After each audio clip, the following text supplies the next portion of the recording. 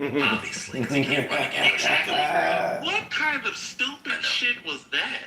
Yeah, so he's missing the point. But No, I'm just trying to you really got these me. tangents like you got. Oh, you really got me. This tangent. All right, it really got me. I'll never open Donald Trump again. See, that joke was really hitting. It hit hard. Oh, it's crazy. I was hearing the Bible Belt, and I threw 2 Corinthians at him. See, I was going to do Galatians, but it didn't work. Maybe Ephesians. Anyway, do you know what the book of... You voted for Donald Trump, and you know about the book of Thessalonians? Oh, yeah. What's the book of Thessalonians about? It's the good one. What's it about? I'm just kidding. I did earmark a quote from that. Yeah, I know. What's the book about? You love a good pivot. I know you don't touch Thessalonians. You have no idea. No, I don't. I did notice a quote from there, a verse I did earmark. Let's see. Let me pull out my personally inscribed Bible that I have off my... Brian is one of these people. So Brian is what's called is in the like free market libertarian to conservative Republican born again Christian pipeline. In about 6 years, Brian will be a deacon in some Pentecostal church where a bunch of white people are playing with snakes and the women have to have long skirts down to their ankles. There's an actual pipeline of these kind of people as they get older. And that's why, I don't know if you guys have noticed, Brian was a rabid atheist when he came onto the app. Every year, closer, closer, closer. He'll be born again soon. That's why he's got that Bible. Brian said there was no world in which Brian, 3 years ago, would be working for his local Republican Party. He said he was inspired by Charlie Kirk's assassination. Imagine being a 60-year-old man inspired by Charlie Kirk in any way. Inspired to do what? He joined the local Republican Party. He now canvasses for his local Republican Party because of Charlie Kirk. That's how we got in the conversation. Because I asked him who was more socialist, Biden or Trump. And he tried to say Biden, and his evidence was Biden hired tax agents at the IRS to audit people. Oh, yeah, because taxes are definitely something that are enshrined in the Constitution. Okay, yeah, got it. The founders had no conception of taxes at all. You're right. Yeah, that was... Why is the general welfare of the founders national security but not food and health care?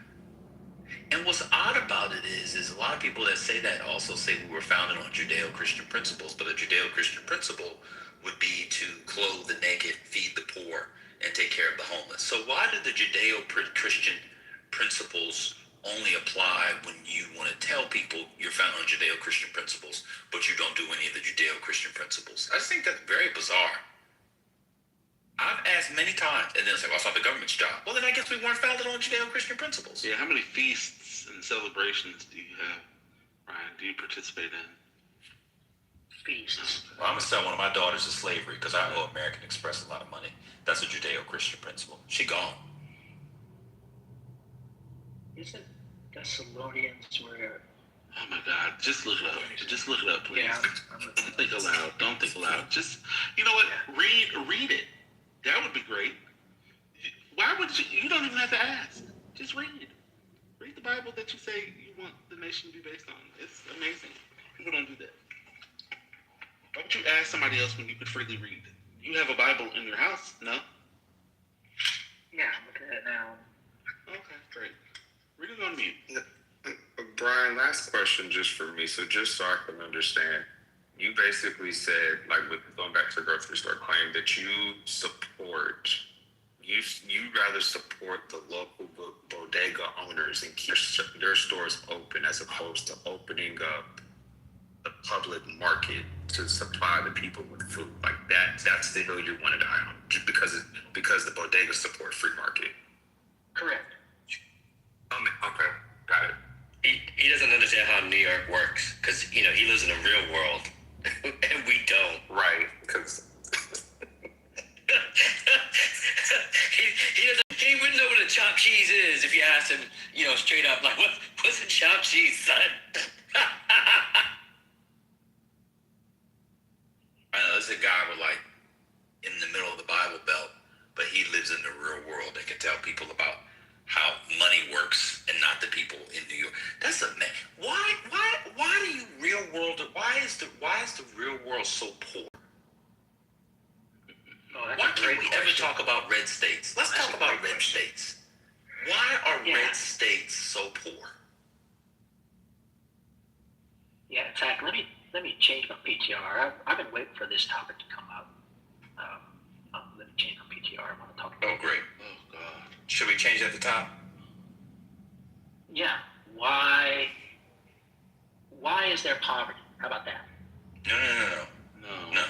No. Why are red states so poor? Once you get into the Bible, you'll know what Jesus said about the question you just. Okay. Yeah, that's close enough. So, Brian, why are red states so poor? I think a number of reasons. I think a lot of it has to do with geography, as far as their industries that they are able to, that they started to create and grow and use as the means of providing a way of life. So a lot of it was agriculture. So, if you look back to the beginning of, let's say, the 1800s, 1900s even, if you look at the number of people in the country in 1800 who were farmers, it's like, I don't know, 80 or 90%, something like that. And then you go to 1900 and it was, I don't know, around half that. I don't know exactly. It was much, much less. And then nowadays it's around 2%. So 2% of Americans today, approximately 2 to 3%, are farmers.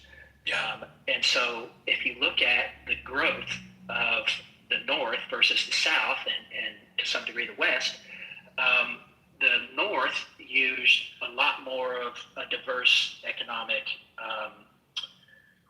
industries. So like manufacturing, technology, banking, things like that, which were a lot more scalable. But when you look at the growth of the agricultural industry, it's really been shrinking. So a lot of people who built their infrastructure, their livelihood, their careers around farming and agriculture, a lot of that industry as a whole has decreased exponentially.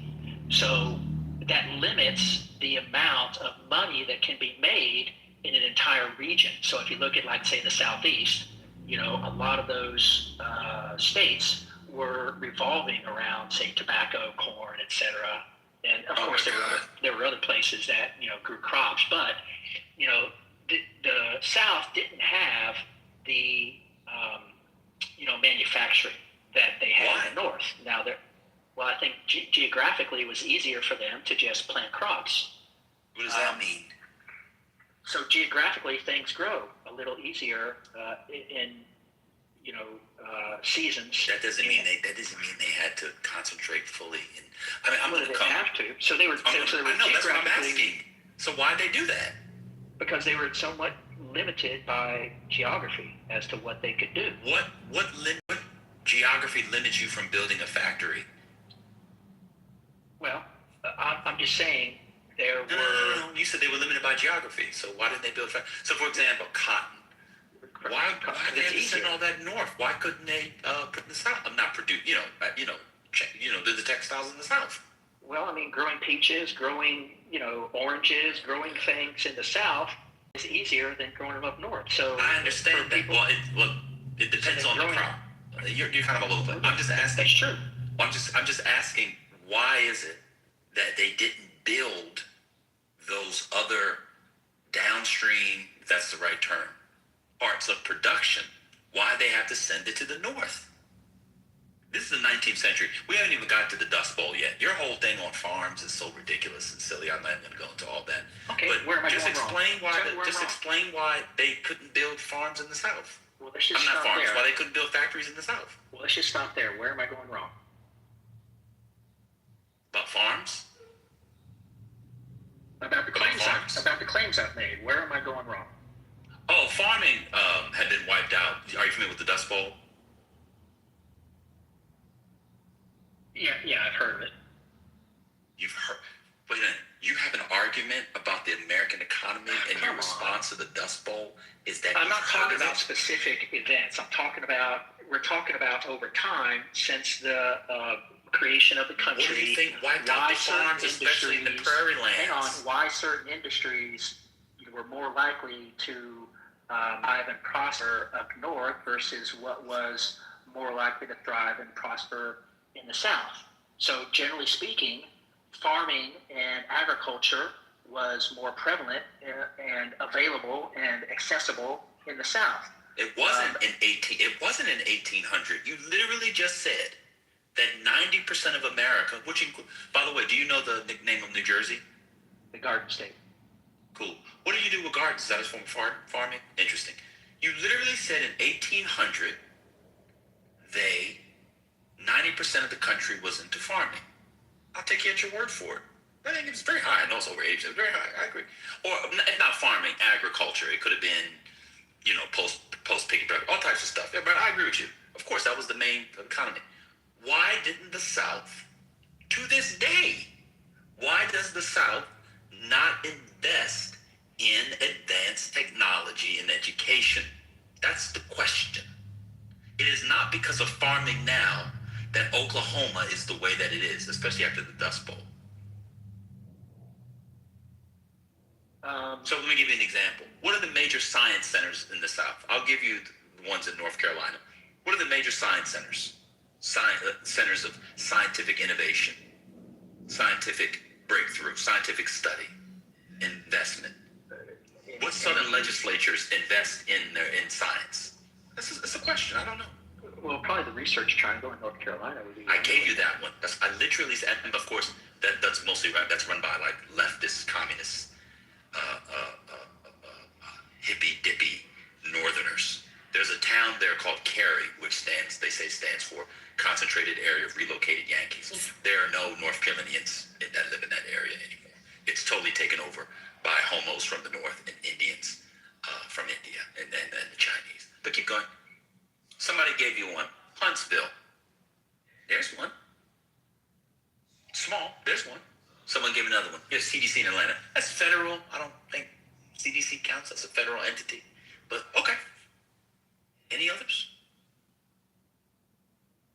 And Huntsville, as they said, is very, very left-wing. It's full of blacks, whacks, and communists who like to jack. Anything else? UT Austin, super blue. Come on, Brian, where are the major? Oh, in your state of Tennessee. The communists over at Vanderbilt. Where are the conservatives of the South who are trying to put the South into an advanced 21st century economy? Or they're all farming. Or they're all waiting for rich people from Seattle, New York to bring their wealth down so they can have jobs.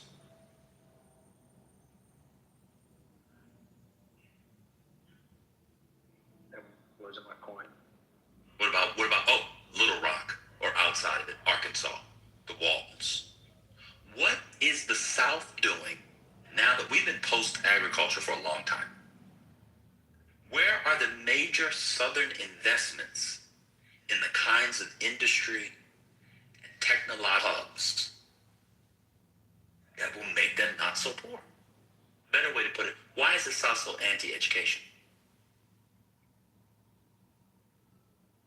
I think there are a lot of attempts in the South to increase manufacturing, and Charlotte, for example, is trying Manufacturing? Manufacturing. In Charlotte? Charlotte doesn't have manufacturing. That's not You what mean I'm saying. banking? Finance? Let me finish. Oh, okay, go ahead. So what I'm saying, across the South, there are efforts to increase our rate or amount of manufacturing. If you look at another example would be Charlotte trying to get into the banking finance industry. Well, they've been in it. Trying to expand, I'll say then. There are efforts to increase aerospace and engineering efforts across the South in various cities. So, they're trying to catch up. I think as we get farther away from a need to have such a high percentage of Americans in the farming industry. I think, you saw Live Aid, or Farm Aid rather, Farm Aid with Mellencamp, like 30 years ago, right? There was a big push to try to help the farmers that were being pushed out because we basically had too many farms, and so a lot of them were not able to move or stay at competitive prices, so they went out of business kind of suddenly. So as we transition away from this large percentage of people in the American states transitioning away from farming, you see cities in the South trying to catch up from a manufacturing and technology, banking, different industries to help diversify, to help grow their economies. That's my point. Okay, so the Democrats who moved to are trying to pull the Republicans and conservative anti-education people in the South into the 20th century. So you named Charlotte and the Triangle. That's Mecklenburg County, the former, correct? So you have anything else? What's going on in South Carolina, Arkansas, Alabama, Mississippi? Oh, you got Huntsville, Louisiana. These are major. What are the major research centers? Conservatives always had a lot to say about the 1619 Project not being taught in colleges. What are your major research centers? DeSantis did the whole thing with that school in Florida. He put a lot of investment, aerospace engineering, biology, anything. Well, I don't know that he divided it like you're doing across partisan lines. I think, you have He did. He institutions. Government kicked people off shutdown, of the breaking board. news. He quite literally did. Oh, breaking news. Hold on, what is it? The Congress has voted to end a record government shutdown. Oh, the DHS shutdown. All right, cool. Nice. Now I feel less safe. Go ahead, Brian. Yeah, I'm not dividing it upon partisan lines. I think there are people who can live in. I think the vast majority of people, not vast majority, there's a substantial, perhaps majority of people who don't, get involved with partisan politics. Yeah, I would say What does that vast mean? majority. They don't look at it like you do. You're looking at it like, what did DeSantis do to bring in, engineering or research or technology into his Yeah, the state? people that run the South. I think a lot of people who get into office, they look at it like, how can I provide more opportunity, more free market options for people to do what they want to do, whether it's in technology or whatever they have How do you access. get opportunities for trying to build a technological hub? You can appeal to businesses, and you can say, hey, move to our state. We have, a number of workers who are ready to They're not be employed educated. in this area. Well, So they're I mean, not that's a pretty educated. broad- They that's a don't pretty have the broad skills, statement. the education in those areas, Brian. well, maybe Because in your party cuts certain education. places. Because you want to raise them in Christian schools. I know you want to make this about left versus right politics. It quite literally is. Well, I'm not saying. Read the title, my Brian. Point is. Brian, read the title of the room for us. Gotcha. My point is, I don't think people. You said you wanted to have the conversation on red states. You had a special PTR. You're going to show your Johnson. That Put your wasn't Johnson my. on the table, Brian. That wasn't my claim. My claim is, why is there poverty? You wanted to make it political about red states. Because what's the name of the house, Brian? It's a politics room, brother. Okay, well that's If fine. you want to have a general discussion about poverty, I'm sure Pietor and Rohan are somewhere in the hall. They're great accents, and you can do that with those brothers. And by Rohan, I mean Rohan and Royfield. Calling in from D.C. This is Royfield. Pietor, are you there? Well, let's see what's going on in Ukraine. Why is there such poverty in Eastern Europe? What I think is happening is that you can go and find them and then ping in Black News, and he can read something online and he acts like it was in his brain, but we can hear him typing in between bites and chews and swallows. Again, if your free market solutions that are so great, why places where the free market's thriving not propel the American technological dominance? None of this stuff comes. This stuff is powered by government investment. Why are people in the areas that you think, the Bible Belt, why don't they have the skills to do the things necessary that people in San Francisco and Baltimore and New York City and Chicago and Durham and Memphis and all the blue cities can do? How come we don't have great engineers coming out of Missouri outside of St. Louis? I think generally speaking, if you look at what I was trying to describe earlier, given that the South based their economy on agriculture, which they that's not the right word, which they used slave labor, I think it impressed and, what would you say, not retarded, it slowed the growth. So when you operate in an agrarian economy with slave labor, you don't have the diversity of technological opportunities. So it made the South invest less.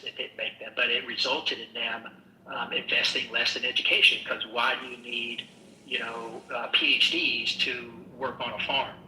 You only need facts. You only need people. You don't need physical labor. So the people in the North were more reliant and more encouraging of manufacturing and technology and banking and these other industries that are more intellectual. So they invested more in.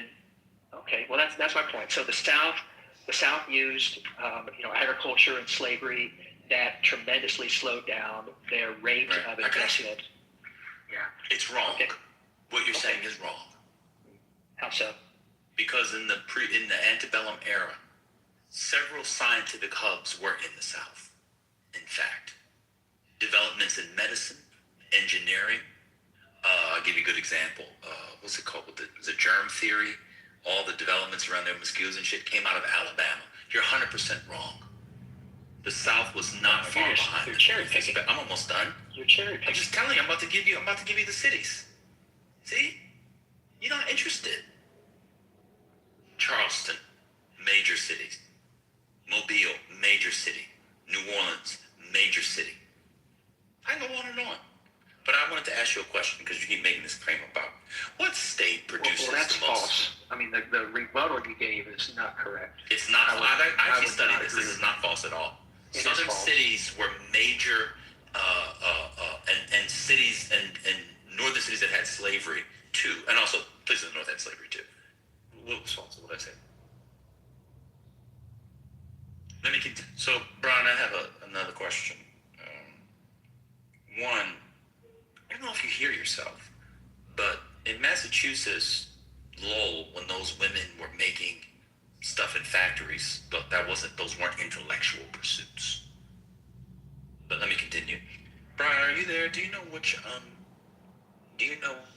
which state produces the most crop and livestock in America? Do you know? Crop and livestock together?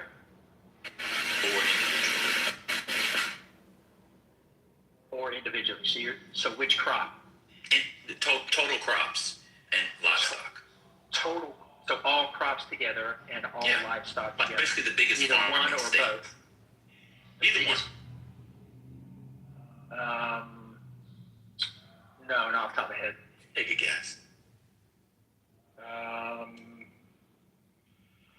Well, I mean, if you're saying all of it together. So the state that has the most crops. I'm trying to think about it. The biggest producers of crops and livestock come from where? Even when you control for space, geographic region.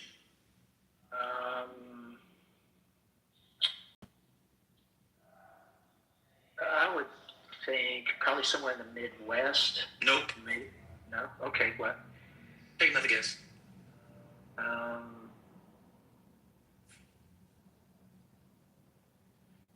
you?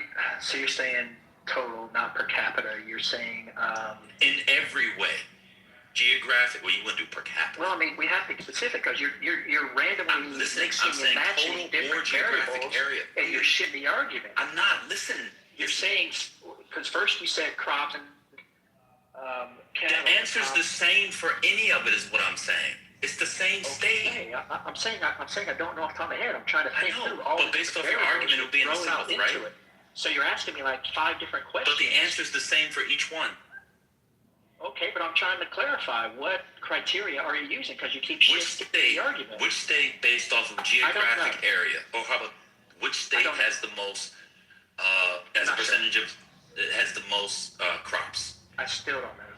Okay, cool. Based off your argument, it should be in the South, right? No. Why not?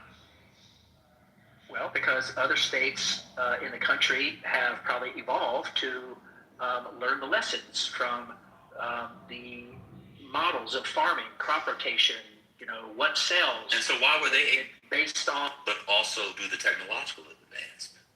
because they probably have a combination of. The South do a combination. Because they probably have a combination of all the factors we're describing. In the So why South, didn't they do the combination in the South? The same reason I just said twice. Oh, I didn't hear you because it didn't make sense. Say it again. Okay, are you ready? Yes, sir. I'll explain. Third time. Okay. Third time's the charm. Third time's the charm. Let's go for it. So they probably have a combination of all the amenable factors to combine those 2 different industries. What is the amenable factor for the technological side? I just want to know what that one was again. Well, okay, so you're asking me about the specific. I just want to know what a factor is, benefits. so I know what you mean. Well, maybe geography, weather, the nature of the soil, the number of. No, I said on the technological side, not on the agricultural side. Okay, so technological side, it would probably be maybe there's access to certain. Let me tell you the answer. California. In that area. So California is able to do, I'm almost done. So California is able to do all the farm stuff that it does and have Silicon Valley. Why couldn't, and by the way, relative to the South, California is a new state. Wouldn't you agree? Yeah. You know when California became a state? 1850 or 49? Look at you. Now, see, you just redeemed yourself. It became a state as part of what law? Do you know what we call the law? No, it's part of the Compromise of 1850. It becomes a free state. Look at you. I was close. How come couldn't do that?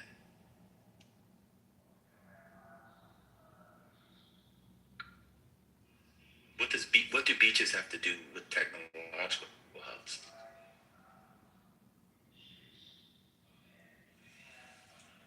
Okay, Louisiana. Why couldn't Louisiana do it?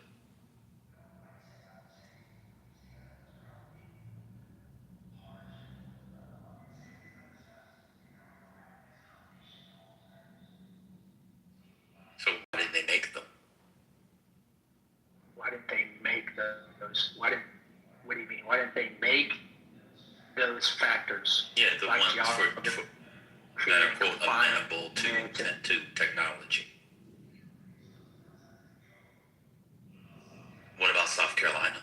Lovely beaches. Some of it was outside of their control. You think Silicon Valley exists because of the beaches? Have you been to Hong Bay? Actually, let me ask you a question. That's not where technological. Oh, so they need to produce wine. So that's the claim?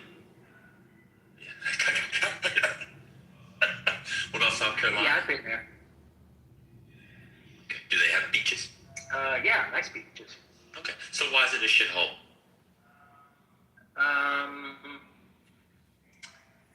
I think they have deliberately kept their economies Why? and cities rural with some intentionality. They prefer. I think they prefer they being poor. prefer that style of life.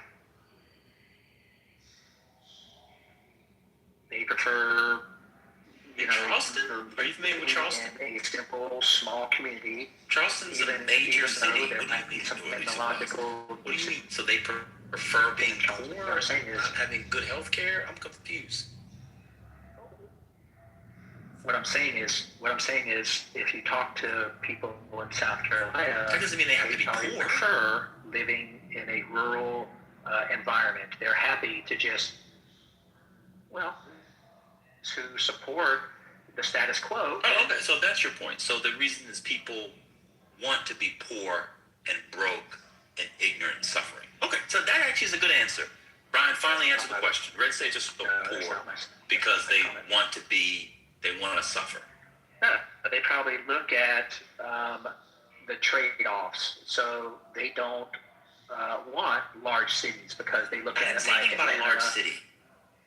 Well, if you look at South Carolina, I think what's their largest city? But I mean, if you look at this, they don't have very large metropolitan areas like Atlanta or Charlotte or whatever Yes, they other do. places in the South. Not No, to the same but I degree. mean, the triangle is So not a not- triangle they don't- in South Carolina. The triangle is not a ton of people. Yeah. Well, what I'm saying is they choose not to do those things for whatever reasons.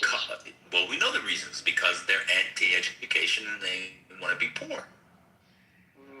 No, I Do you think wouldn't the say people of they- South Carolina I are would say rigorous, advanced education? I wouldn't say that if you ask them what their reasons are for wanting to live there, it would be because we deliberately clearly choose to be ignorant and poor. No. You're saying if you ask South Carolinians why they live there, they would say we deliberately No, I want to be didn't ignorant and say. poor. That's what I'm saying.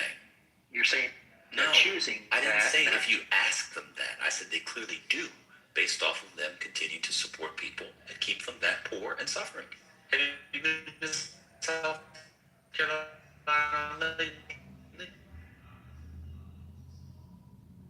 I didn't say it was. I'm not talking about whether it's their right or not. That's moving the goalposts. What's going on? I know it's their choice. I'm not asking if it's their choice. I'm trying to understand it. Choice. Right. They want to be poor and ignorant and dumb. They're not middle class.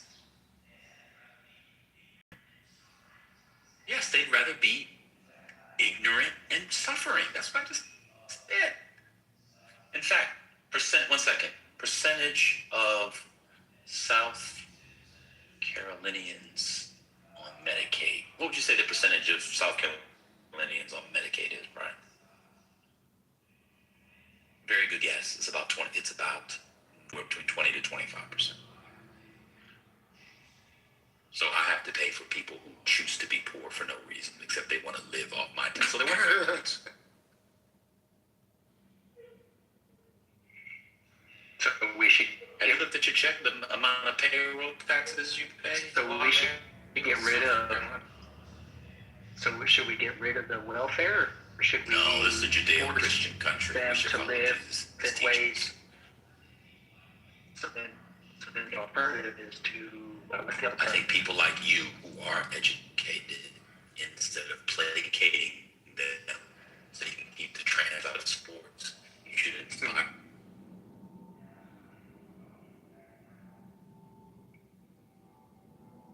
Yeah, exactly my goal. I'd love to do that.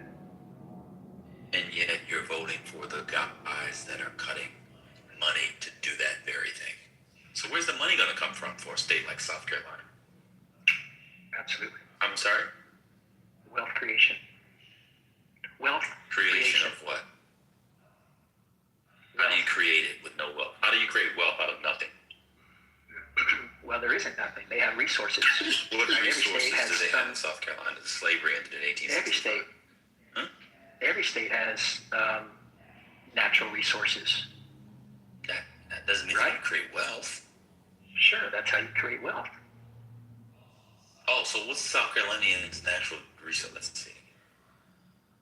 South Carolina natural resources. This is Brian's secret to wealth. They have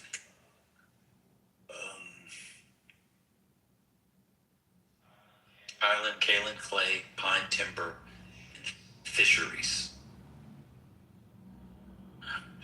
They're gonna be rich real soon. You conservatives are so unserious. People eat fish. Oh, so you're saying that the fisheries in South Carolina can empower them to becoming a wealthy state? That's what you believe?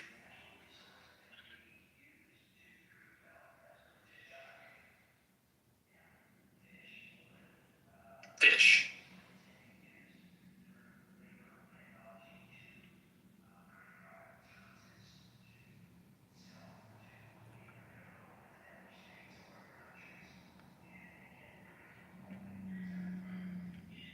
You're right. You're exactly right. In an age in which Apple exists and other trillion-dollar companies, the South Carolina is going to get carp and smallmouth bass, and then use some wood chips to become a rich state. I'm done for today. Y'all got it. Fish. And I don't know why you are besmirching wood chips that are going to sell better than Apple's. What is it? Are we at the M6 chip now? The A6 chip? Whatever chips that they use to power those laptops. Oh yeah, those Applewood chips from South Carolina. Certainly going to sell more. How is South Carolina going to compete with the Asian carp in Illinois and the Great Lakes? Make our carp great again. Lower overhead and volume. It's basic economics, still mama. Yeah, it's basic economics. Come on now. When you have the monopoly, so you're gonna challenge the monopolists? They literally have government regulation, like defending, and not only government regulation, but they have industries that advocate for Asian carp to remain right where they are. My other question is, how would they be able to sustainably harvest the fisheries without overdoing it in effort to have this wealth creation that he is speaking of? You use sustainable practices. ESG is dead, so I don't if this is a southern state, ESG is dead. I don't really care to hear about sustainability. How are they going to and maintain wealth creation? Are there fishery capacity to compete with the Chinese fisheries as it relates to carp? You mean specifically? You're asking specifically about carp?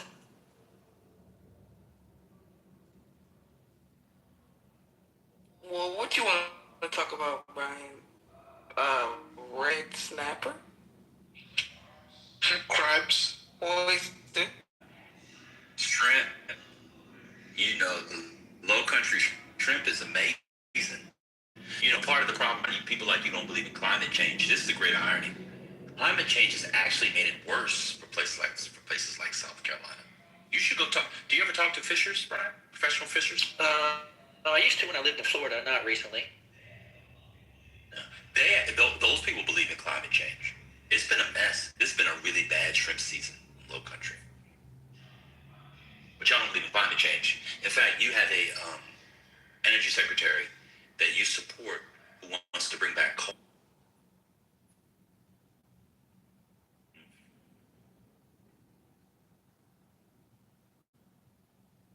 I thought when Brian was talking about the natural resources, he was going to talk about. But he said that. Well, he said fish and No. You identified fish. no, he said fish and timber. Every state uses what they can, right? Brian, it's not 1872. Why are you? Oh, it is. It's not. That's what we all use what we have. Now, Ben, what was interesting, So I guess Virginia's gonna start making apple cider again. Just using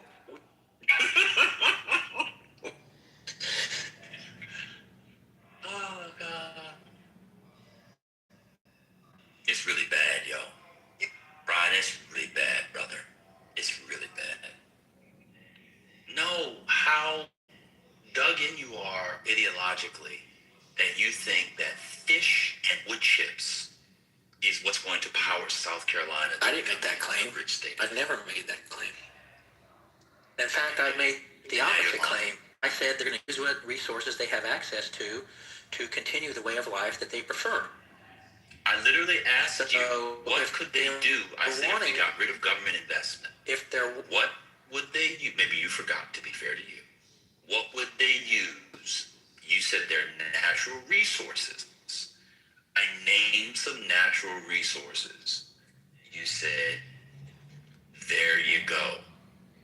They got fish and wood. Yeah, but I never made the claim that they were attempting to try to. I didn't say that you said they were attempting. With California. I didn't say you said that. You made that claim. Again, no, I didn't. I said something different. I didn't say they were doing it. That claim. You said they couldn't do it. You just made the claim that I didn't they say were trying that. to become a rich state, and I said the opposite. They don't. I would say they are more protective of their way of life, and if that means that they never become a rich state, if that means that they have to use their natural resources to continue their lower middle class way of life, and they prefer that, then and if their own, left leaning, industrialists to, let's say, revolutionize, their economy, and they continually vote against that, then that tells you that they're not interested. This is really tough. State. I said we had moved on from that, sir. Well, then why are you putting words in my mouth explicitly? that I didn't say? I didn't. Stop. You got to get yours out. Let me speak. I said, if they don't have government investment, how will they? Not what they're doing. I didn't accuse you of saying they were doing. And you said they would use their natural resources. And then I Googled South Carolina natural resources and read some stuff. So it'd be fish and wood chips. I guess you can use wood for paper and other stuff too.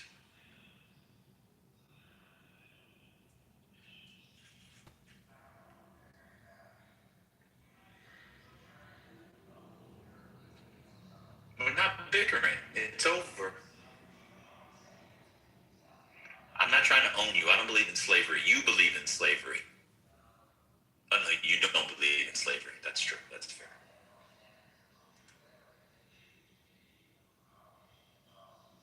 What's going on?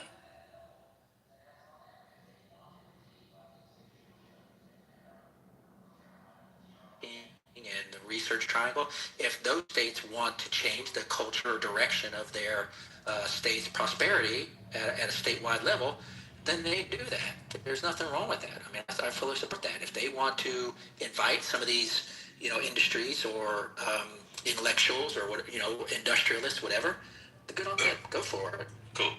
I don't think that. That's a completely different thing than what we were arguing. So you did the thing where you found a way to cakewalk your way out of what we were talking about. But I understand. I understand. Yeah, you're actually too kind. I know he disrespects me so much. I don't know what it is. There's something about, I don't know.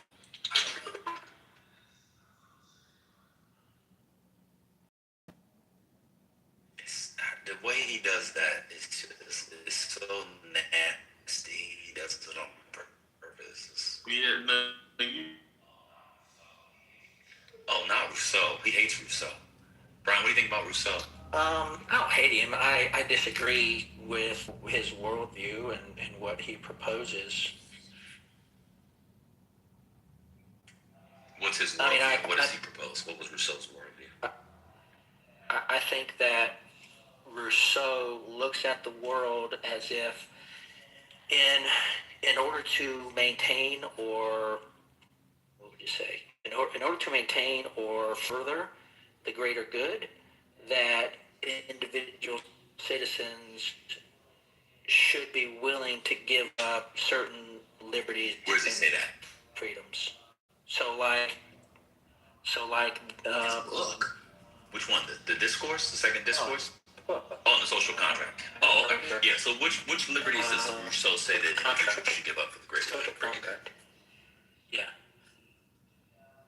I said which liberties? Safety and security, 2003 Act, right? So I which use the example of liberties? I didn't say I think it's which ends. No, which liberties should they give up? Those aren't safety and liberties. security. Those would be ends. That would be something you would give up. You would give something up to get safety and security. Privacy or... So what I'm saying is, if you let me finish, what I'm saying is something No, let's like stay on Patriot Rousseau Act, before you get to an example. you have. No. I want to go to... Well, I'm giving I you an pulled example. up, I pulled up the social specific contract. example Hold on. I of pulled what up he the... would bro, I endorse love and the what social his contract. philosophy. Oh, this is a great text. Very important text. So which part of the social contract do you want to go to? I'm just talking about in general. Where he says we should give up liberties. I could pull to it. Yeah. No, we're not going to specifics. I could pull a specific quote, I guess. We're doing specifics. So just tell us in the social contract where he says they should give up. Because I don't know how prescriptive or normative the social contract is. But go ahead, Yeah. Brian, tell me where he said we should give up. Yeah, I agree. I don't know how.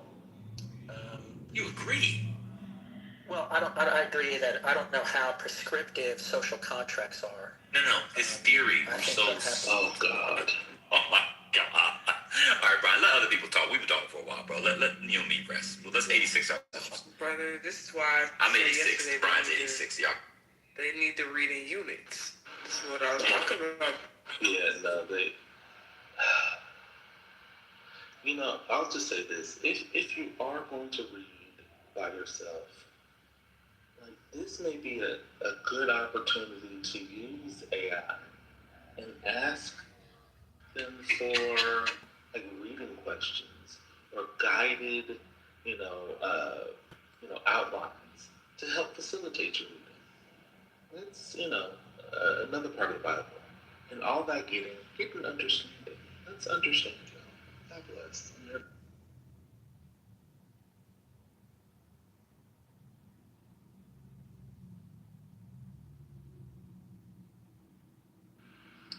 Give up liberties, have a direct democracy. Got it. Give up liberty, return to nature. Yeah, everybody wants to return to nature. People got the softest hands in the world talking about return to nature.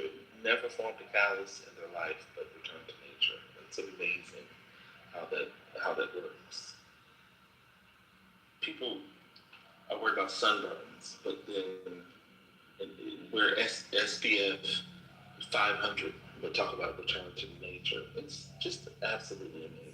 See, brother, the problem is that you're not living in the real world, and it's just basic economics. You just obviously don't understand because you don't look.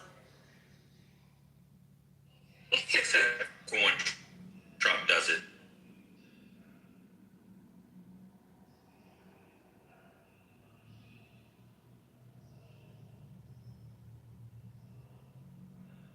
Listen, you believe is evil. I don't know if that's consistent with. Well, you said it's evil, so you tell us. What do you mean by it?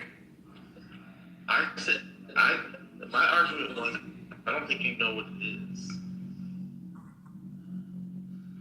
So, no. You have demonstrated that you don't know what it is. You've talked to Ben That one. for hours. I can answer that one pretty easily. Hold on. I don't have to say anything. Okay. You have made the argument. Yeah, I made it about a month ago, but I can repeat it again for you. I don't think you were here when I made it today. Yeah, I'm happy. I heard you today. I'm happy to remake the argument if you'd like. So it's either evil, but you saying it's evil. This is why it's evil. Doesn't really mean anything. Sir, you talked enough. I don't need to hear anything from you. But then why did you ask me? Why did you ask me to define why I consider socialism evil, and now that I'm ready to give you an answer, a definition, and a justification, you're running away? Come on, don't run away. I'm running away. I'm running away. You're saying you don't want to hear my answer after you ask me a question. I don't mean it's rhetorical. Have you heard of that? Then why did you ask me the question? It's rhetorical. Do you know what that means? Yeah, why did you make the claim that I don't understand socialism, and then you challenge my knowledge and understanding of socialism, and then I'm giving you an answer, and now you're running away? Right. I mean, if you don't want to know the true answer, then fine, just say you're scared. Brian, the reason why you're saying you don't like socialism is because it failed?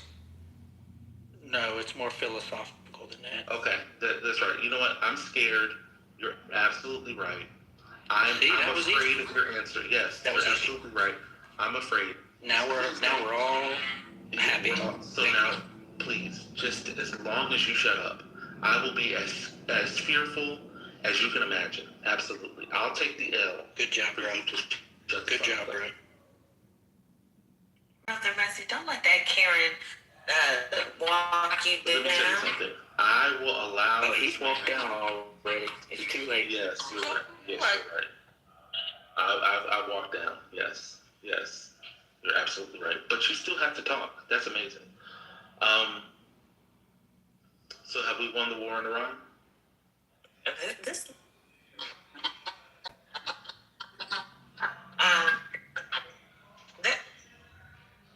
All right. How you doing, brother?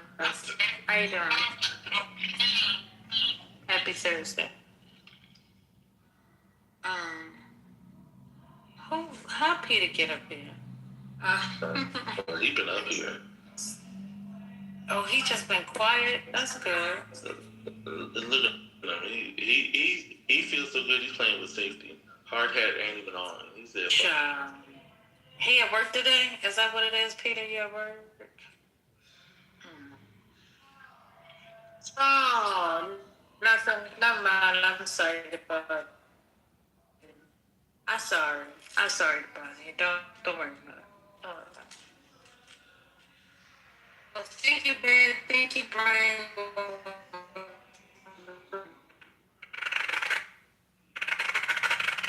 Contact and appreciate you. I didn't wake him up. I did not wake him up. Okay. All right. So I just said, I'm just thanking the people, Peter. Is that okay with you? Can I just say thank you? What's going on?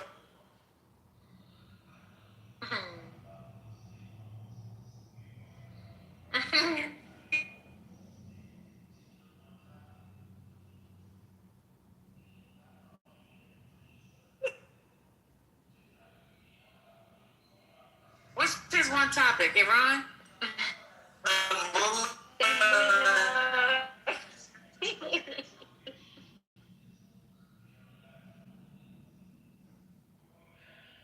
But it states too. You know.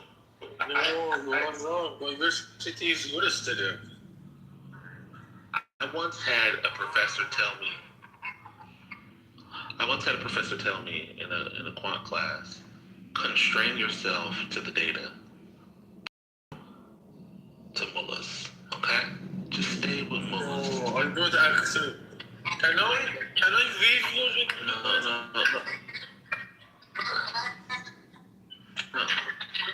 No, we want you. Okay, what's yours on? Yes, I'm here, Uncle. How you doing? Not Lisa.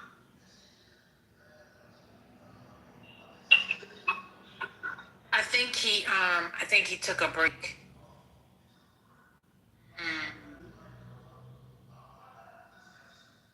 And I'd like you to brief us to see if I'm right, wrong, or indifferent.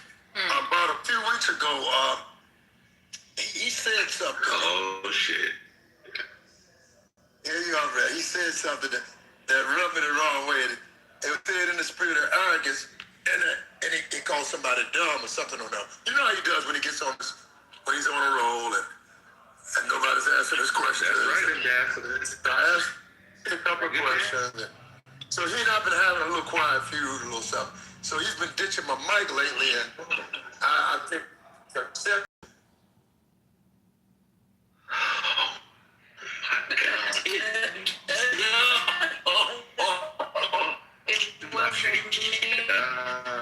I just want to shout out. I was waiting for it. stop fucking with my mic, please. I was waiting for the moment. Thank you so much. You don't have no reason to fuck with my mic. What are you doing? The smallest is a strong intellectual.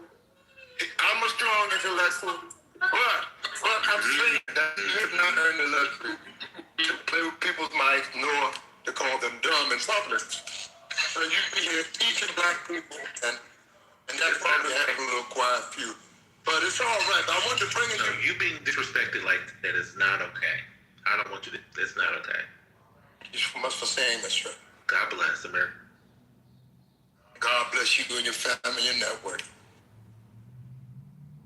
So, I mean, Brandon is a great guy, but sometimes he needs a slight correction. He just needs to point this out. Back in the day, we had a board of education. I'd have to cut the board, go to the wood shop, cut the board, and they almost put it on my backside one day.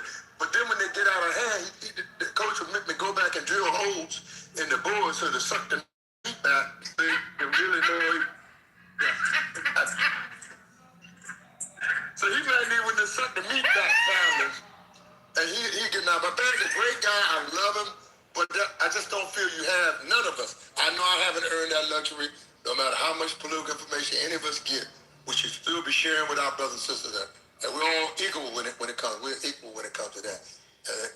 We should never behave arrogantly because you're talking about God. And I know God is not going to shed blessings on you when you behave arrogantly and have that spirit of I'm smart and you're dumb is not good for this network.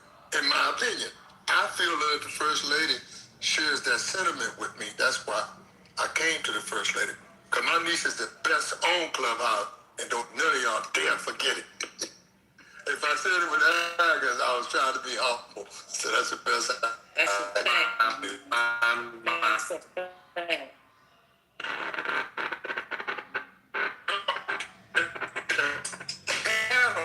See, the Board of Education, I know bad know what I'm talking about.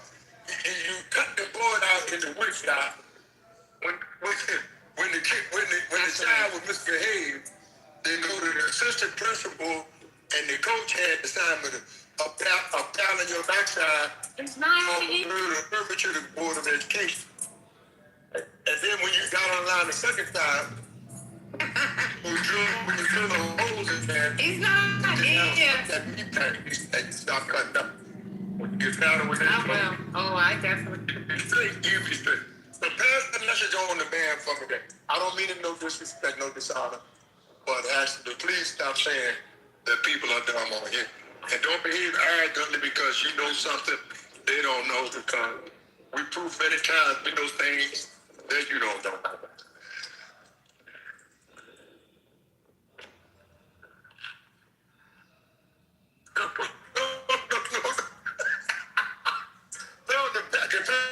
When you paddle the holes, you drill the holes in the paddle, right? The Board of Education was just a paddle. Does he know about the And you drill holes in it. Yes. Okay, got you. The paddle suck the meat back. Man ain't gonna suck the meat back. He getting his meat sucked back through the paddle. Getting his sucked back. Okay. Well, by the paddle now, not by the individual. Okay, by the paddle. I just, if we can I want to make sure that we confirm that Ambassador believes that Van knows about the whole sucking his meat back. And I just want to make sure that we confirm that. God bless. But you make sure you got the full picture now, brother, right? You ain't gonna mess that I up. definitely got the full picture. I didn't want it, but I got it. I bet you brother gonna make it messy, but we'll take it. Just serve some hors d'oeuvres. Serve hors d'oeuvres with it. Let me tell you something. Suck the meat back with an hors d'oeuvre is insane. Same work. But God bless you, Ambassador. I appreciate it. Thank you, and I appreciate your honesty. And I always listen to you, and you got a great way of putting the political views that we can receive. And I thank you. Thank you. Bless you. Oh, God bless you. God bless you. Thank you. Hello, Dan. Are you there? Have you come back? Hey, how you doing? Hey, brother. Just wanted to ask you.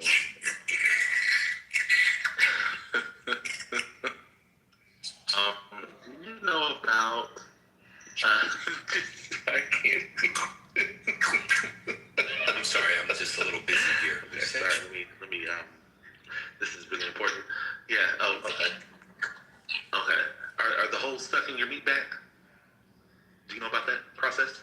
About something that we can confirm you know about? Okay. God bless you. All right. My time here is done. God bless.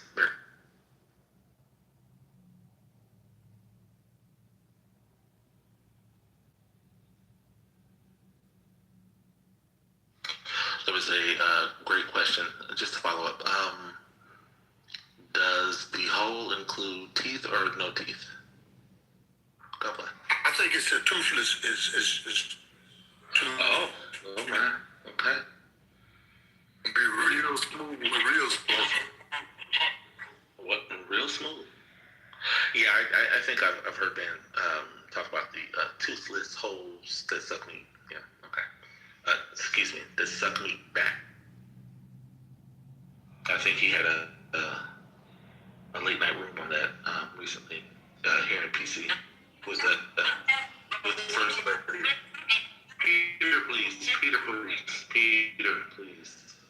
God bless.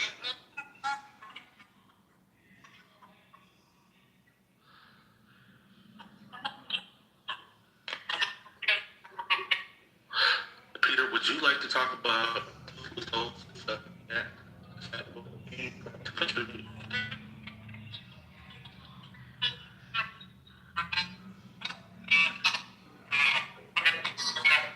Peter, I asked you. Peter, God bless you. Okay. Question I'll ask again. Would you like to contribute to the conversation we are currently having about toothless holes sucking meat back? Yes or no? This is an unpolitical discussion.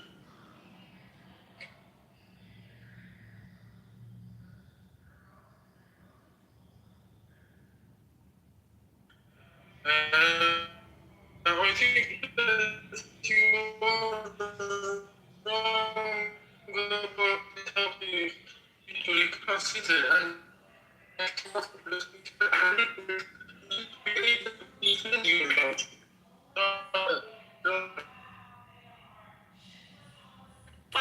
running around in blue states, and that's it. And if y'all deviate from those two topics on this stage, he will reorient you back to political discussion. Continued based on the wrong assumptions. So your first assumptions need to be corrected. The other results was wrong. You don't know me. I promise you. Peter thinks you don't know me.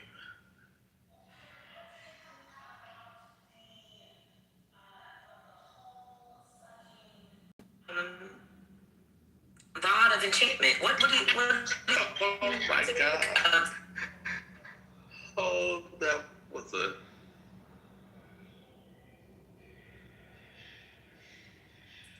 No, I'm asking you what you think. You said Peter has lots of thoughts. So what do you think of?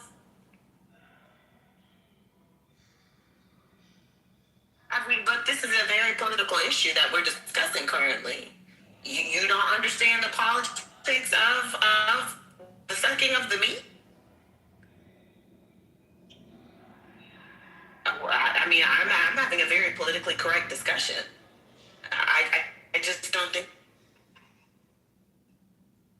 I disagree. I politely disagree.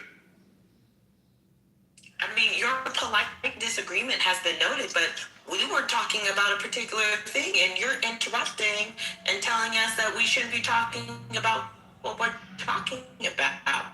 It's okay for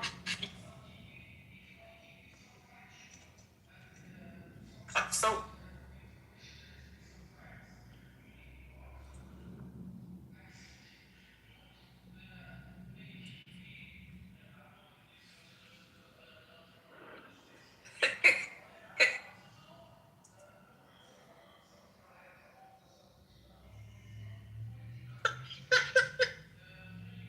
All right, all right. One mic, one mic, one mic, one mic, one mic, one mic, one mic. We're at the top of the hour. Thank you. Oh my, It's three. No, brother, brother. he's broke. Okay, Peter. so no one's up. Adoshi, stop. All right. Sheesh.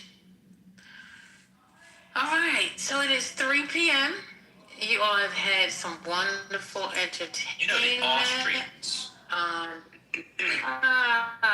I've been reading about the history of Austria the last several weeks.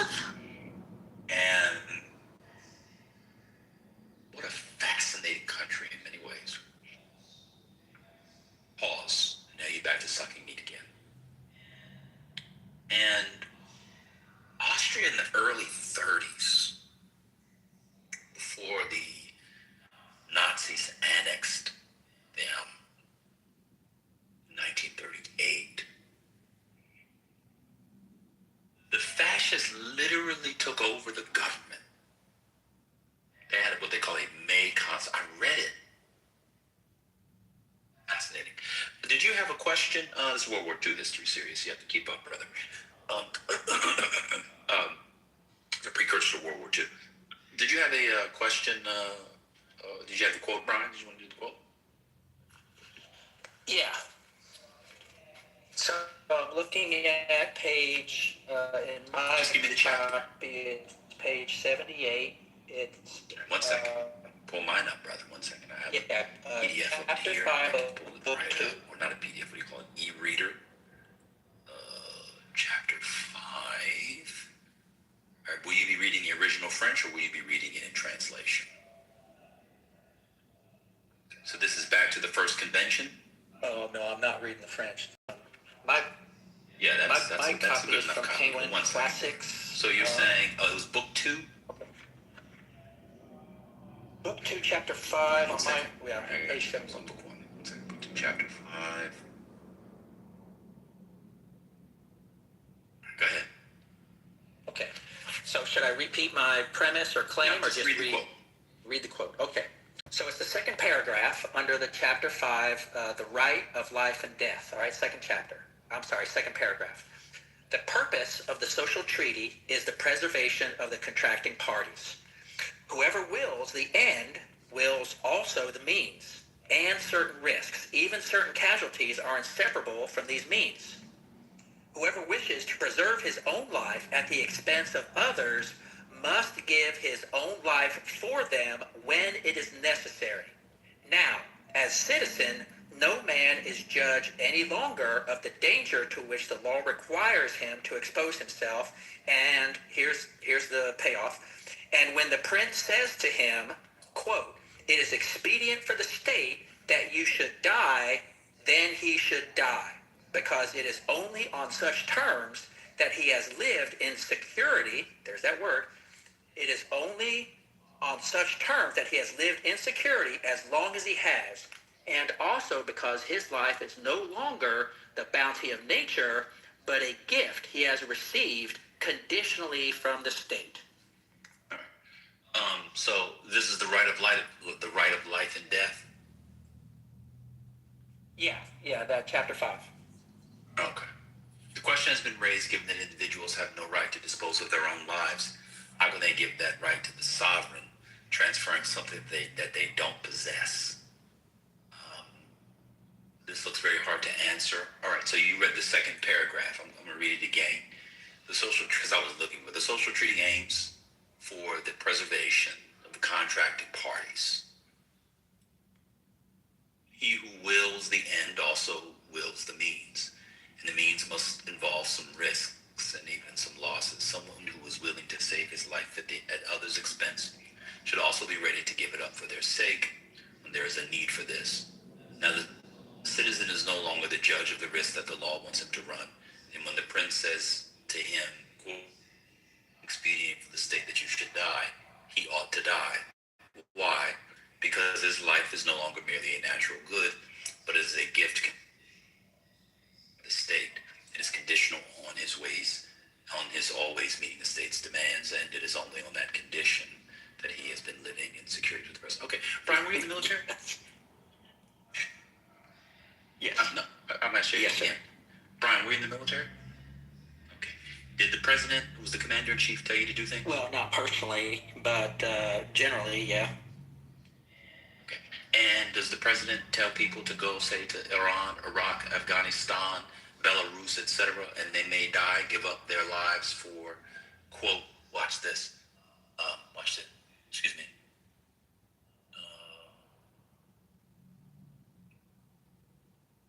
for the sake of, give up his life at others' expense, give it up for the sake of others, namely the polity upon which he signed the social contract? Cool. So basically what Rousseau has outlined is the thing that you signed on to.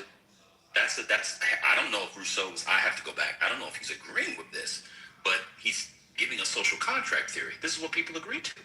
So we live in a particular society, you and I, in which we have a military. A military, shout to the DMV, military.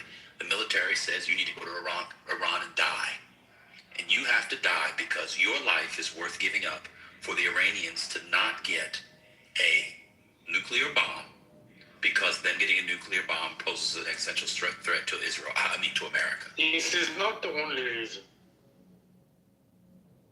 And so that is exactly the social contract we have. This is exactly what he's diagnosed. You've given up your right to life. Let me give you another example.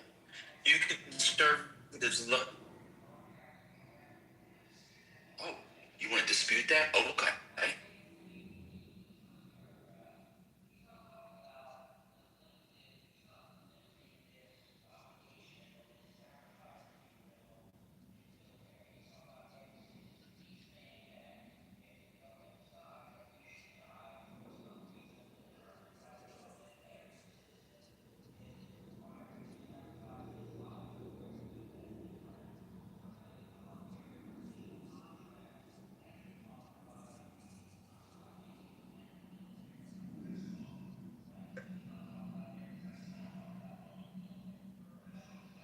That's wrong.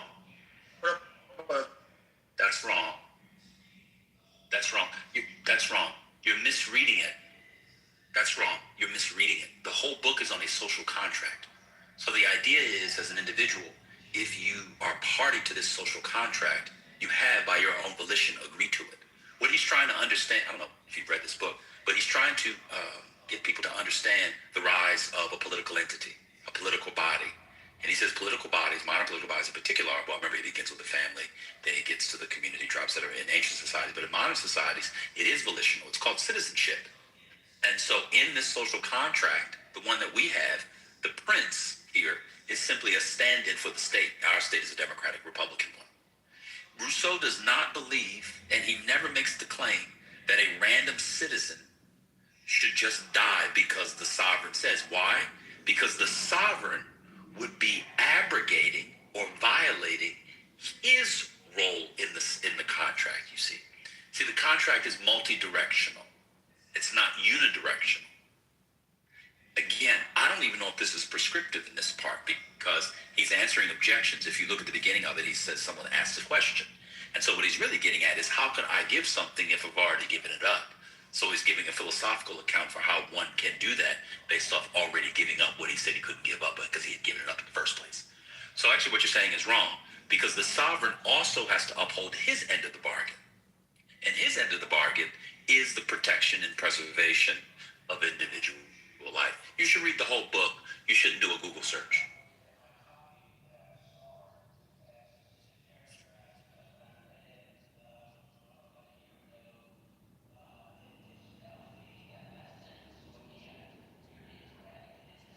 I'm not.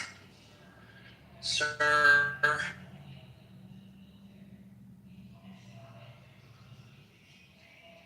It's not only applicable to keep reading. I didn't say it was only, so now you're being disingenuous. I didn't say it was only applicable to the military. No, keep reading. What's the next paragraph about?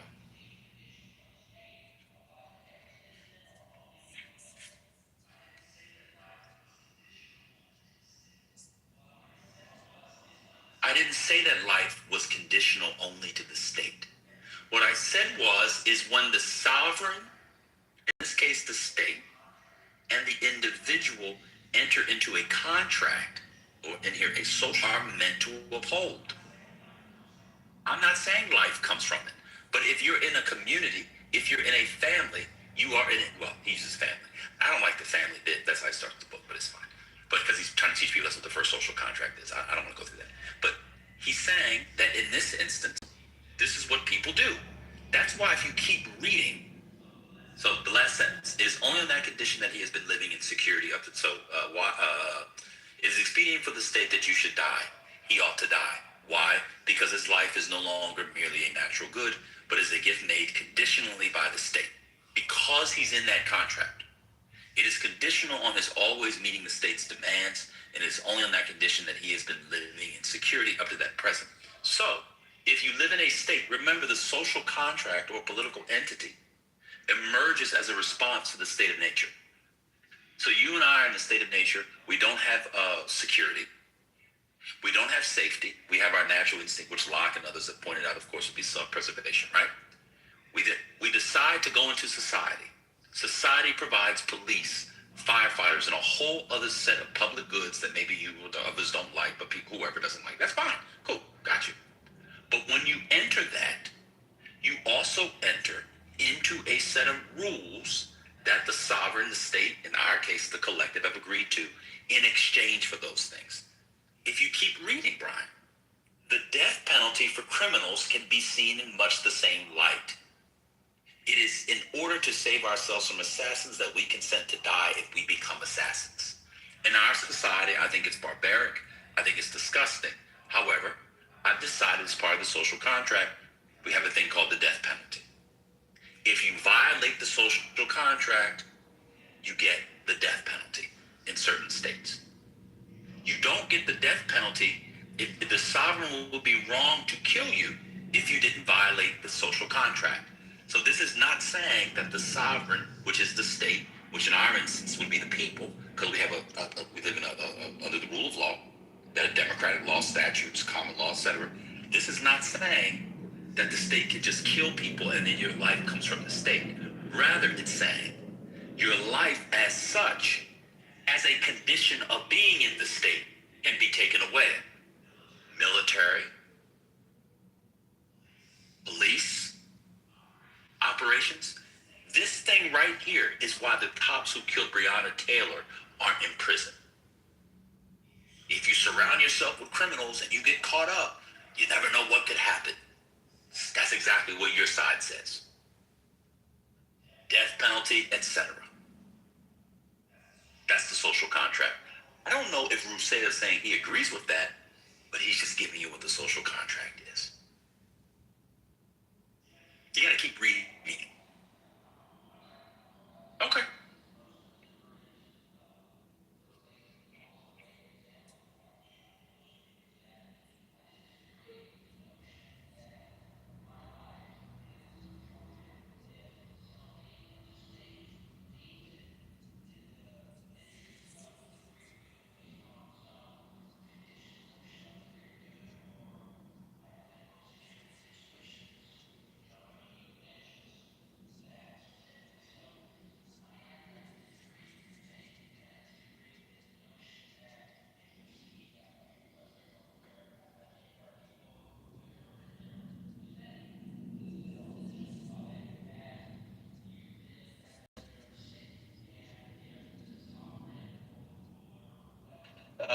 Determines that your life is forfeit because it benefits the greater good, then so be it. I disagree with that fundamental aspect of what he proposes in the book. Okay. So let me respond to that. That's not what he's proposing in Again, this is not a prescriptive text. It's descriptive, this part. He's not proposing anything. He's saying that's what happens when you enter into a social contract. That's your interpretation. Honestly, it's not, because he's answering It could be very prescriptive. That could be a principle.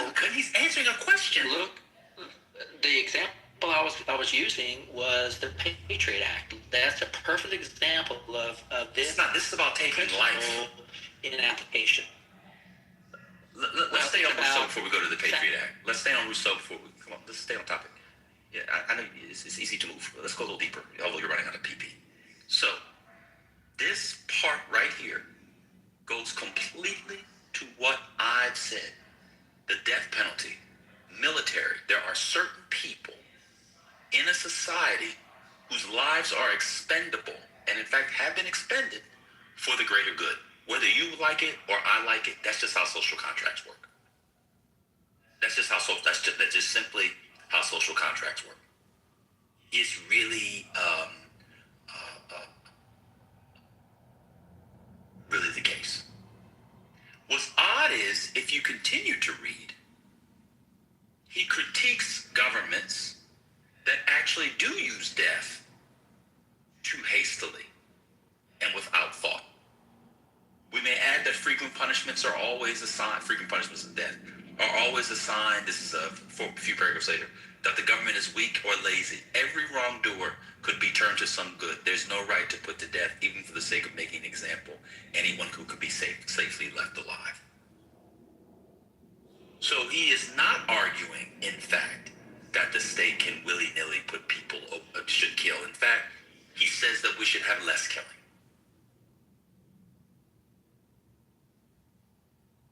The right of pardoning a guilty man, that's on pardons. I apologize, I'm doing this. You just pull up. So when he says here, again, the man asks, the question has been raised, given that individuals have no right to dispose of their own lives, how can they give the right to the sovereign transfer of something they don't possess? That's what he's answering. Now, the citizens are only the judge of the risk that the law wants them to run, and when the prince says to him, it's expedient for the state that you should die, he ought to die. Why? Because his life is not merely a natural good, but is a gift made conditionally by the state. When you enter in a society, you have to also remember the context he was writing in the middle, late 18th century.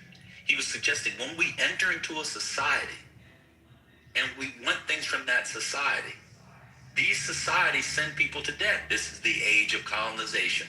It's the age of enslavement. It's the age of wars. The French and the British are constantly at war. You want to be French, you might have to die. But go ahead, give me your Patriot Act example. Yeah.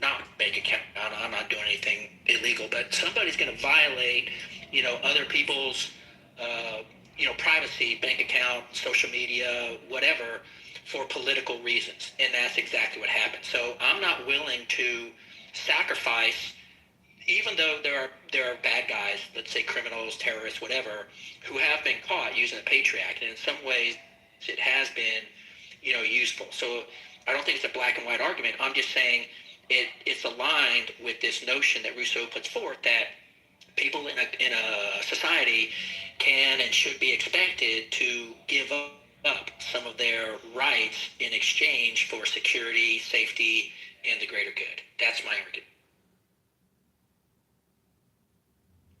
And it's debatable. You know, like I say, some people think the more terrorists we catch, the more, bombers, whatever you want to call it, that are stopped by the Patriot Act, that offsets the number of people who have been, let's say, unjustly investigated or prosecuted using that, set of laws or practice. So it's debatable. I'm not saying it's 100% right or wrong. I'm just saying it's one of the aspects of the.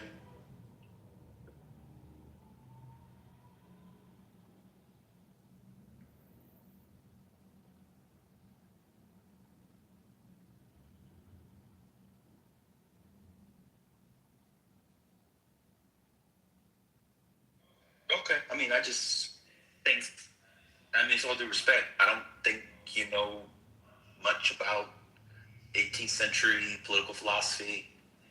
I think you're ascribing prescriptive aims when they're normative or descriptive. Um, Actually, just descriptive. I don't think they're deontological at all. But that's fine. I'm not going to go back and forth with if you believe that Rousseau is justifying that, you just don't understand Rousseau, which is fine. It's hard to read this. Okay, it's fine. I don't know how one reads view on Rousseau, and you don't know about the discourses. It's just hard to, because I read this. It says, because his life is no longer merely a natural good or uses of nature, but is the gift made conditionally by the state. And the point is, when you enter a social contract, you're exiting the state of nature.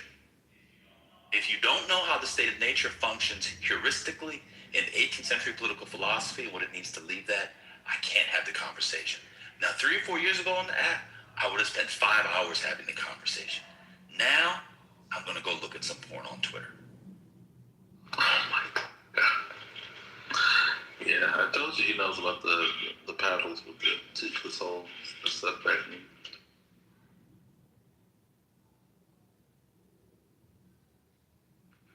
I mean, I don't even, that conversation was for. Dan, are you there? Yeah, I'm drinking a pot of coffee. How you doing?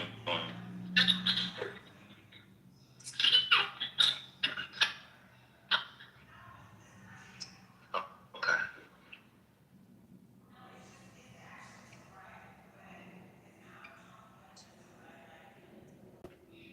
He doesn't know what that means. Yeah, it's not meant to be answered. It's asking yourself out loud. Okay, you just don't have the. I just didn't answer you.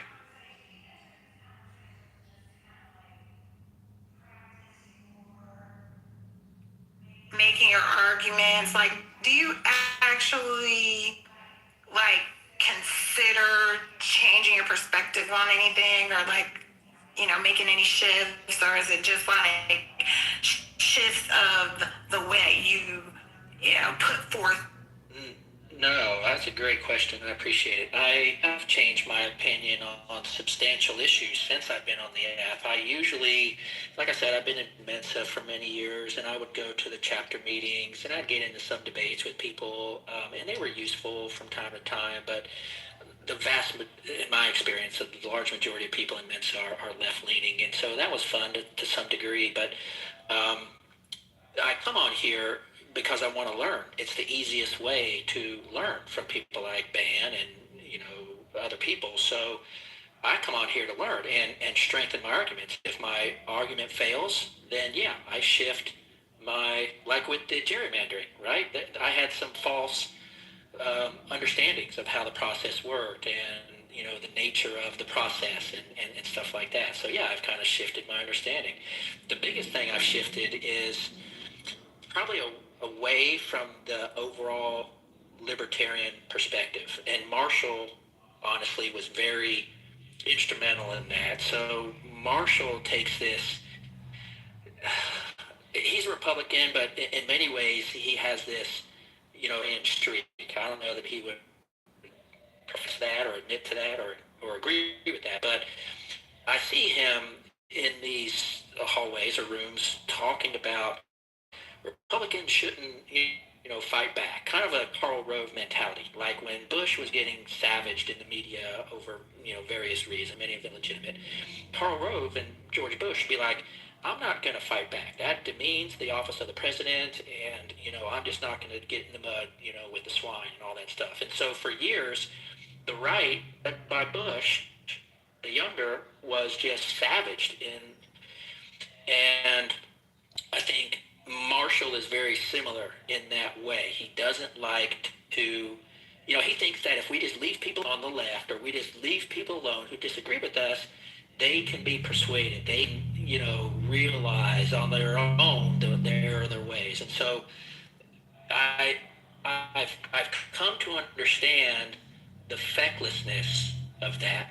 And I think that to the point that I hold libertarian views, like liberty and just fundamental libertarian principles, they're good philosophically and they're good. There also comes a time when you get poked and prodded and pushed that you need to fight back. Like game theory. One of the big takeaways from game theory is don't be a pushover. So, I've learned that I'm willing to take a lot of abuse and slanders and, insults, and that's fine. I don't really care about that. But, at some point, if there's a point being made, then, sometimes it's worth defending. Like the stupid government takeover of, grocery stores, like that's worth arguing about and defending. How is opening a grocery store a government takeover of grocery stores? I'm gonna tell you why. Because one second, Brian. Because after he finished speaking, you said something. Doing it to torture you. After he starts speaking, I'm going to turn the phone down and stop listening. Oh, okay, that's what make his case. No, I Thank you, Brian. I think government is Brother.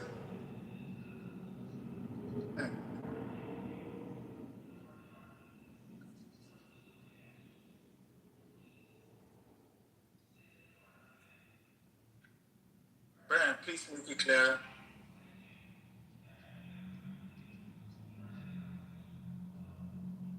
yeah, fair enough. Why do people call fascists? Why do people conflate fascists and socialists?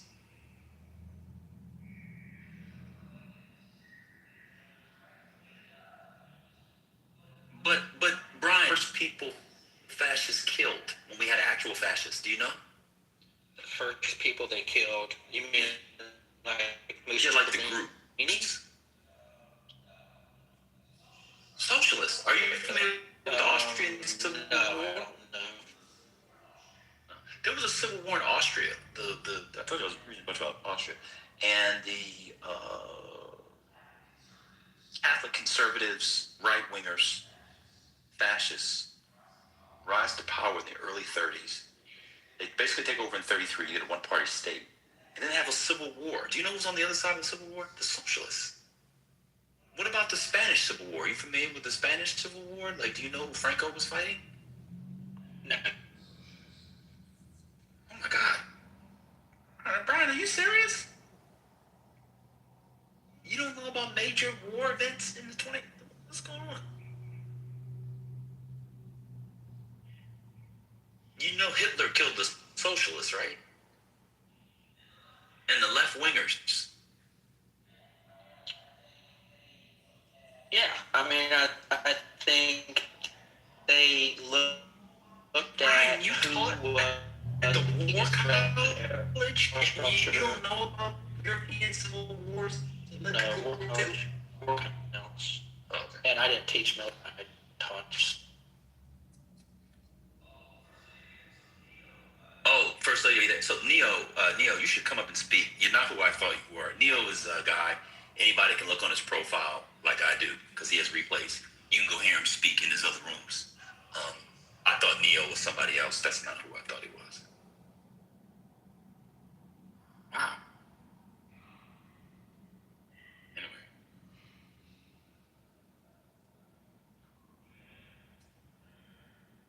Yeah, what's up?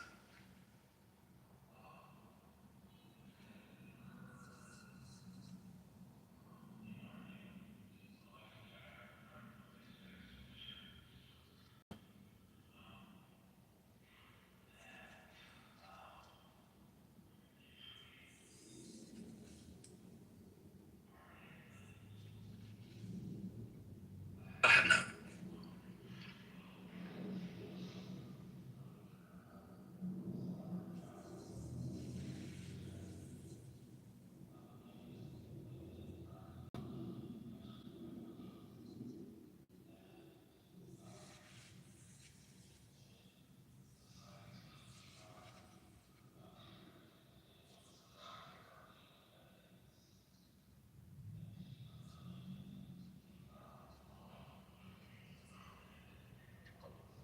Interviews with anecdotes and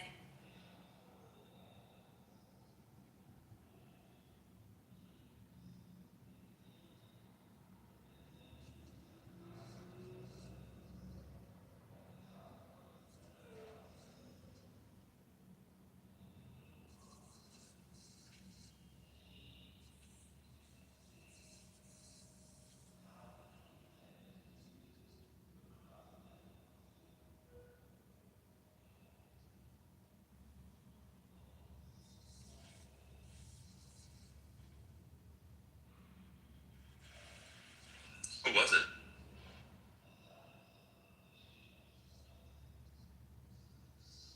Shielders. Oh, He decided to talk about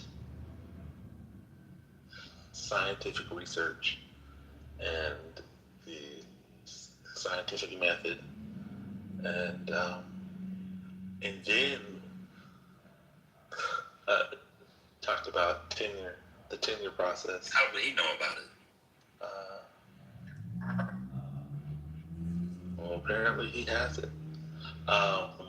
He went through a rigorous process where the state of California forced forcing him to include ethnic studies authors, or uh, uh, or to expand his syllabi, What does that mean? including Non-black, sort of non-white. ethnic authors, so to speak. And he said that it non-white. But he has non-white people in his syllabi. Non-white people in his syllabi. Well, I'm just telling you what he said.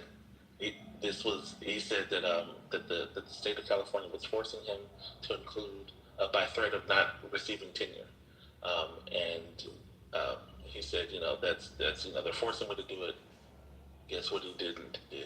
He didn't include at the time. He didn't include, according to, and guess what he was using to justify his argument? He was using anecdote. I blame Sadada. I blame Sadada. They put a battery in that man's back. Oh, he was. I don't know. At some point, I don't know if. I mean, I haven't talked to him enough, but that was just why it was really interesting to hear him. Oh yeah, he said they made him put black feminist writers in this. Bullshit.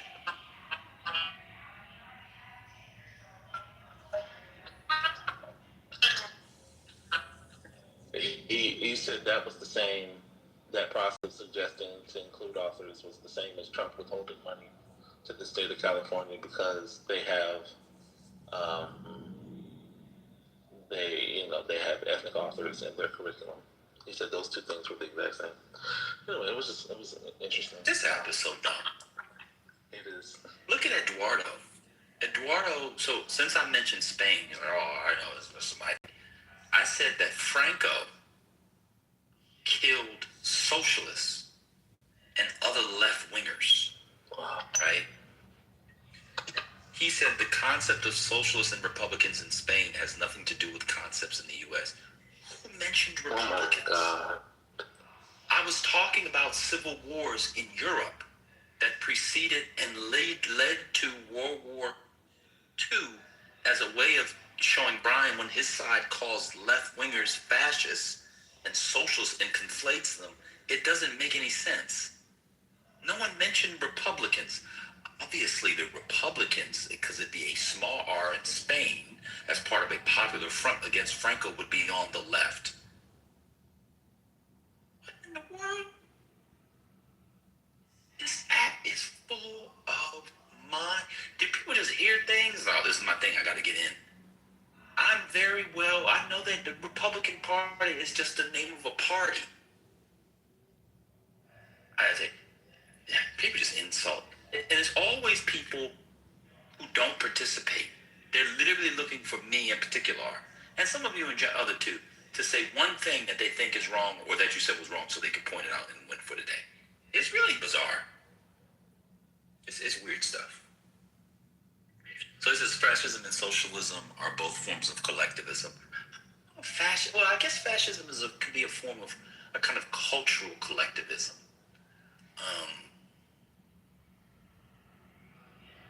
But yeah, I mean, they are in some ways opposed to liberal democracy. In some ways, Brian, maybe. But I don't know. Socialism has different branches, and a lot of times you can be in socialism and still prioritize individual rights. Well, I mean, I think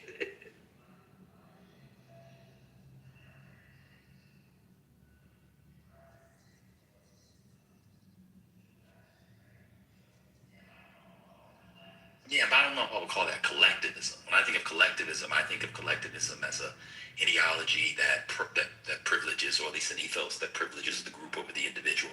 I don't know if the totalitarians privilege anything except their own rule. So I don't know if there's actually a kind of what I would call like a animating or overriding group interest within the polity. A lot of totalitarian states, when you go back and look at it, is people just consolidating power for themselves. So that is to say, it feels very oligarchic or plutocratic. yeah, and so they're collectivists. Yeah, they're hierarchical, right? So they're looking at the oligarchs. No, not hierarchical. No, not at all hierarchical. I'm not talking about hierarchies. You can have hierarchies in liberal democracies, and you're conservative. Conservative thought is based off hierarchy, not hierarchy. I'm talking about a complete extraction of a small group of people whose interests are not for the collective. I thought that was just clear. I'm not talking about hierarchy.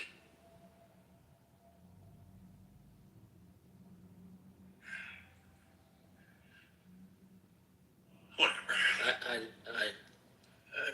I just see socialism aims for like egalitarianism, right? Like one class of equal class.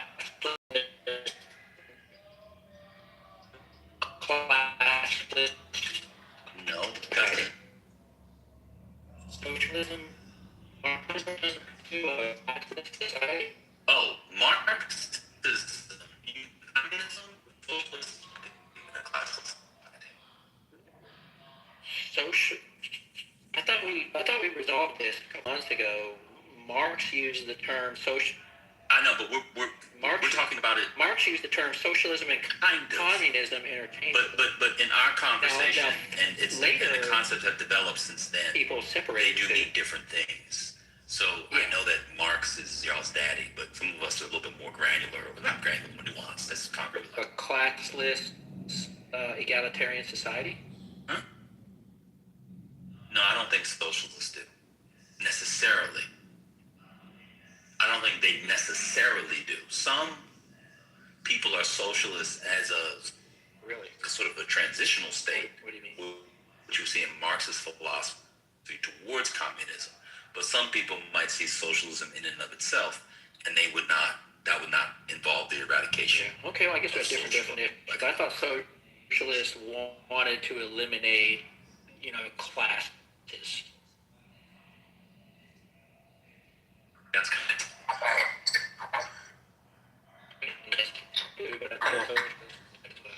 communism. You understand? What's the point? My point is they're What's the point? both What does it have to do with fascism? looking to rule. They're both looking for state control. Socialists look for state-owned means of production.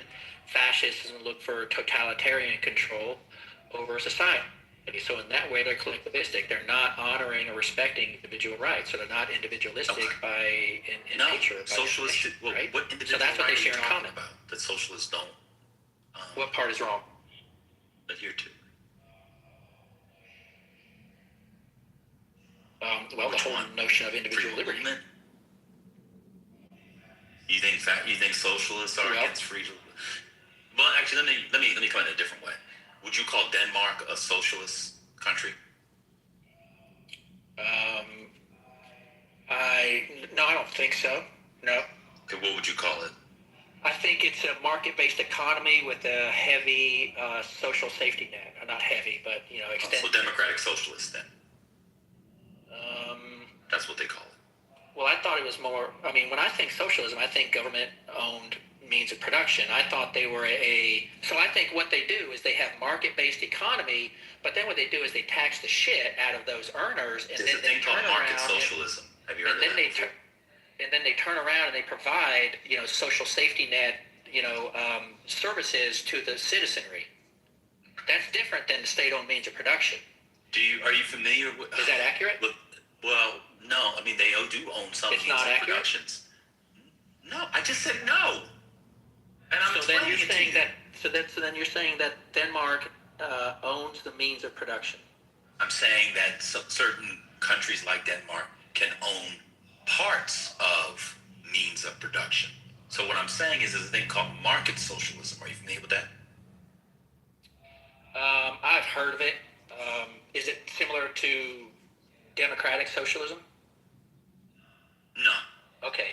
Democratic socialism is what you described. That's the so-called Nordic model. But what I'm saying is it's not simply you're either socialist or you're simply like there's a thing called market socialism. You can have markets and socialism. Go hand in hand.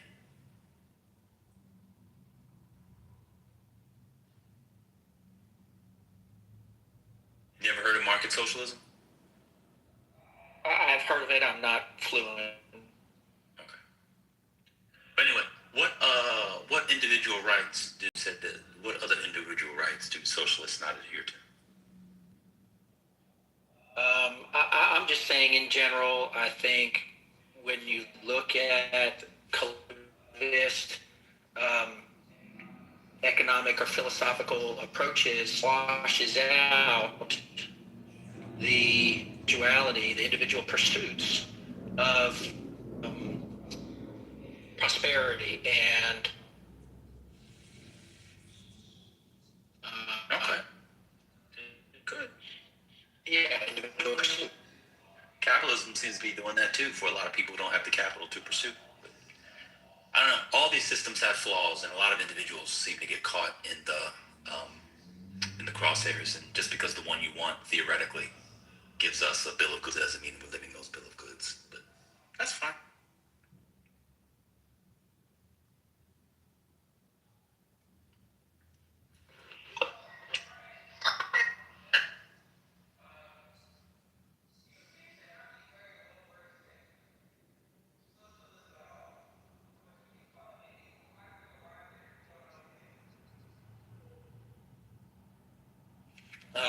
Well, just based on the fundamental premises of the ideology, the theory.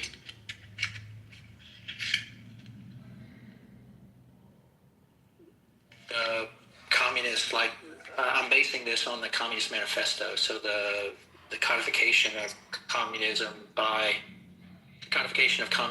Karl Marx. So you're basing your claim that socialism is evil on the Yeah. Okay, That's right. thank you. It's odd because Marx is not the only philosopher of these economic models. Don't do it, man. Wait. You're saying that there's different people that have written on communism, and there might be like different approaches to it? I apologize. I'm sorry. Yeah, mute up. Thank you. There's only one. America first. What is the hold that Marx has on everyone on all sides? Why can't y'all let go? It's amazing. Not only will they hold on to him, but most have only read, if they've read it all, and I'm not even going to ask what he's read in the Communist Manifesto, but we've only read like a snippet. People, I had to look it up. Marx has been, now this is, reportedly, has reportedly been dead for 143 years.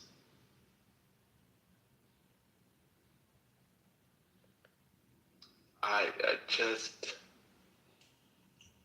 it is amazing that no one else in 143 years has written anything about particular framework that apparently so many other countries now participate in. Nobody else has written about it since then.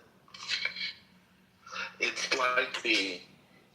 like y'all were talking about the Montessori method the other day, and it's only like there has been no one else has written about it since it's I forget their name. There's only one thing. Somehow they have Montessori high schools. I don't like. Imagine thinking that things don't evolve. Imagine thinking that Marxist scholars, people who write about Marxism as an idea, have not written, have not expanded, have not critiqued, have not developed anything else. But you've read the Communist Manifesto. And I would ask him why. Ask him why he read it. Because what does he think he's getting from the Communist Manifesto? Marx wrote other things. Why the Communist Manifesto? Why not Das Kapital?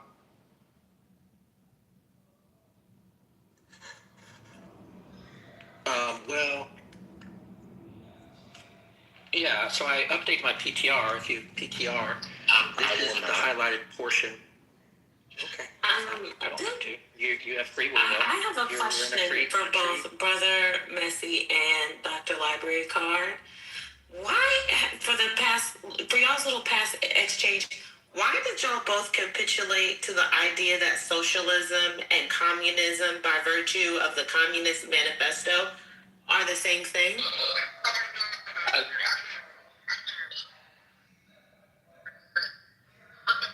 Argue with him the differences, and he clearly, it was like a brick wall trying to, you know what I'm saying? It was like talking to concrete. So I was like, I'm not going to engage in that. If his mind only goes that far, then.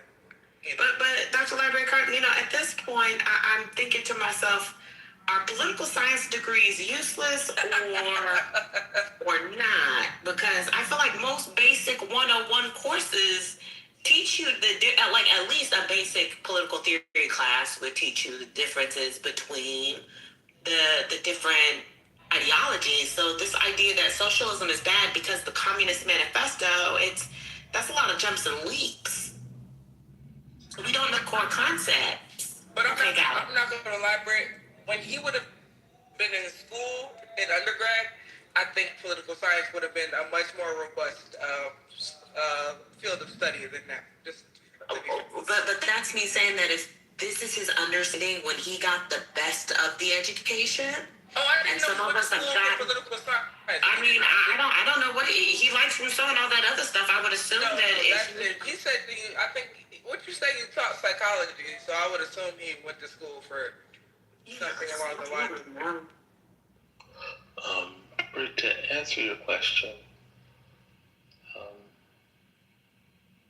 I have had only but a little bit of interaction with Brian, and I no longer believe it is ever necessary for me to talk directly to him, talk about him. I what capitulated is the idea that having a conversation with him about things I know he knows nothing about will be fruitful, because he will give me an answer. He will give me a logic. He will give me an explanation, but he will understand nothing. But he'll give it, and he'll give us an explanation that will meander into everything, answer nothing, and he'll do it slowly and for hours. Pause. God bless America. I think the Cold War did a number on the American psyche. It did. I read your PTR, Brian. What about it? Yeah, well, you and I talked, I don't know, a few weeks ago about how those same premises are similar to slavery, right? We agreed slaves. Which ones? The abolition of private property. So a slave is not allowed to own the fruits of his labor, or... No, that's not what that means. We've done this before. In Yeah, Marxist theory. Yeah, we clarified. It says it in the exact next paragraph. Okay, what's the next paragraph say? We communists have been reproached with the desire of abolishing the right of personally acquiring property as the fruits of a man's labor, which property is alleged to be the groundwork of all personal freedom and activity. So then he goes into basically defending why, even though they've been reproached on it, it's still... Huh? Keep reading. Well, that's my point. So you gotta keep reading. Okay. Well, I can keep reading, but I'm telling you, that's... Keep reading. We're learning. Keep reading. Oh my God, it is amazing. So the abolition of private... My point is... The original point question you asked me was, why is it evil? Hold on. I'll read it. It's evil because socialism... I got an 86 question. I got an 86 here.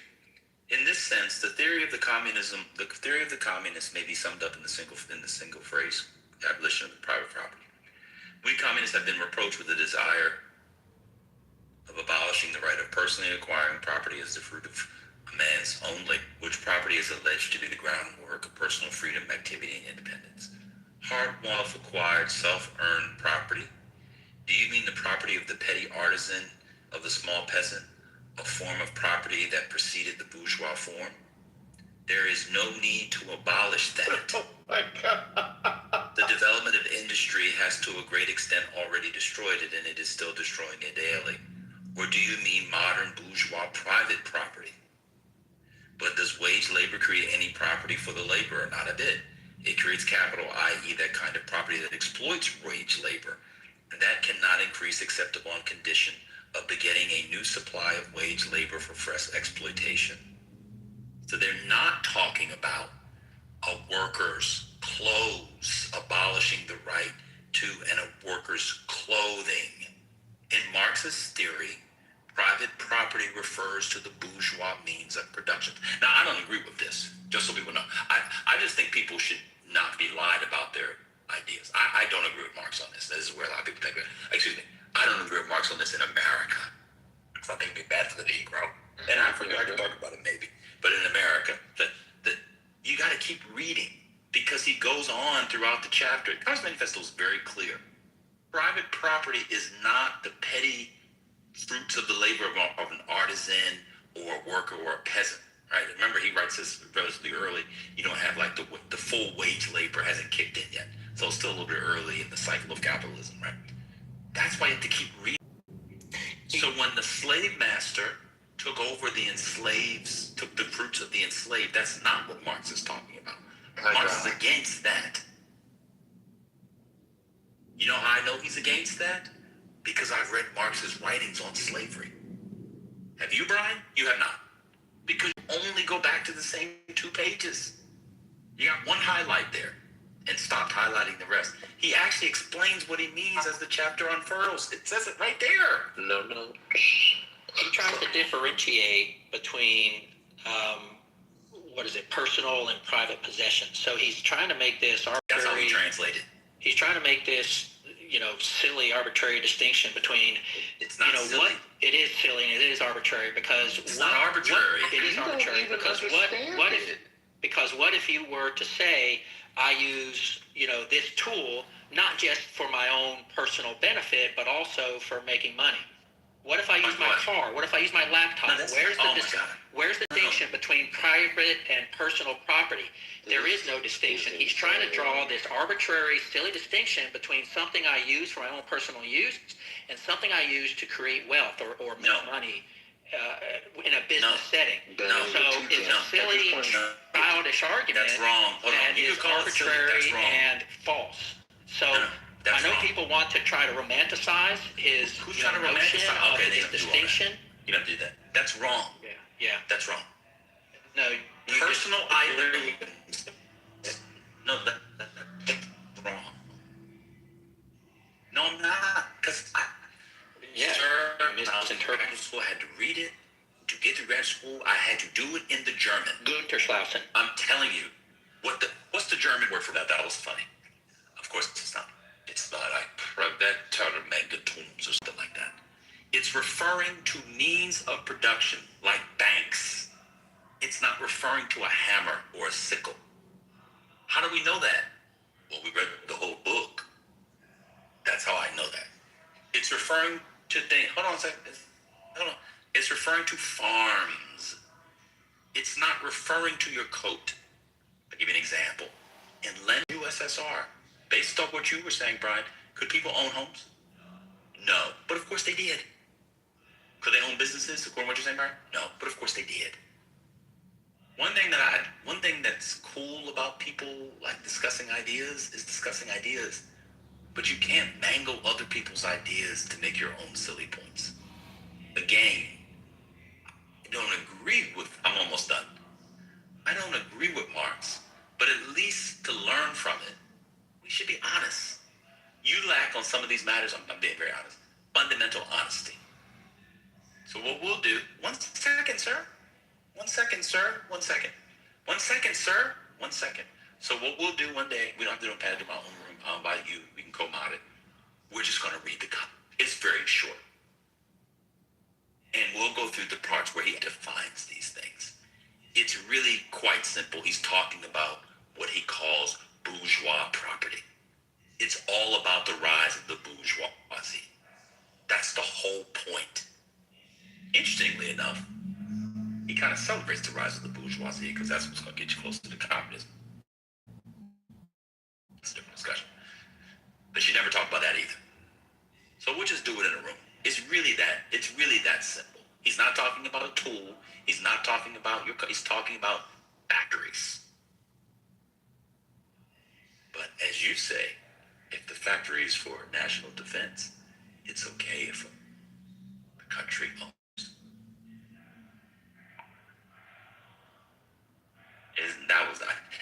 I got it on. I got it on.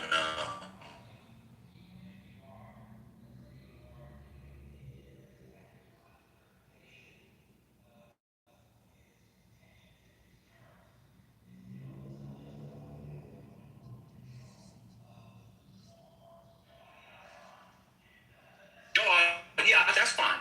Yeah, then see, no. That's where we can begin, and I actually agree with you in America as a Negro. But to change what the man says is that's where a conversation begins. It took you a while, but you finally got honest. That's true. And then you'll say why you don't think that's good, if it's inefficient, et cetera, et cetera. Yeah, that I totally, yeah. See, there you go. See what happens when you're honest? How's it feel? I know you're a card-carrying Republican now. How does it feel to you've been honest like 3 times a day? It feels weird. What's wrong with, why do Republicans lie?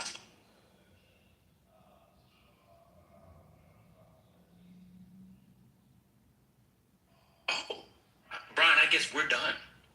We got Maya, brother, produced.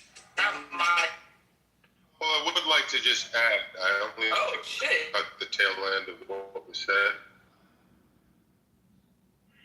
Let me do the breaking news. I'd Trump like- dropped his nominee for another one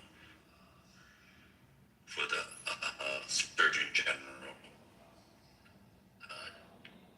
Is the Surgeon General is different than, he didn't drop the black woman that he nominated for the CDC, right? Wasn't there a black woman? Surgeon General. No, I'm just trying to remember. But is there I know there's a Surgeon General and then there's a CDC. I'm trying to remember the black woman that he nominated. Was it the C director? For the Surgeon General. Okay. Or just dropped someone. But the main question, in the same way that you can read the Communist Manifesto and pick out things that, have certain truths and value, even though the full import you reject, it seems like. That's what I was able to gather from your discussion with Brian. I didn't mention any truths or value. I said if someone defines a term, especially in translation, we should just stick to the term. Okay. I didn't say anything was true or valuable. Okay. I'm sorry, that was a misunderstanding. let me just ask you directly. Go ahead. Why can't I do that with Donald Trump? Go ahead, ask the same question you asked. I wasn't even going to bring up Trump. I actually was going to bring up Hitler. I'm just curious if you... As an Adolf Hitler? Because, Adolf Hitler, because put the voice on. In the past, right, I have to, in order for me to speak in a way that flows and makes perfect sense, I like to speak in this way. What about Hitler? What I would like... What about Hitler? Excuse me. What about Hitler? My question was, because in the past, people have said, oh, Trump did this, and that makes him like Hitler. I thought you weren't bringing Hitler in. I mean, Trump. No, Trump. I'm not bringing Trump, but what I'm saying is just about Hitler. You just brought Trump in. What's going on, Anthony? Well, that was aside. Really, the point is this. Okay. Right. Are there aspects to Hitler's rise to power? Yes. I haven't even asked the question, so what are you answering yes to? I know what you're going to ask, but yeah, the answer is the room yes. doesn't know what I was going to ask. I apologize. Go ahead. Yes. Are there lessons, valuable lessons, that one can take from Hitler's rise to power? Yes. Okay. So inhaling and exhaling is essential to life. Beyond that, what I'm saying is Nazi Germany. Although the full import of what Hitler did was beyond what evil could truly begin to describe, at the same time we can recognize that there were things that Hitler did that are valuable, that we can learn from in terms of being effective, in terms of being effective leaders and effective communicators. Wait, are you saying? Now hold on. I'm confused how you're asking the question, because you could be asking the question in a very offensive way or in a not offensive way. Are you saying there's lessons to be learned in terms of people shouldn't do this because a bunch of people die, so we learn through bad, horrific leaders? Or are you saying there are good things that he did? No, what I'm saying is we tend to take Hitler's most nefarious deeds and we reduce him to that, and that's fine. And I'm not going to take credit for him. There were no good. There were no good deeds. Okay, so then you're saying, well, good deeds. I guess what I consider a good deed versus what you consider a good deed probably different. Well, then that's what I'm saying. Give it specifics. So what's a good deed from Hitler that you saw? What I'm saying is, I haven't fully researched it, but in order for him, why would you ask the question? I don't understand what you're saying. He started with the premise that he believed he murdered his political. Don't tell me what the premise I started with. I know what I said, brother. He started with the premise that he believes Hitler has done good things. No, I didn't even say that. But we just focus on the bad. I didn't say that. That is not what I said. That is not what I said. You did. You said you did. He's laughing at his own narrative in his own mind. No. You said he did good things. You were saying for his leadership we could learn from because they were good. Well, no, I said that there are lessons. maybe he was an I effective said no. The communicator. terms I use, I don't like to say that good things. But I said there are lessons to be learned in terms of being an effective leader and an effective communicator. Now he took those skills, tools, and abilities and used them for the most nefarious actions or nefarious deeds possible. But the skills that he was able to employ to rise to power, communication and leadership. He killed people. Oh my God! I can't killed people. No. I understand he killed. That's But why I don't talk understand about. what he's saying. I think. Why is Sonny coming in? Where are you trying to make a point. pom-poms? I mean, his point is still like a dumb one, but he's trying to make the point of like, I don't know, Jeffrey Dahmer did bad things, but we should admire him for his skillful. That is not what I'm saying. That is not what I'm saying. Like, he's And maybe you're too dumb to understand my trying to help you. because you didn't. And Igor, you're too dumb to understand. But I'm trying to appeal to better minds in this room. You just came here to suck his dick. And with Dan, okay? I'm appealing to better minds in this room, and it's not you, Igor.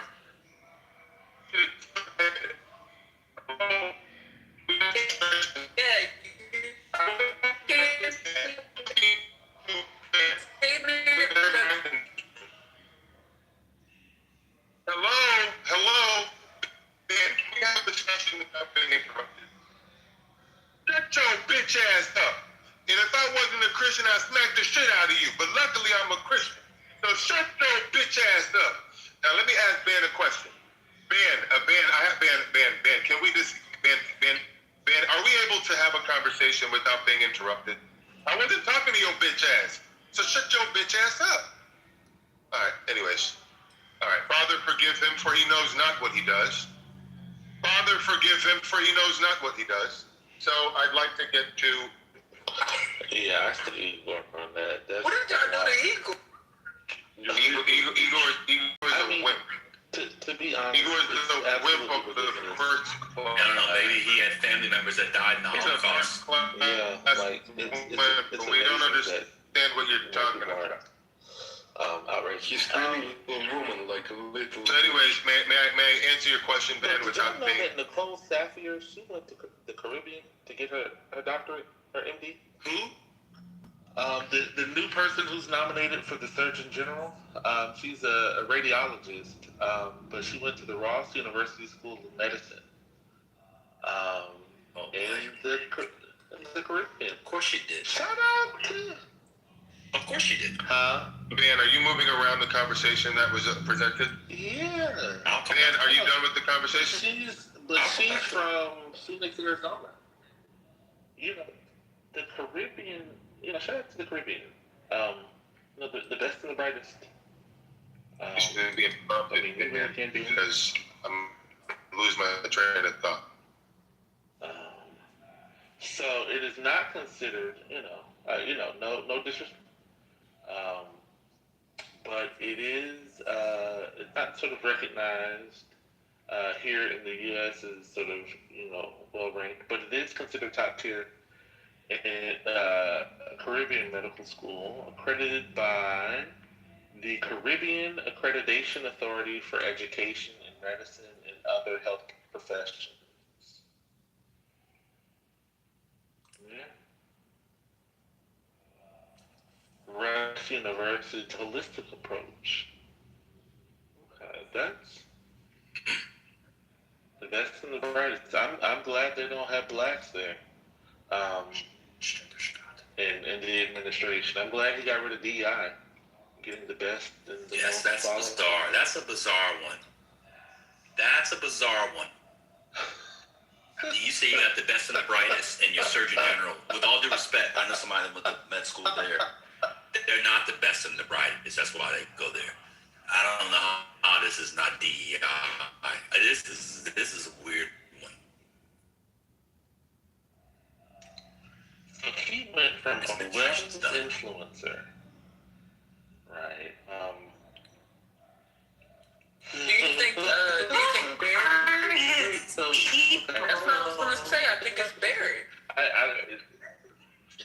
is helping him make the picks. Clearly, if these are all influencers getting all the jobs. So, brother, I could tell you one thing about Ross University. It's not. It is actually an American started Ross University. It's an American institution. Mostly Americans go there. Yeah, it's like the Indians have medical schools all over the world. Yes, the ones whose calls can't get them into U.S. schools go there because I've met people who went there. I met one Indian guy who was he was a neighbor, and he was telling me, I was like, yeah, he says, you from the Caribbean? I said, how do you know? He says, you have an accent. He said, I went to Ross University, and I was like, Ross University? I lived in Illinois, and I was like, where's that at? He goes, it's in Grenada. I was like, what? Or wherever, which island he said it was. Like, what? I never heard of that school. And he was telling me that it's an American school, but he was able to get actually residency placement. He was, I guess, one of the lucky ones, because I heard some people don't get it from that school. Wow, that's what's up. Wow.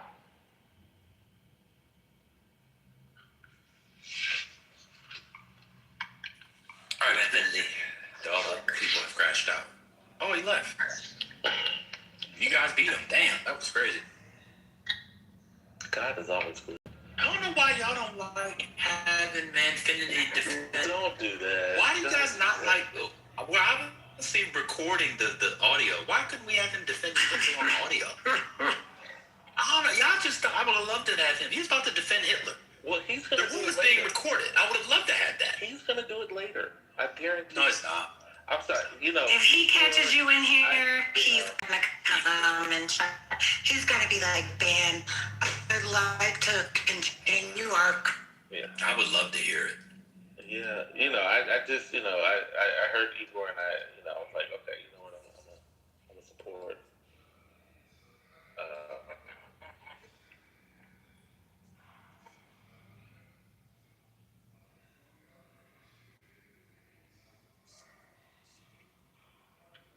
Listen, he didn't even have. he was like just the general premise that Hitler clearly has done. He wanted you to fill in the blanks for him, man. That's what he wanted to do. He was putting forth an idea that he wanted you to answer for him. He was actually having you do the heavy lifting.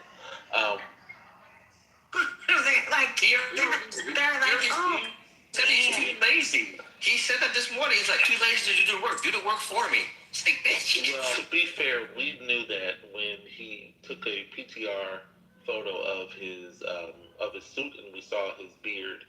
He is definitely too lazy to take care of it. That is clear. We knew that from the way his beard looked. It was very unkempt. Zephyr, are you there? Zephyr? Yeah, but I'm eating. You always, Jack's tacos. Nah, just a veggie sandwich. Yeah, see. You and Brian agree? On what? Brian ain't been in here arguing that socialism is evil. Oh, yeah. But Brian be wilding, but yeah, other than that, that's what we agree. He was in here trying to make you.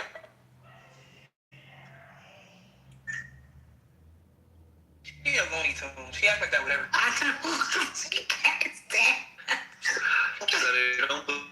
I'm like, what'd you do to that girl, Taylor? Big sister. You got you big sisters. You were.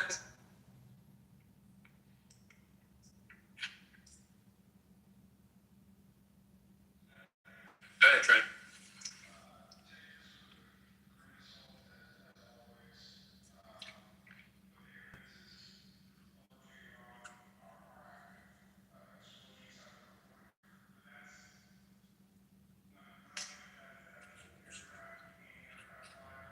Or if it's actual bombs, there could be surveillance drones and they're firing at the surveillance drones, not necessarily actual bombs dropping. But this is minutes old, so we'll figure.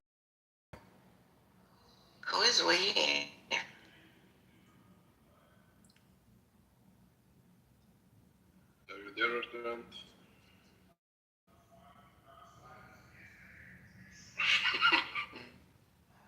would you say to take this with a grain of salt? And then I don't understand. Could you just say it in your head next time until you have at least 2 grains of salt to offer? But reform is breaking news. He has to be the first to publish. First out the door wins. Just saying. No. Trent, so is America winning the war, or are we still at a stalemate, or are we losing the war? What's this update? No one knows the answer to that. You're asking that. Man, is your name Trent, bro? No, Bro, I asked Trent a specific question. Let him go, and you go out. You just want to fight. Anything he says, you're gonna fight. I don't want to fight, but you just interrupted Trent. Come on. Let me go, man. Do you want to eat my sandwich? Go ahead. I was just saying, no matter how you respond to that question, he's going to take the opposite side and fight you because there's no real answer to that question. How do you know what I'm going to do? I ask a simple question. Answerable question. It was a genuine question. But why don't you ask answerable questions? Why are you asking questions that just going to put in a position to speculate? Okay, man, Finity, are you an idiot or not for voting for Trump? Well, it's Clubhouse, so what we do is speculate. That's why we all talk. I don't mind answering. Well, we don't have to always speculate. We can, but then that's okay. Let me. Yeah, stop interrupting. Okay, I'm trying. Let me speculate. I'll speculate. I will say, right, I think we're winning the war. But the war, political effects of the war, I will say at this point, is now losing, and specifically the Trump administration. It's not only, it's already lost, of course, amongst the Democrats and independents, but you're seeing significant departures, as many here have pointed out, from the right and from Republicans. They don't understand the amount of money that we're spending, which is around $25 billion already. Some estimates are as high as 40 to 50 billion at this point, and what a continued deployment of the exit strategy will be. So I will say at this very moment, the U.S. is losing the war in the eyes of most.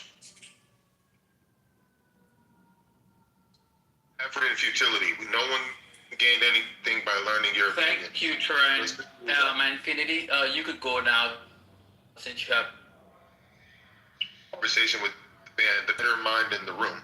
I'm appealing to the better minds, not the simple minds who can't understand my point. My only point is that even of the most evil figures in history, there are lessons to be learned in terms of how they rose to power, how they communicated, how they led. And I think what happens is that Trump might do something that echoes the behavior of Hitler, use that as a way to marginalize him. Well, the fact of the matter is there are effective skills, tools, and abilities that Hitler did that weren't necessarily evil that we could learn from.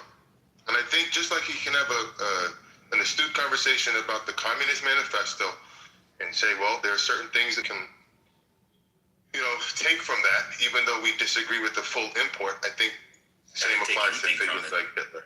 I don't know what you were listening to. We didn't take anything from the Communist Manifesto. We were arguing about definitions. But didn't you say that you'd like to read the Communist Manifesto with them? Maybe I misunderstood. I didn't get because we just want to understand something. I don't need to read an old guy, white guy from Europe who died 140 years ago to take anything from him. So that wasn't the point of the conversation. Do you think that the Communist Manifesto, there are things in there that have utility? No. Do you think it's a complete just rag? Nothing in there to be learned from? No, I think it's an antiquated document at this point that it's important to understand its place in history. But I don't think Marx could anticipate the state of capitalism, or that doesn't anticipate where we are in capitalism right now. No. Okay, and at this point, I don't just read things in the past to better myself. I read things because I like knowledge. Right. I don't mind real quick before you respond.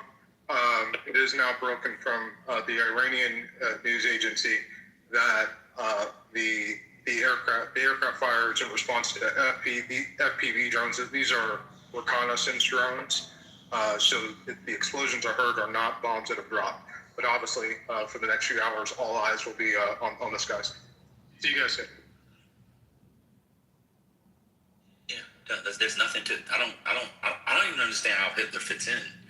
Like, if you want to learn a rise to power based off great speeches, why you would use Hitler? Like, there's nothing positive to be gained about what he did. He killed people. Let me give you an example. No, but that's a The Nazis annexed Austria. Remember, they were trying to surround Czechoslovakia. They annexed them in 1938. Then there was a plebiscite. 99% of the people said yes, we want Germany to annex. It wasn't because of Hitler's great speech or persuasion. The Nazis invaded the country. They had good relations with the Standesstaat from 34 to 38. And then Hitler said, I want it, because the Standesstaat was like, maybe they're going too far. He said, that's fine, I'm taking it, it's mine. They invade. They have a plebiscite. It wasn't because, Hitler's a great speaker. We can really learn. You know what you can learn from Hitler? Invade a country that's more powerful, and people are afraid to vote against you because otherwise they're being shot in the street. If you want to learn, if you need Hitler to learn from that, that's fine. That's Hitler's rise to power. But I think in the same way. Listen, this is strange. Why don't I want to? It is strange. I tend to stake out these strange positions, and maybe I do myself a disservice in doing that. But in these, that's because you're not being genuine. You're being fundamentally dishonest. That's why. I'm not though. No, you just want to start the way. That's what you got. In the same way, Thomas Jefferson raped his slaves, spoke against slavery, yet he had slaves and raped them. In the same way, I find figures in our history, complicated, complex figures, I find them fascinating. So it's not fundamental dishonesty. I just look at. But there's nothing to learn from Hitler. But what I'm saying is, that's like saying, I've spoken to people who said, because Thomas Jefferson raped, I can't remember, Sally Hemingway. Was her name Sally Hemingway? Sally Hemings. Because he raped slave. What is it? Sally Hemings. Yes. So because he raped his slaves, and because he had slaves, that's what he's reduced to, regardless of how he contributed to the birth of this nation. We're going to reduce him to that one evil and marginalize him. And I think we do ourselves a disservice by doing that, because Thomas Jefferson also delivered some amazing things in terms of. What did he deliver is what I'm asking. So I think, I don't know all the history, but as far as I recall, he delivered. Thomas Jefferson gave us the Declaration of Independence. What did Hitler give us? Did he do something with the highway system in Germany? Yeah, you got to jump off a bridge, bro. Okay, so there you go. This is your problem. You don't have to have conversations without being insulting and. The highway system? Is that true or not? We don't need fucking Hitler for the highway system? The Autobahn. He didn't do that. German engineers did that. So he had nothing. She had nothing to do with that. He had nothing to do. Bro. We take the engineering. Americans have taken German engineering. No, we've taken. What was his role in the development of the Autobahn? Did he order it? I don't know. I'm asking you since you seem to have. You brought it up. I don't know about the highway system. Okay. Well, he is responsible for leading on that issue. The Autobahn. But what did we learn? Oh my God. So Hitler having them build a road to you is like Thomas Jefferson's Declaration. Are you? See, you're better than what you're displaying right now. Do you understand what you're saying? What I'm saying is that although there are evil figures in history who are complicated, who have done at the same time horrible, dastardly things, like Thomas Jefferson, who raped and pillaged people in his own. You're not listening. Hold on 1 second. So the German highway, the Autobahn, which I've driven on, by the way, is fucking crazy. The American highway system was based off of that, as far as I'm understanding. So idea of I wasn't asking you. Be quiet, man. It doesn't matter, man. You just say stuff. You're just saying stuff. No, I didn't say stuff. That's the truth. No, the highway system in America. To make it. Do you want to learn? I don't want to learn from you because you don't have a genuine bone in your body. You have a problem with me. Think about him. I know, but every time he engages with me, he's insulting. He doesn't. Only talk to Ben. So if you don't come come in here, you got to deal with other people. Calm down. I know, but what I'm saying is he's insulting to me, so why do I have to engage with him? Hitler did not start the German Autobahn. And neither did the Nazis. Yeah, he's. So that's why I asked you, what was his role in the Autobahn? But everybody, one mic on me. That's a separate conversation. You said is there something to learn? Even if Hitler started the or signed up on the Autobahn, there'd be nothing to learn. What? Do infrastructure projects? Like, I mean, the Nazis had fly-ass clothes. Shout out to Hugo Boss. You just conflated the Autobahn with Thomas. I mean, come on, man. So what can we learn? So let's say it's true that Hitler started the Autobahn. What will we learn from? What did we learn? The American highway system, being able to travel. What did we learn, though? I'm saying we learned how to develop travel on an interstate basis, which is very important for all. But what did we learn from Hitler? I don't know exactly his role in that, but I know he played a pivotal role. So do you think Hitler is an engineer? No, I don't know he's not an engineer, but if he led on that. You're talking about an engineering marvel or a set of sort of connected interstate travel and all this stuff. Hitler would have nothing to do with that. So you're saying because he's not the engineer. One second. You're conflating what happens in a country with the horrific human being. Thomas Jefferson, we could look at the Declaration. He did that alongside the horrific stuff. Give me something that Hitler himself gave us intellectually, personally, that we can learn from. Not roads. We don't need Hitler to know about interconnected roads. Okay. I think you're on purpose trying to misunderstand my point. You don't. I'm not. I understand what you're saying. So what am I saying, brother? Oh, some good things happened under Hitler, but I'm saying that's not a condition of Hitler. So you're saying that would have happened with or without Hitler in office? Well, it started before Hitler. I mean, I'm giving you the historical fiction that it's apocryphal that it was Hitler. Then did the Autobahn into Austria and all that stuff, but the Nazis didn't start.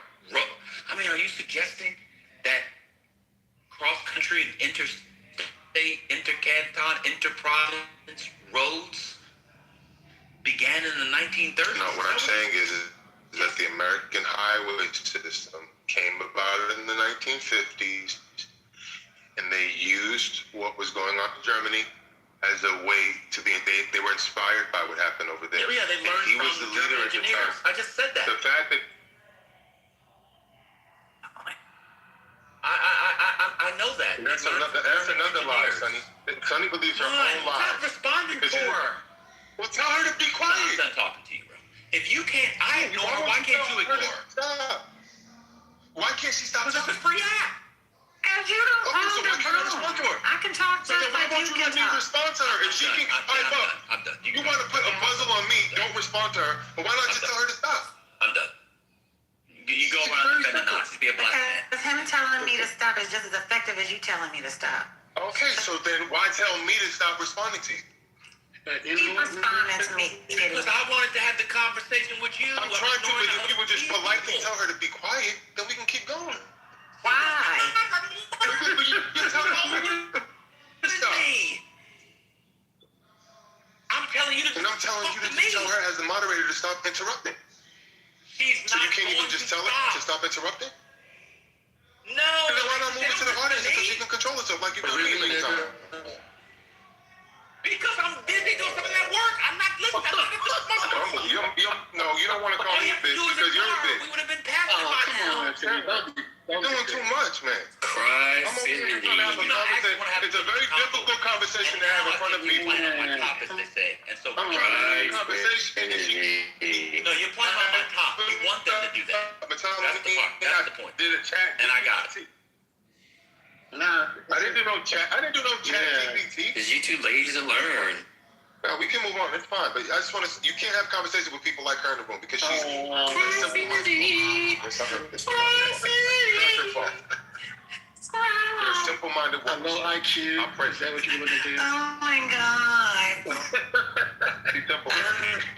She don't understand. She can't understand deep conversations about things because you gotta simplify it. No matter how you decorate it, not going to change the fact that she was about to drop, some real. I don't understand her. Just like Igor was going to say. Moderators all the time tell people to stop interrupting. It wouldn't have been out. Infinity, okay, stop crying. Let's move on.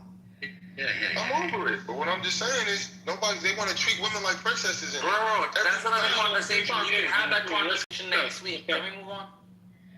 We can move on. Yeah, that'd be good. Okay, cool. But the Weimar Republic came up. Taking a break. He's been talking for 8 minutes. I really don't understand why you guys think that you need to talk to him for this long to entertain the room. Folks are sick.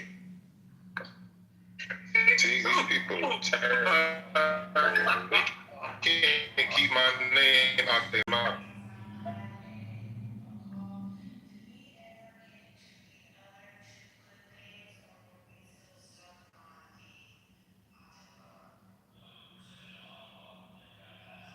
No, we kept getting interrupted, Brick. We kept getting interrupted. Well, Brick, we kept getting interrupted. So we got people who just keep interrupting. Maybe we could have had a fruitful discussion, but we can't in rooms like this because simple-minded people like to interrupt. I mean, I could acknowledge that, but I also think the lack of understanding of like World War II, or at least Germany during that, what Hitler was doing during that time, I think that like there's a deficit there. So yeah, you could have the conversation, but you admitted that you didn't know a lot. So what kind of conversation can we have? Because the general,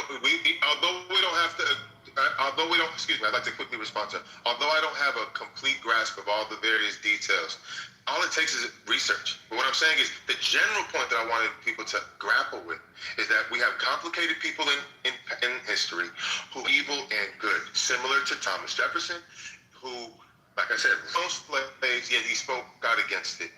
That's fascinating to me. Like, how the hell can a man speak out against slavery, have the awareness that it's wrong, yet rape and pillage his own slaves on his own plantation? So here you have someone like Hitler who thinks he's doing the right thing, but he's doing the wrong thing. He's killing millions of people on the basis of their, he's killing people on the basis of their ethnicity, thinking he's doing the good thing. He's under the brought up one good thing. But at the same time, for him to fit it. He certain skills, tools, and They abilities. asked you said you're gonna live, and they're asking you this very specific thing. Well, I'm trying to respond to Brick because what I'm saying is I don't have to give you examples to make my point. The point is that evil figures in history are complicated, and I think we do ourselves a disservice to reduce them to their most dastardly deed and throw away the things that we can learn from.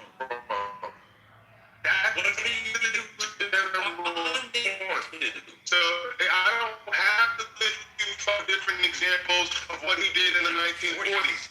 The general point be understood. That's all I'm trying to say.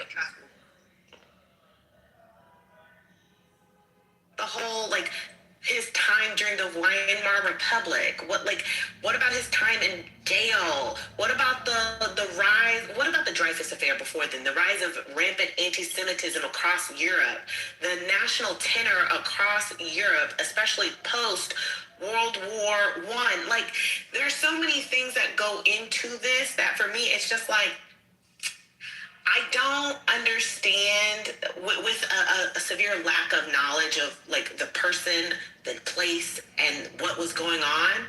The idea that can then be collapsed into, well, Jefferson was complicated and he did great things, but he's a horrible person, into somebody who is admittedly just a rampant bigot and a horrible person who murdered millions of people across several countries in Europe.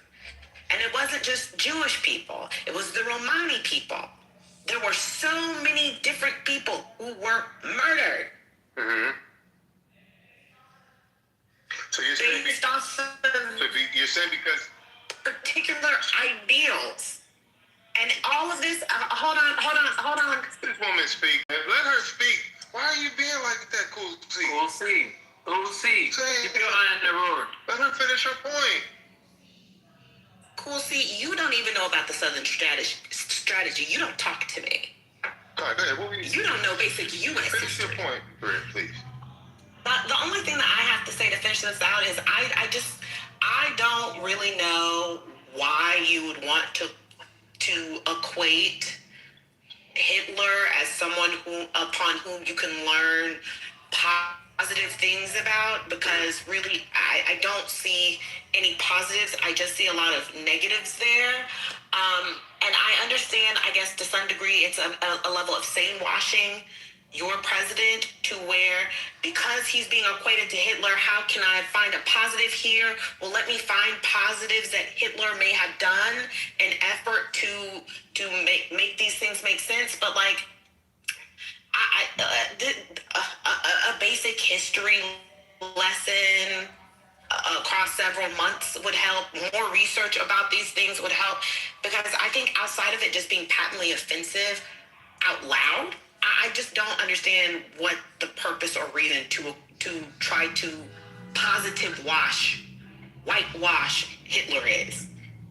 Okay, so I think the problem is that Hitler is a uniquely divisive figure, right, for what he's done. So if I just remove the term man Hitler, forget I even said Hitler. What I'm saying is they're complicated figures in history who have done both horrible things and have also done things that we can learn from. And what I'm saying is we tend to buy into the narratives that we've learned about evil figures, and we throw away certain things that we can learn from. Now, that's all my point is. So when I introduce the name like Hitler, when I introduce it, like, are you responding to the conversation? Like, where is this coming from? I'm responding. It was coming from the fact that you mentioned the Communist Manifesto earlier, and I thought you said I misheard. I misheard what you said.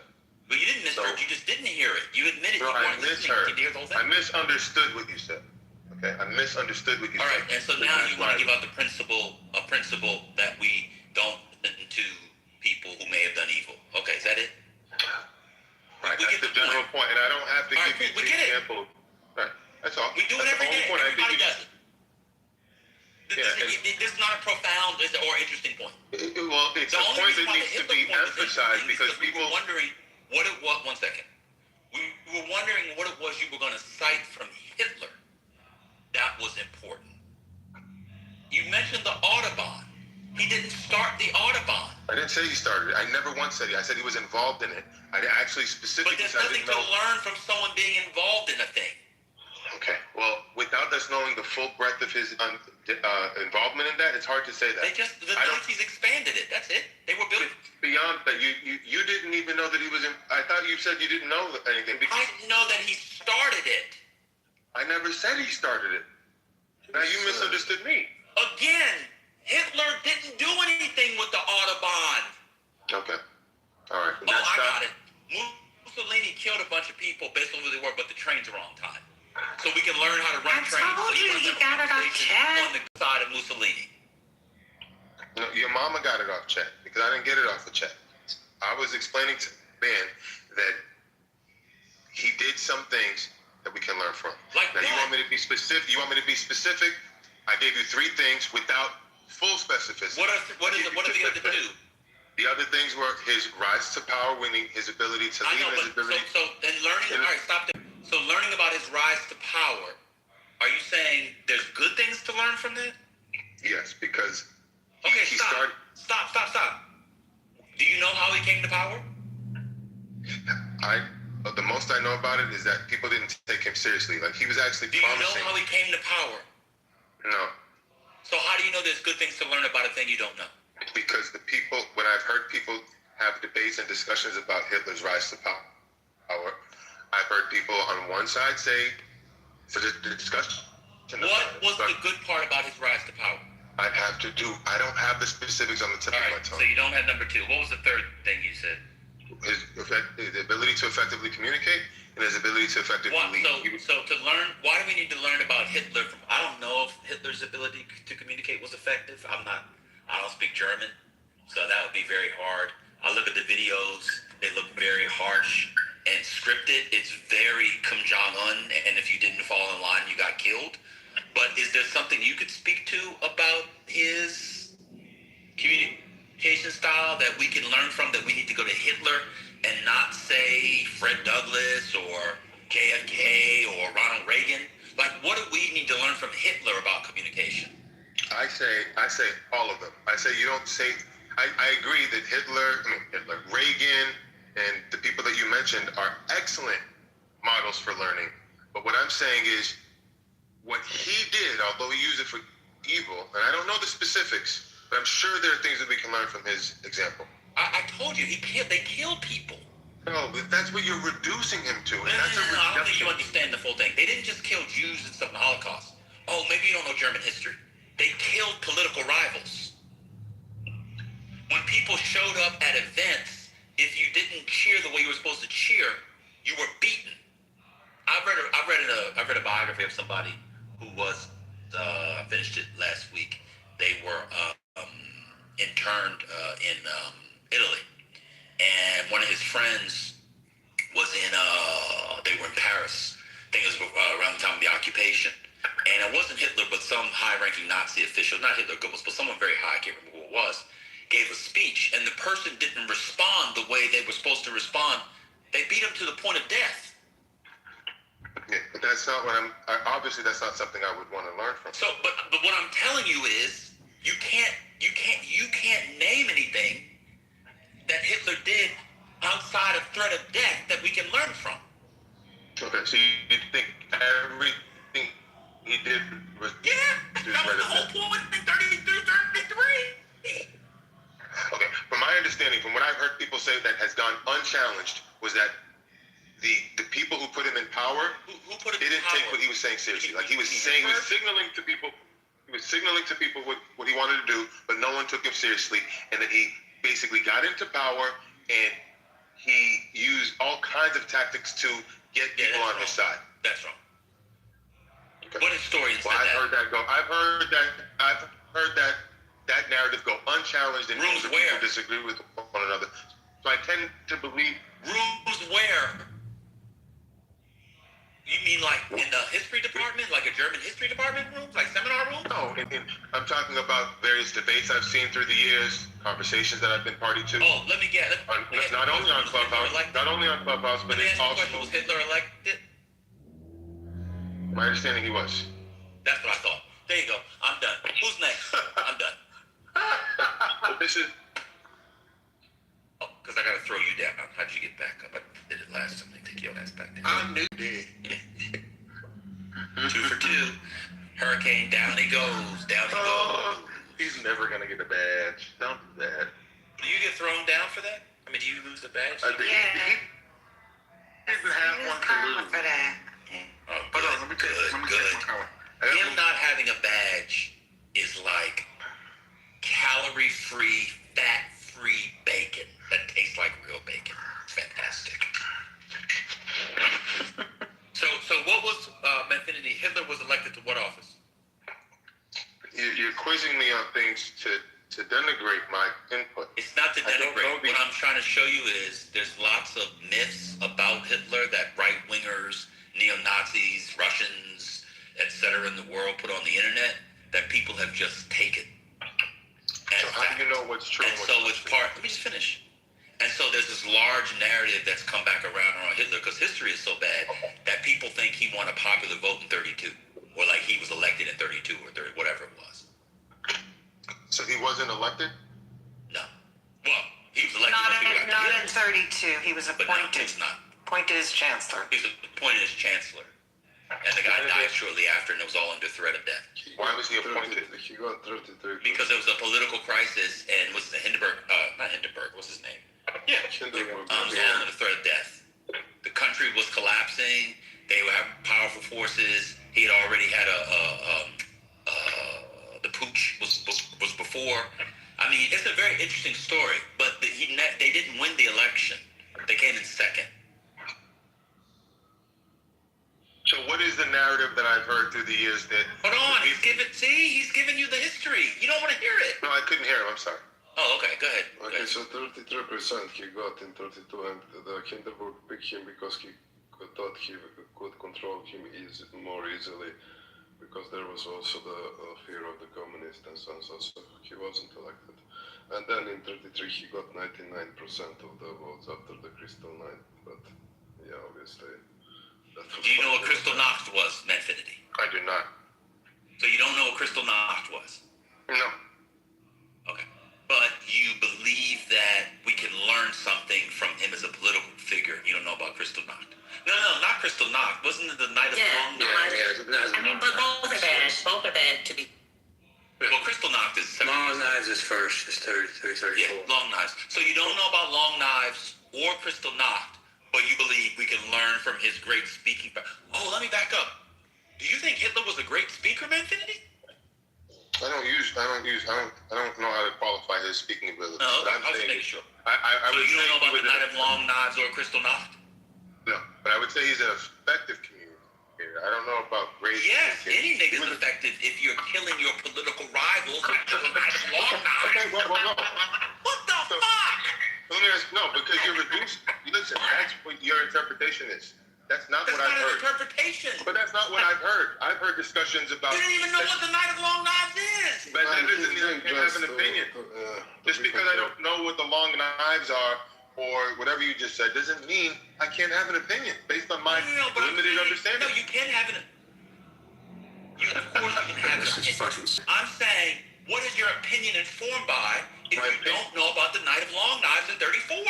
But my opinion is informed by being present when discussions are being had with regard to how Hitler came to power. What about I have specific the brown shirts? Do you know the brown shirts? No, I don't. But what I do know is that they say that the people that put him in power... I don't know this app. Oh my God. Yeah, we already talked about this. Wait, I don't Manfinity, have you ever heard of the name Ernst? Was it Room? You asking me? Ernst? Yeah. No. He does not know who Ernst Rome was. Not a chance. Yeah, doesn't know anything if he doesn't know the brown shirts. Right. And you like, oof. So wait a minute. So my point is not hindered by me knowing the various details of Hitler's rise to power. To a degree it is. Right. But you don't know any of the details. You haven't given us any details. You're telling us you heard something and you haven't bothered to look into it, and you're totally uninformed. And now you're trying to say you don't need. Because I think part of it is you don't know all of the building blocks that get to his rise in effort to say that something could be learned here. You're just giving a conclusory statement, and you have no factual basis for it outside of the conclusion in and of itself. Infinity, what's the difference between the essay and the SS? You're quizzing me to show myself. To prove No, I'm not. I'm just asking, do you know the difference? No. Do you know what the essay was? Salvation Army? I don't know. No, in Nazi Germany. Do you know what the essay was? No. Do you know what the SS was? I've heard that. That's more familiar to me, the SS. Okay, what was it? I'd be guessing at it. I don't remember, but I've heard of the SS. Well, what was it? Is that the I'm guessing. I don't know. No, I just don't familiar with that term. This is how you can be effective as a leader if you're Hitler. Get an SA and an SS. That's why I figured you might know what it was, because someone said what it was before, so if you'd heard of them. So if you have a bunch of motherfuckers around and they asked you about whom, you didn't know who that was. If you got a bunch of motherfuckers roaming around the streets beating your ass because people aren't Heil Hitlering the way they should and do that, it's pretty easy to be an effective communicator. Would you agree with that? Absolutely. Okay, that was what Hitler did. Okay. He had an essay. But here's the thing. Here's what's confusing me. I understand. So, one second, sir. 1 second. So the Night of Long Knives was a systematic killing of political and judicial rivals. Stalin did it a couple years later. Well, you had started in 34 with the assassination of Kirov. But let's just say really in 36 into 37. You know what it was called in the USSR, Manfinity? The Great Purge. It's called the Great We Purge. should do that, Ben, in this room. Continue. You got Kirov, you got Polovetsky in Ukraine. These were Stalin's right-hand #1 boys. But here's why I'm confused. You're not even listening to learn. So you don't actually want to learn. No, like, okay. Who was Kirov? Oh, who was Rum? Oh, what's the difference between the SS and AA? You just want to go back to what you're going to say anyway. So I'm going to shut the fuck up. I'm happy to engage with you about the history. The problem is I don't know if this space is aligned for that. If you want us to dig into that history, you can share. Shut the fuck up! No. Why did you even talk? No. Not going to happen. I'm going to continue to talk. All that energy was wasted because I'm going to continue to speak. But you're not interested in knowing the difference in any of those, are you? No, I'm interested, but I didn't know that this space allowed for that in this very moment. I thought you wanted to get back to it. Right, if you really want to engage, I have questions. I think I'd be better served by doing my own. Yes, Manfinity, but would you do this every argument? Like, why can't you just research before you have the conversation? That's all we ask. Like, we really want to genuinely engage your points in good faith, but you never have your points together. Yeah, I was just trying to understand how he thinks. See, I've walked in the middle of the street once, and then in the middle, I thought maybe I should see if I have the walk, so ignore, don't walk. But I was in the middle of the street, so it was okay. Everybody could engage with me there. So, like, Manfinity, we really litigated with Brian for hours. You don't think we have the bandwidth to do it with you, but at least come with something for us to work with. Something. That's all we ask. Absolutely right. Here's the problem. I was making a general point, but then I get pressed on points. I made a general point. Wait a minute. Hold on. Just, I make the general point that we can learn from complicated. We agree with you on the general point. Hold on. So that's the only point that I made. But the reason, just, I wasn't prepared to have my talking points ready about Hitler's. I make claims that are generally understood. We already agree that you can learn from evil figures. But then, just, the problem is then I get pressed. Well, what do you know about this? What did he do? Give me the three things. And then everything fails. Because you weren't prepared to have that discussion, just that wasn't what I was hoping to do. You're the one that brought up Hitler, though. Yes. Right. And genocide. You just kept it at the main point. You probably could have slid by, but when you said Hitler, not everybody wants to know, hey, what specific thing about Hitler? Do you have it? And when you said no, it's like, okay, well, why are we having this conversation? No, I didn't say no. I actually mentioned Audubon, but then I get pushed on because but you mentioned communication and leadership, and that has nothing to do with the Audubon. Right, so there are three things that I think that we learned. I think his example in terms of how he got to power. Someone said, listen, is this true or not? This is something that never gets challenged. That the people who voted him in, somebody just said 99% of the people voted him in. Somebody just said no, that was afterwards. It was not.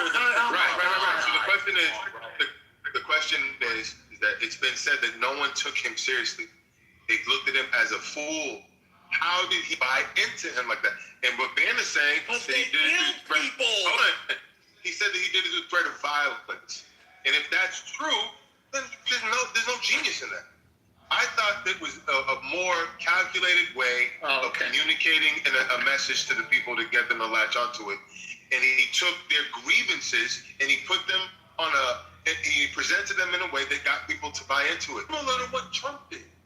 So I don't think doing that in and of itself is what's wrong. Is to get all of these people to support you, and then you go and kill 6 million people systematically. That's an evil. So Manfinity, it's almost like he didn't read the manifesto. So a lot of the decisions that Hitler made, right? The small decisions that he made may have seemed good, right? But the ultimate decision that he made destroyed Germany, correct? Right. That's why I just said he employed tactics that I think can be learned from in order to get people to buy into him. He took their grievances and he presented it in a way that was effective because they bought into it.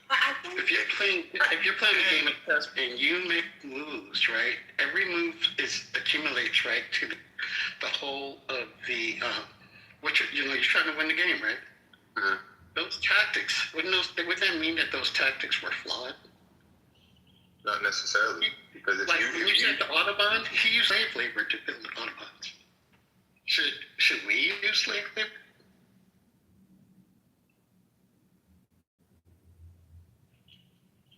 No, I'm not saying you should use slave labor, but Americans were inspired by what he did, and that's not the highway system. Americans were inspired by the engineering achievement of what was done, and that was created before Hitler by the Weimar. It was a plan that was designed on the engineering level before Hitler, and had nothing to do with Hitler. In fact, Hitler probably fucked it up, to be honest with you. Well, the slave labor kept costs down, to be fair. I would agree with that.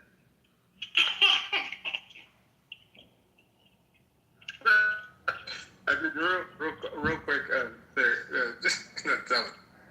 the slave labor comment was not funny. I apologize. That was you got me on that one.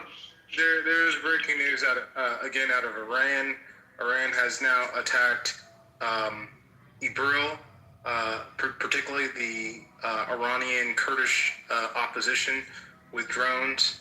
So there has been a confirmed explosion of, I believe, multiple drones there. So we are beginning to see a intensifying in Iran again. Thank you, Trent. Appreciate it. I was going to say about Hitler, and now, Anthony, I'm going to take your... Oh, he left. Thanks God, he left. Oh, that's crazy. One thing about Hitler, RJ, I don't know what you think about this, but of, like, evildoers in world history, he's, like, uniquely unlearnable from. Like, that's the crazy thing. Like, you can learn something from Jefferson, Massa Musa. There's nothing to learn from Hitler on, like, the positive side. Nothing. Literally nothing. I was trying to think when he's saying like what? Yeah, nothing. Like he didn't establish an empire. He's sitting here essentially advocating Joseph Goebbels. It's fucking insane. So, that was wild. to be clear, that was... You know who Goebbels is. Well, there's that, but I think the other thing is, had he even talked about the propaganda regarding, like, some of the filmmaking with Leni Riefenstahl or something like that, then I wouldn't say he had something, but it would be at least something. But there's nothing that I can think of that there's not one single... Profiting off of pre-existing culture, science. Also for people who are interested on that period 32-33 when he was coming to power, also one chapter that is often not seen is how Goering was chief of police of Russia and basically make the secret service and precursor of Gestapo, and that actually helped a lot. They get votes they got in 32. So that is very interesting read for people who want to dig a bit deeper. So his mind would didn't probably, we learn? Wait, his didn't mind we would. learn from there's some scientists that came from there who came to America to form. We're talking about Hitler in specific. We're talking about Hitler, not but scientists. he trained them. He had them learn. No, Hitler did not train the scientists, bro. Shut the fuck up. Wait, Hitler trained scientists? What are you talking about? Hitler was a physicist? But the scientists were under him were designing stuff for war technology. That war technology we brought to America. Are you dumb? He set He's up. talking about Hitler's individual gifts. Shut the fuck up. So Manfinity would shut the fuck up. So Manfinity would probably, blow a gasket when he found out that not only was Hitler's rise to power fueled by anti-Semitism, but also anti-black racism. I've talked about it on this app too. It was a thing called the Schwarze Schande, the Black Terror or the Black Horror. Like, there was a lot of shit in Weimar. Things really lined up well for Hitler. Cool, see, I gotta be honest with you, bro. You're an idiot. You're an absolute idiot. If I can add to that, because this is one of my favorite subjects, you are correct, Ben. One of the primary reasons that Hitler lost and the Nazis lost the war is their anti-Semitism. Had they not forced out the scientists that were ahead on rocketry and nuclear technology, or the theory of nuclear technology, I should say. Had they not forced those scientists out of their country, they actually may have developed the nuclear bomb first. And it is his anti-Semitism that ultimately led to his demise. All right, Brian, what positive goods can we learn from Hitler's? Mike, on you. Yeah, I think if you think about the leadership profiling that's been done by CIA entities, so what they're doing is they're building leadership profiles of Putin, of modern day leaders. There have been attempts to better understand the psychology of people in these positions, and so it's been used for understanding how Putin or Kim Jong-un or somebody like that might react. So the notion of taking his methods and tactics and goals and all the things that we know about him and creating a personality profile can help us predict future, bad behavior or future behavior from other people. So when you study those from a personality or leadership perspective, you can see, well, Putin is likely to respond this way. So if we propose this treaty or this punishment or whatever, here's how he's likely to respond. Oh, no. We all agree with that. No. We all agree with that. He was saying that there was something that was usable for Americans, for example, in leadership based off Hitler. Not like, no. We all agree with you on that. That we agree with. That's what I thought he meant at one point, and then everybody was like, that's not what he meant, because for whatever reason, I'm deeply Christian, so I pity the fool. Shout out to Mr. T. And they were like, nope, he meant Hitler had good qualities. But we agree with you on that. I don't know what's going on. Is it the right wing, like MAGA, the Hitler pipeline? Is this part of getting a MAGA merit badge? You have to go online and defend Hitler for a month and then record it and then play it to Stephen Miller and others, and then you get the merit badge. Like, what? I don't get it. Shout out to merit badges. Sometimes you have to go to special conferences to get specific merit badges because your troop couldn't do it. The not merit badges were always the most rewarding to get. I think another one might be, this isn't directly related to Hitler, but I forget, Goebbels maybe. So the Milgram, you're probably familiar with the Milgram experiment, where this was it Zimbardo? So basically they set up an experiment where there's a teacher, a tester, if you will, and they would bring in so-called subjects, and the teacher, the one administering the test, would read aloud different word pairs or different Q&A type of prompts. And if the receivers, the learners, didn't respond accordingly, then the teacher was supposed to give an electrical shock to the respondents. And so the notion was, how could Hitler or Goebbels or whoever in that regime get so many people to kind of buy in, as foot soldiers, as leaders, as officers in this, evil empire, this evil regime, this evil movement. And so what would happen is the actual participant or subject was the teacher. Everyone else was a Confederate. And so when he was supposedly turning up the dial as the learners gave, supposedly false or incorrect answers, they were not given electrical shocks, but they would simulate, they would scream, they would writhe in pain, they would pass out, supposedly.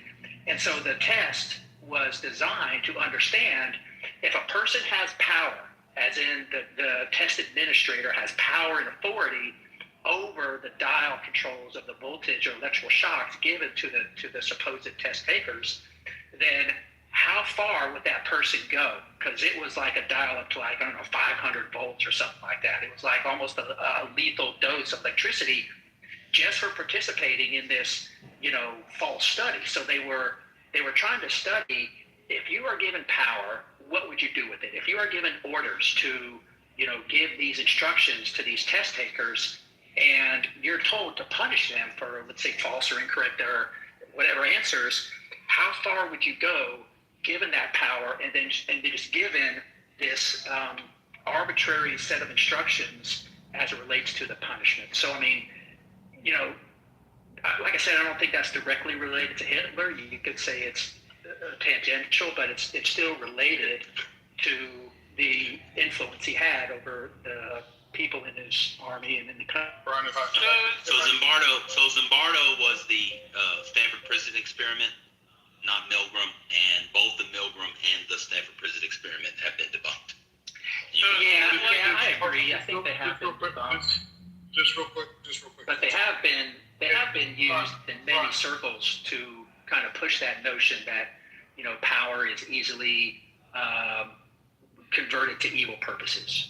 Yeah, it's actually it wasn't Goebbels. I know it wasn't Goebbels. Goebbels was the propagandist. I think it was either Goring or Eichmann.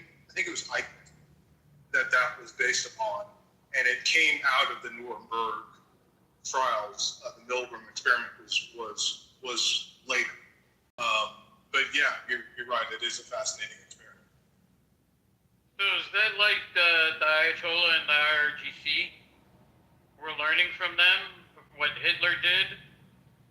So we're trying to eliminate the IRGC in Iran.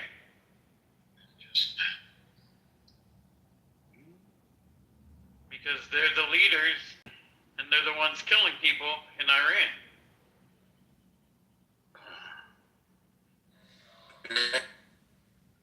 Like the 40,000 people that they killed in 2 days and everything they've done for the last 40 years.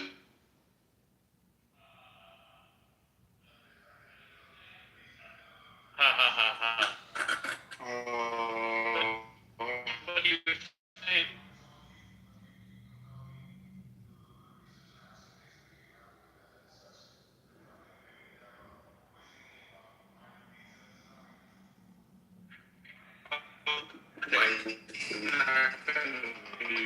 Okay, do we want to engage?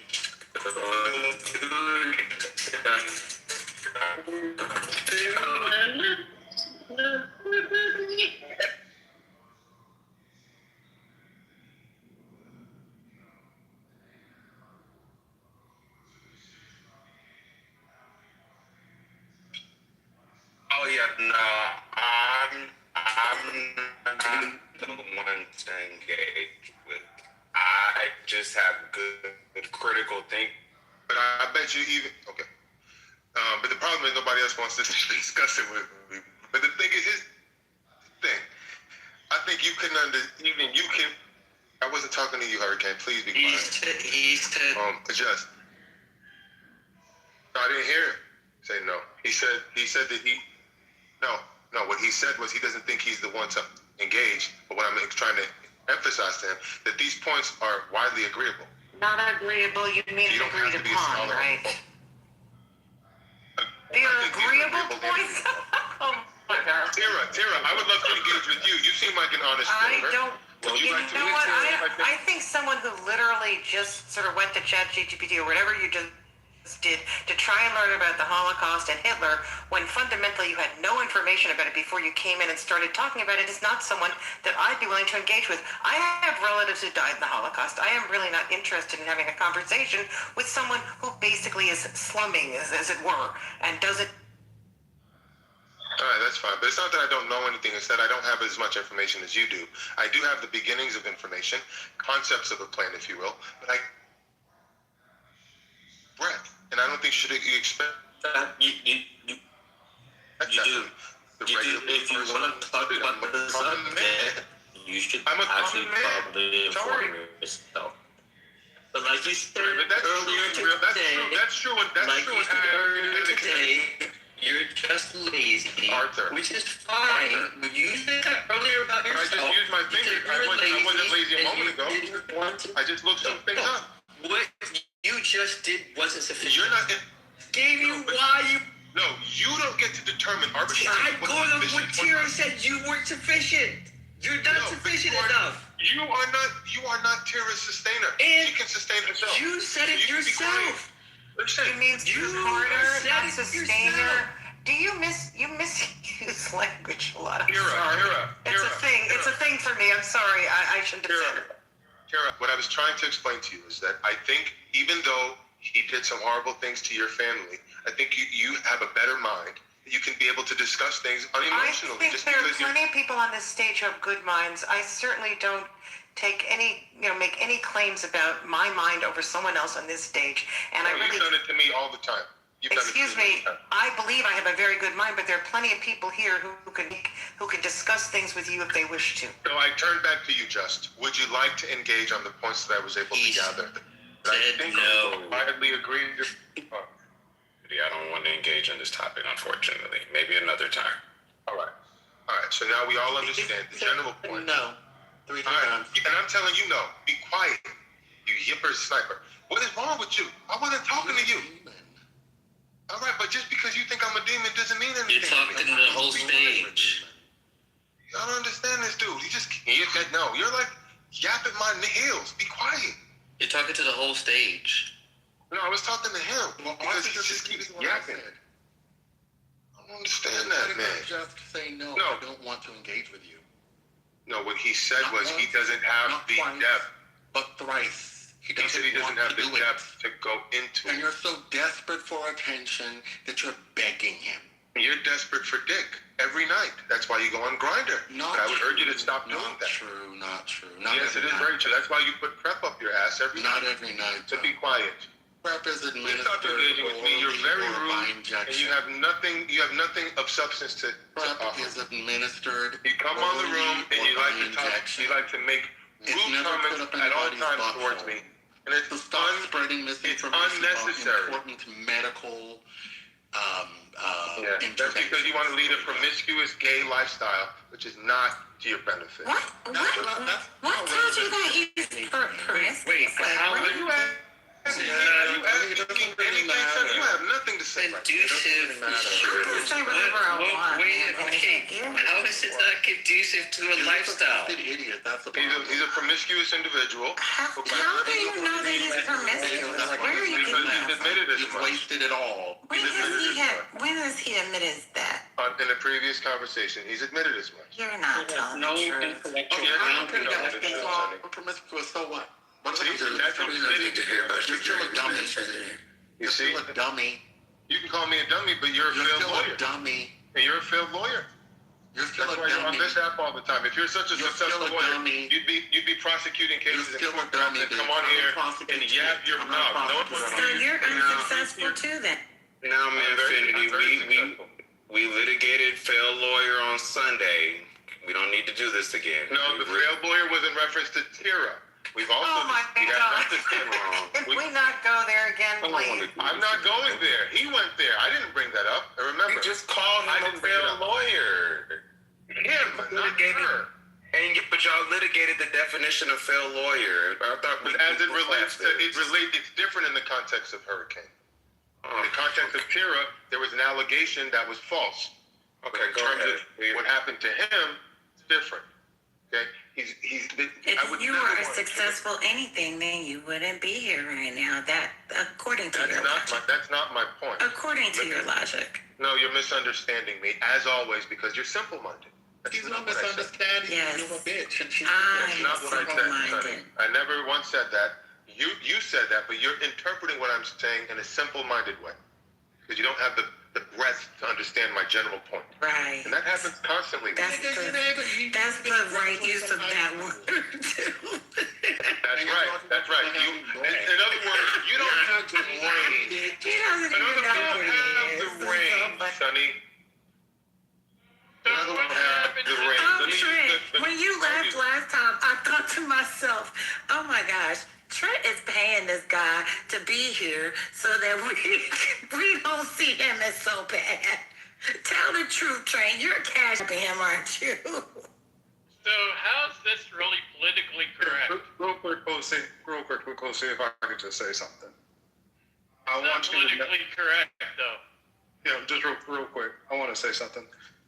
If you notice the difference, I know people compare me and Manfinity because I do, have some conservative feelings, but I would never insult Hurricane or anybody else for their sexual proclivity. In fact, I've told Hurricane many times. Anytime you want to go down, I'll take you out and we will ride together. It is the weakest among us who use the insecurities of others to make our points. And so we you can have him go down on you while you go ride? Yeah, sure, cool. Just hang on a second. So hang on with me, Infinity. I just no, I know There's you're no not. insecurity to use against me if we're talking about my sexual orientation. That's not that.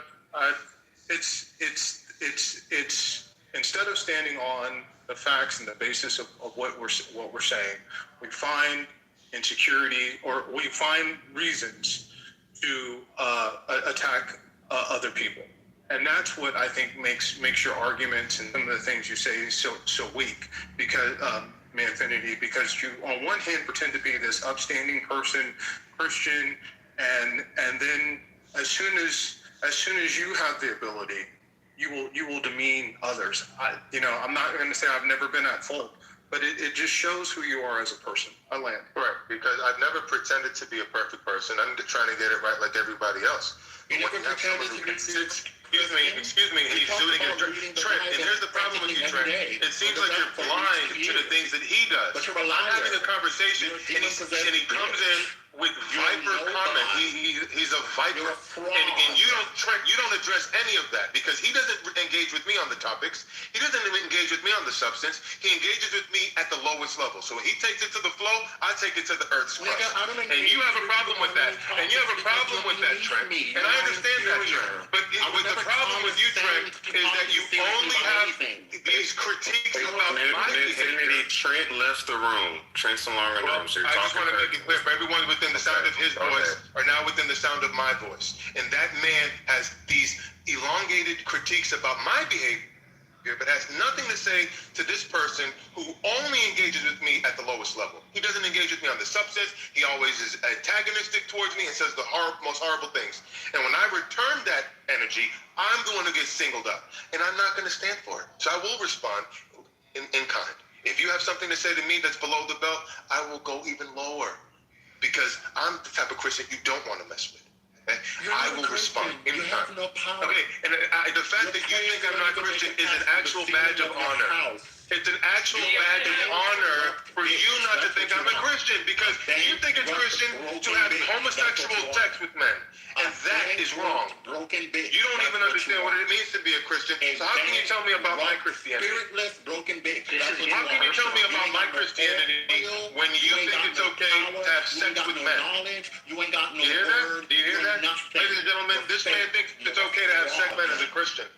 He's a failure to his Nigerian family who rejects him. And he comes on here seeking family because his family wants nothing to do with him because he's a homosexual Nigerian failed lawyer.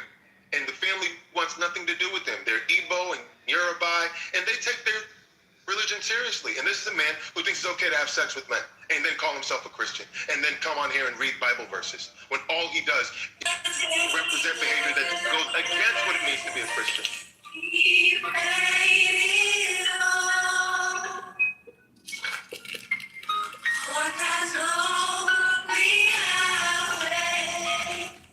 Manfinity, can I tell you something? Yes, sir.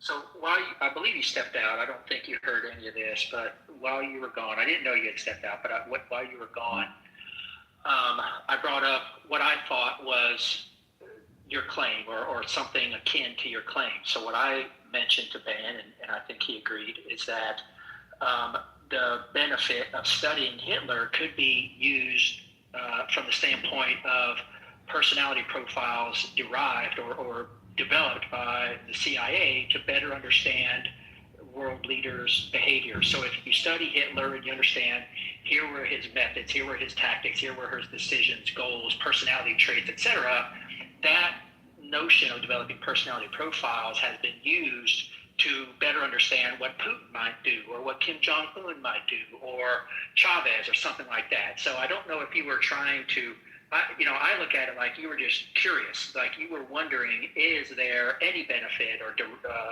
derivative benefit from understanding how Hitler could be, so evil and so, influential, but that was the closest I could come. I don't know if that's accurate. What you're saying is you can learn from the thing to develop a personality profile so you can identify people like that in society to kind of. Is that what you're saying? You don't even know what a personality profile That is one of the dark triad. You don't even know what a personality profile is. You can't profile anybody. Okay. You have so that was one of the psychological wisdom whatsoever. None. So this is why would I engage with this type of person? Why would I engage? So why are you here? Why are you here? So why are you here? If you're interested, if I'm such a nobody and I have main character energy and I'm getting the energy in the room and you have a problem with it, why are you still here? It bothers you so much. Because he's a slut lizard. Why are you still here then? Why are you still here then? So then why are you still here? In this room.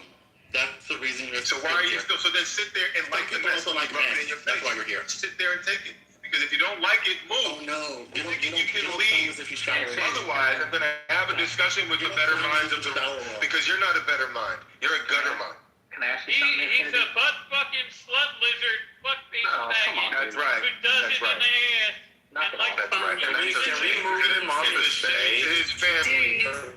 Well, didn't raise you that way. He's moved. Yeah, your family didn't raise you that way, Hurricane. Put your legs down and don't stop putting them up Let at me ask night. you a question. Yes. So, have you ever seen the TV show Manhunter? No. So there's now I want shows called Manhunter. There's a TV show called. See, this is the level that he engages on.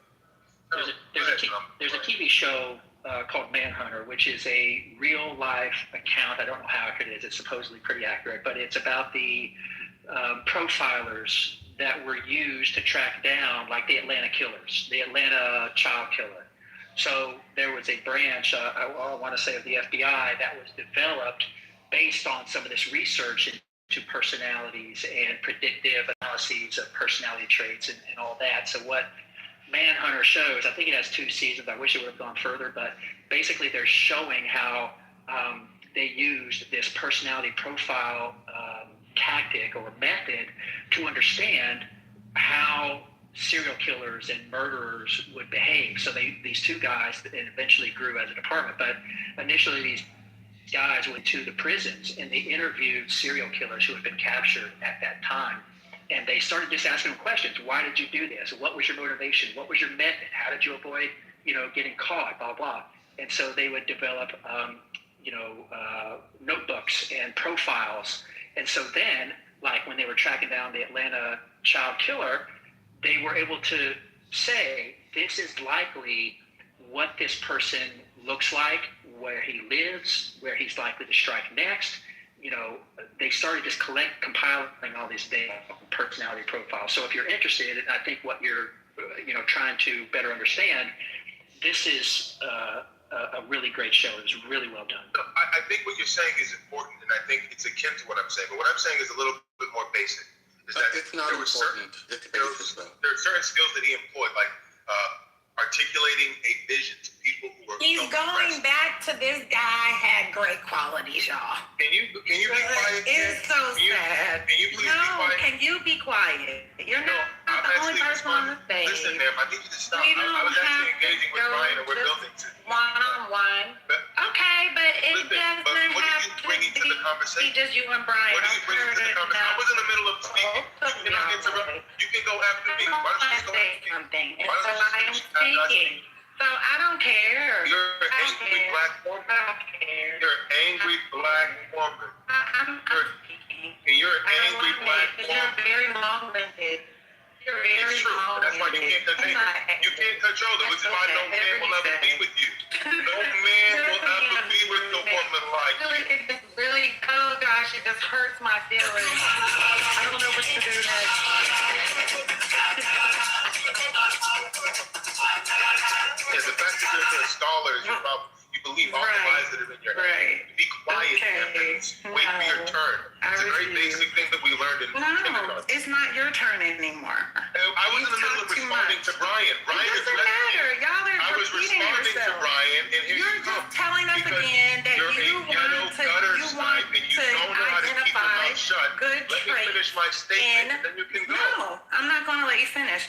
You That's just your want to problem, say again because that you want to you're a ghetto identify gutter good snipe. traits in You're Hitler. a ghetto Nobody gutter wants to snipe, hear and you that. don't know how to It's engage. disgusting. She's not, and so you're not gonna. It's disgusting what you're saying. She is acting like a ghetto It's gutter snipe. disgusting. I don't care what he says about me. He can say whatever he wants. The room is being disturbed by this woman who. What you're saying is truly disgusting, and you don't even realize it. And you just going on and digging yourself deeper into it. There's nothing valuable about what you're saying. But you and don't you've get to been determine told that. You're not the moderator. and Brian tried to save you, and then you're still going back to it. You're and not a digging yourself moderator. in. You're not the It's actually moderator. You're not ridiculous. the moderator. It's actually ridiculous.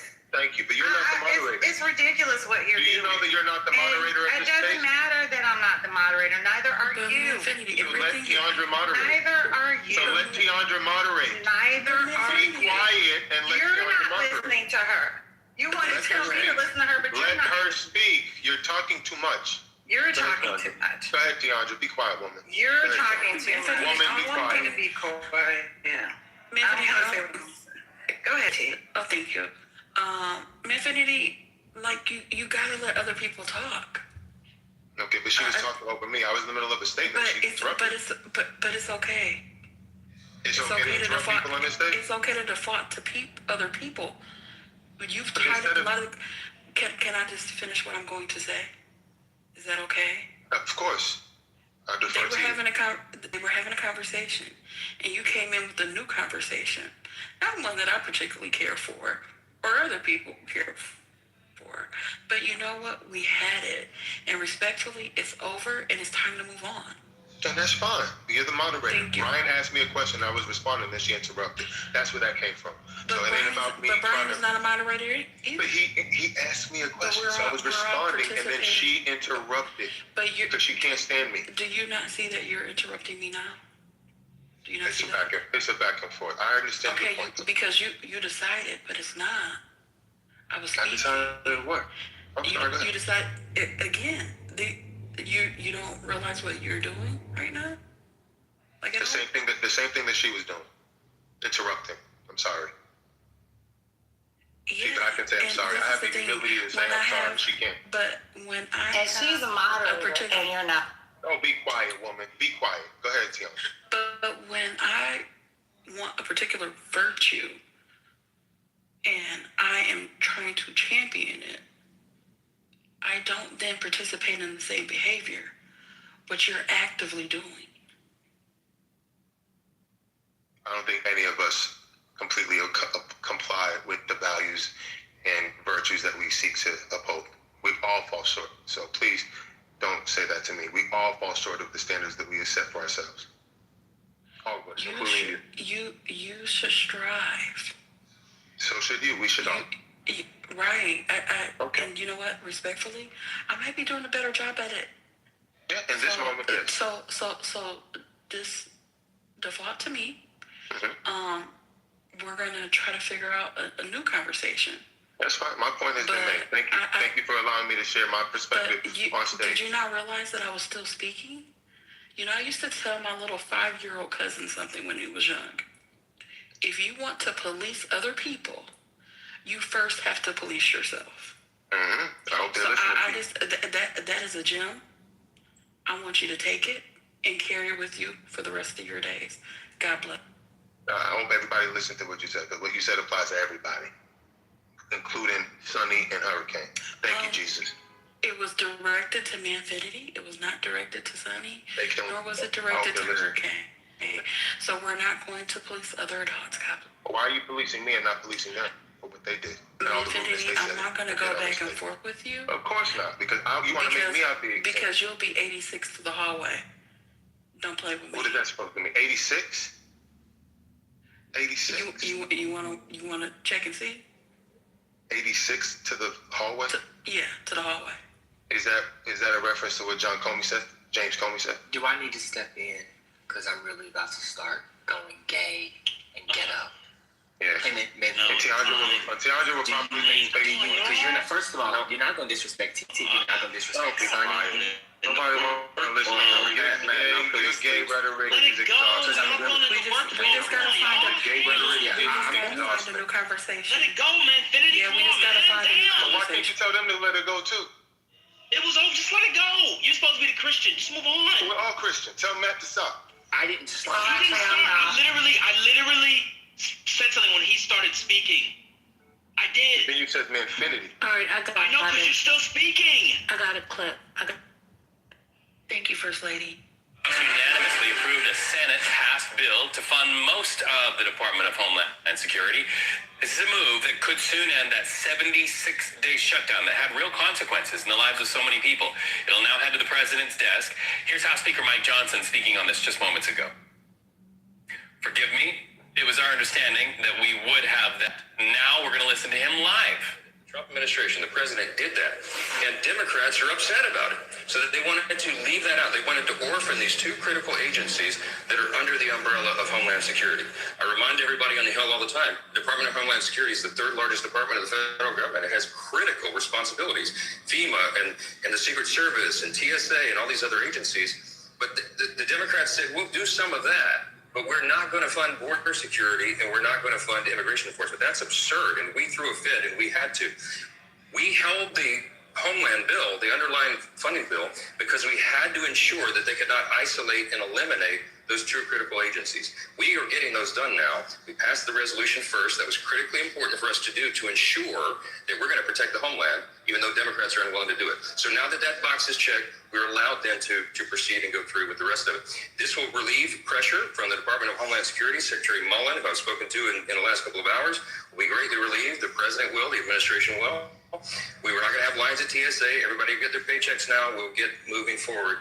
And then we will finish the work and finally get, again, for 3 years with no crazy Democrat reforms, we will fund Border Patrol and immigration enforcement as soon as we return for the work session when that bill is finalized. On FISA, Mr. Speaker, what do you anticipate from the Senate? And are you concerned that whatever the Senate sends over might be a problem over here?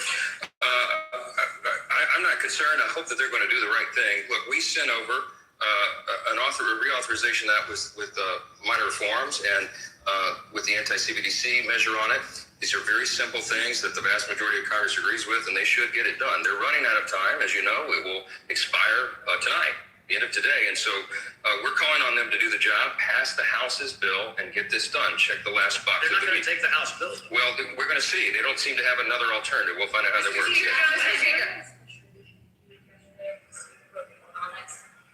Explain what that was about. I don't know who you quote. Okay, so look, this is they often analogize legislating to making sausage. You don't want to see it made, and sometimes it's an ugly process. Sometimes it's a long process.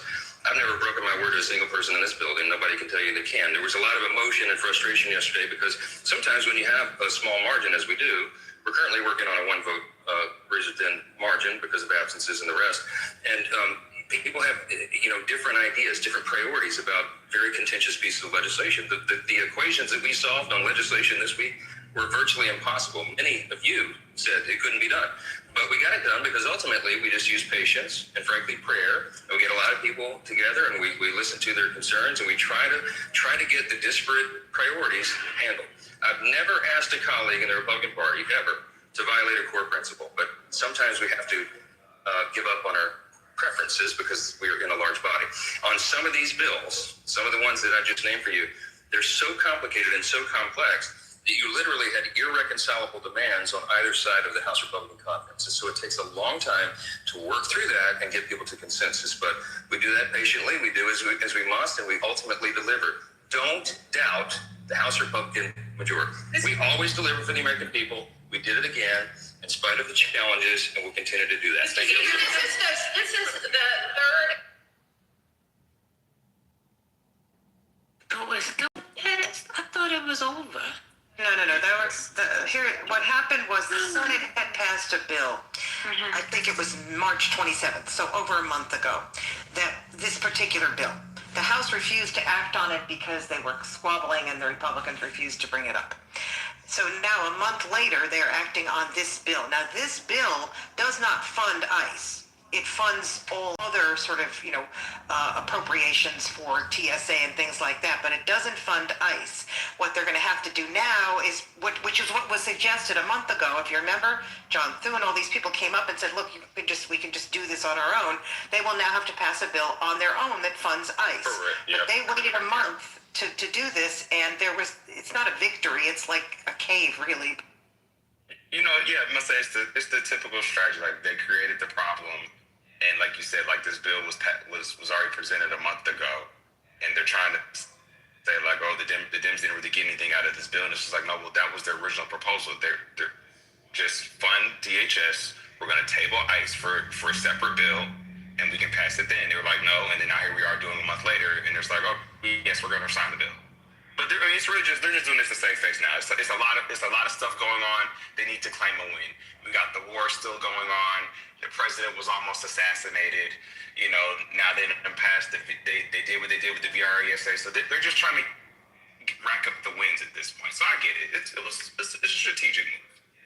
But yeah, they didn't get it. This wasn't a loss for them to think we're thinking. What the Democrats had told them about a month ago. This is what they said. Here, you take this bill, and then on your own, you pass whatever you want to for ICE. Right. That's what happened. So, and that came from the Senate, and then the House said no. The House had said no for the last month, and all of a sudden they just took up the Senate bill and said, by voice vote, by the way, and said yes. The Democrats, by the way, in the House voted for this, basically. They wanted this. Right. And now they're trying to claim that, House Republicans, Republicans always come through. Yes, and how other Republicans were But y'all were the ones holding it up. That's right. How they were responsible. You own the majority. Right. The thing that he said about we only have one vote, and I'm thinking, like, what difference does that make? I mean, it was probably, they only needed, to pass it over with the Democrats, they probably only needed, 7 or... So the idea was simply because ICE was always the problem. It was never the other agencies. Correct. They wanted change in ICE. If they didn't want to have that conversation now, then they could have did this a month ago. Just simply take out ICE and then go ahead and fund the people. They said no, hell no. It's the Department of Homeland Security. We got to get it all. But ICE had already had their funding. Yeah, they got their previous funding in a previous bill. No, they got their funding. He took it from the Big Beautiful bill, I guess. Yeah, the Big Beautiful bill. Yeah. So I don't know how long carved out. would that have lasted for. I don't know how. Maybe that was running out, and that's why they did this. I have no clue. Right. And I think, and that's probably a part of their strategy, because hey, ICE already has money carved out in the Big Beautiful bill. We don't need to couple them in with the DHS funding bill because they're already funded. So let's just get the other people funded, and we can table ICE conversations. And that's always been the talking point. We're not saying no, the Dems, we're not saying no, but we just table it so we can, work out some logistics. They didn't want to do that until, now we're a month in, and all this other stuff is going on. So now it's like, hey, let's just go ahead and pass this so we can claim a win. Matt said, breaking news, Louisiana is expected to keep one majority-minority district in its redrawn congressional map. This will flip only one seat to the GOP instead of the two many Republicans were hoping for. Thank you, Matt. Yeah, so Matt, can you explain that? Because are they still moving to take back the votes they've already started counting for early voting? Or it'll be illegal. They're not legally allowed to even do this, but they're going to proceed, and anything that happens will probably need to go up to the Supreme Court, and by then I don't even know if the elections will still be going on. So it's kind of a very strange thing that's happening. It seems like the Republicans are just going to shove this through. But they are, so what I just read is they're not going to get rid of the Orland seat. They're going to only target the Shreveport seat. So that's the indication, at least, that folks are discussing. I wonder why the New Orleans seat over the Shreveport seat. I mean, vice versa. Why the Shreveport seat? And that was the seat that was that was the contention, the lawsuit. So they said that was a racial or an unconstitutional gerrymander that wasn't allowed because they're not allowed to pretty much to make another majority-minority seat. Blah blah blah blah blah. I'm sorry, minority-majority seat. Blah blah blah blah. But so they think they can just get rid of it, which is fine in their eyes, even though the indication from the Supreme Court, when you see the maps they present, they still show the seat. It just doesn't exist in the way that it's drawn today. So they're still going to gerrymander and essentially overstep what the Supreme Court told them. And it's kind of we're going to be in a wait and see moment. Like, well, how will this be handled? They're not even allowed to do a redraw. They already are, like, early voting has already started, especially for people overseas who are in the military. They've already been mailing their ballots back. So they're not legally allowed to do this, one. Two, you're also not listening to what the court said. You're not picking one of those maps they offered. You're making a whole other map that just gets rid of it, that seat entirely, and just keeps the New Orleans seat. So they're trying to play it safe, even though they're gambling. Then we go to the discussion regarding the governor of Tennessee, the shithole that Brian's from, an inbred state. They are getting rid of the Memphis seat that Cohen is setting in, and that's a majority district. They don't give a fuck. Trump already posted it on Live Social today.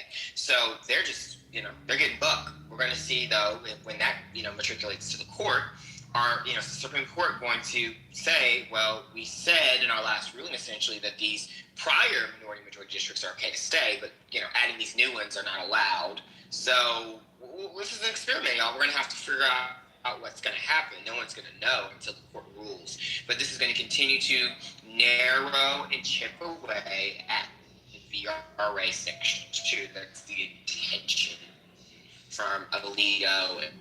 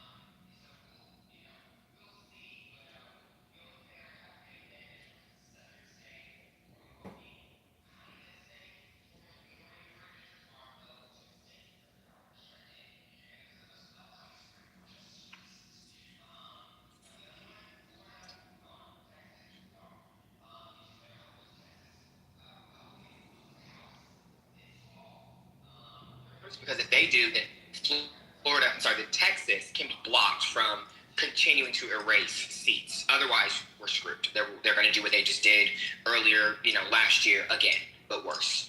So, y'all. Alabama signaled they're not because they're not. They have court. They have a they can't until 2030. But their Senate president said they would keep one seat anyway in Alabama. They'd be getting rid of Terry's seat though. And then Mississippi said they're getting rid of they're redrawing their Supreme Court district map, but they didn't indicate if they're actually redrawing their. They have a trigger law for that. They didn't indicate though if they're redrawing their congressional maps, but. I think is his name Bernie or Benny? I think it's Bernie. He is Benny Thompson. Yeah. Benny. There we go. Benny. I don't know if he is. I don't know if they're dumb enough to do that. They might erase the seat, but they also have a race next year, a governor's race, where it's likely that Brandon Presley runs again against Tate and probably beats his ass because Presley only came within 3 or 4 points of losing a gubernatorial run in Mississippi, and they also have Scott Cologne, who's running a tight race against Sidney Heitsmith. Do y'all really think she's a KKK bitch. Y'all really think doing this before that election? Y'all really think doing that in a midterm year is gonna help Cindy win? Y'all gonna activate black voters who really don't vote in Mississippi to come out and vote for Scott Kalama. People think like, I mean, they're looking like, for because Alabama's chipping away. They still got a ways away, but Mississippi is surprisingly the southern state that people are not really paying attention to. It's the sleeper D state. If the whites in Mississippi voted like the whites in North Carolina, it'd be a safe D state. Mm-hmm. And that's the thing people don't realize. But if they do this in Mississippi, which they're already going to do with the Supreme Court Justice District maps, if they go ahead and proceed in doing this, then I think that Cindy will lose her race.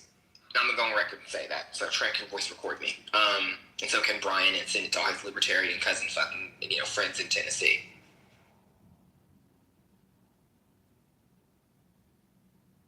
Yeah, I was literally just doing my absentee ballot, not my absentee ballot, my early ballot for Georgia. So I've still got to go back. Please vote for Jason Estevez. I beg you. Oh, absolutely. He was getting my vote regardless. There's nothing against Keisha, but we're voting for Estevez. Please, hopefully he gets out the primary. Bro, we need to win the gubernatorial election, because if we win the governorship, we can stop the map in Georgia also. The governors, though, in North Carolina, even though we have the governorship, they can't control the ledge. We have to flip seats this fall in North Carolina. Georgia, I think we're already going to flip some seats. Probably not in the Senate, but definitely in the House. So, and with Wes Pogley and probably then winning the governorship, I think there's a way we can kind of stop some of the redrawing that will happen, especially because Ken's going to probably indulge himself in doing it after we have all of these different primary races and all that. So, there's some hope in a couple of these states in the South. I don't know that it will be, at least right now, as bad. It really will fall on Dems winning and running it up in places like Washington State Senate. They need to flip some seats, Washington State, to get rid of the constitutional amendment in Washington State so we can do a redraw there. Michael Bennett is a sitting senator of Colorado who's running for governor of Colorado. He's indicated he's open to suspending their state's constitution so Colorado can get rid of those two Republicans, Byrd and what's her name? The crazy ass woman, Bobart the retard, Botard. Let's get rid of them. So that's an option. New York, Hochul has said that they're going to be redrawing. New Jersey, it will take some time, but I think that Mikey Sherrill can get it done in figuring out how they can change their state constitution so that we can get rid of all of the Republicans in that state, potentially except one. Same for Maine. Maine will likely have a Democratic governor. It might be, he's the South Asian guy, Nirav, I think that's his name, but or Troy Jackson. They're going to probably pursue redrawing so that the second congressional district of Maine is less competitive for Republicans. So I don't know. There's a lot that Hakeem Jeffries has talked about today that we're going to all have to kind of take this wait-and-see approach for, to see if some of these governors are going to step up now that these red states like Tennessee, where Brian is from, the cousin fucking red state he's from, where they are taking out that black district in Memphis. So let's do it. Yeah, I would actually support getting rid of evil Republicans. So the socialists.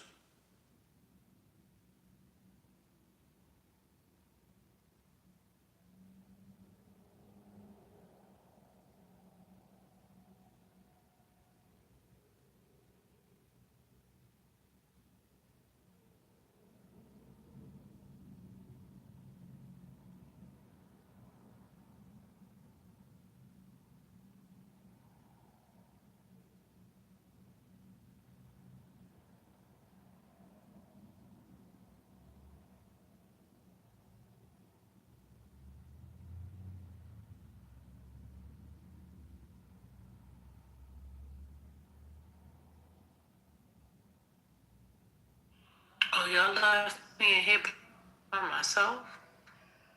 Oh, okay.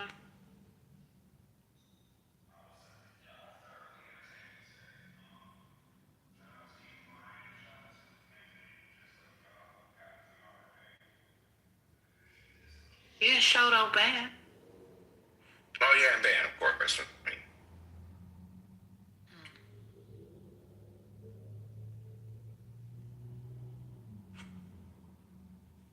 Who Who's Musa? Is that his name? Musa? Musa? Who are you, sir?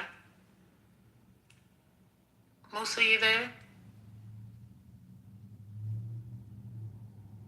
Yeah, actually, I'm here. I'm listening to you guys. So I'm not on the mood to speak because I come over this platform in order to listen to you. It's a pleasure to listen to you. Oh, okay. So why are you on stage? If you're in listening mode. By accident. What? I couldn't hear you, sir. Saying that I just want to listen to you guys. It's a pleasure to listen to you. Oh, okay. Oh yeah, just move it down. That's why I call listening lounge. Yeah, just this.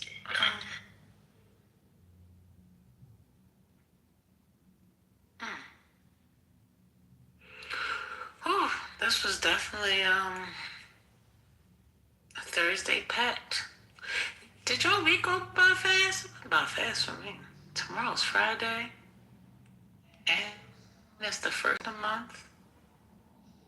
It's gonna be great.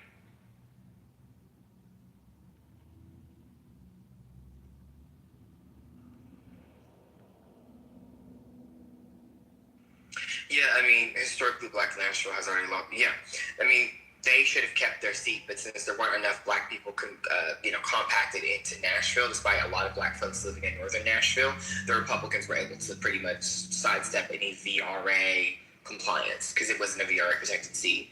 Arguably, I think it could have been, but Memphis obviously is. So, yeah, they already fucked us with Nashville, which sucks. They already broke Nashville up into 3 districts. So Memphis is about to be broken up into 2.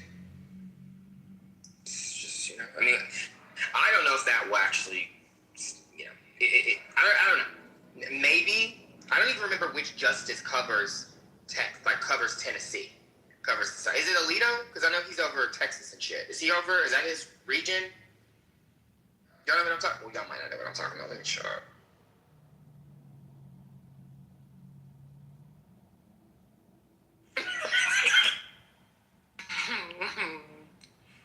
Because they all have a circuit that they cover. Each of the justices. I'm like, which one? I don't know that he covers Tennessee. I feel like that is outside of him, but maybe he is included in.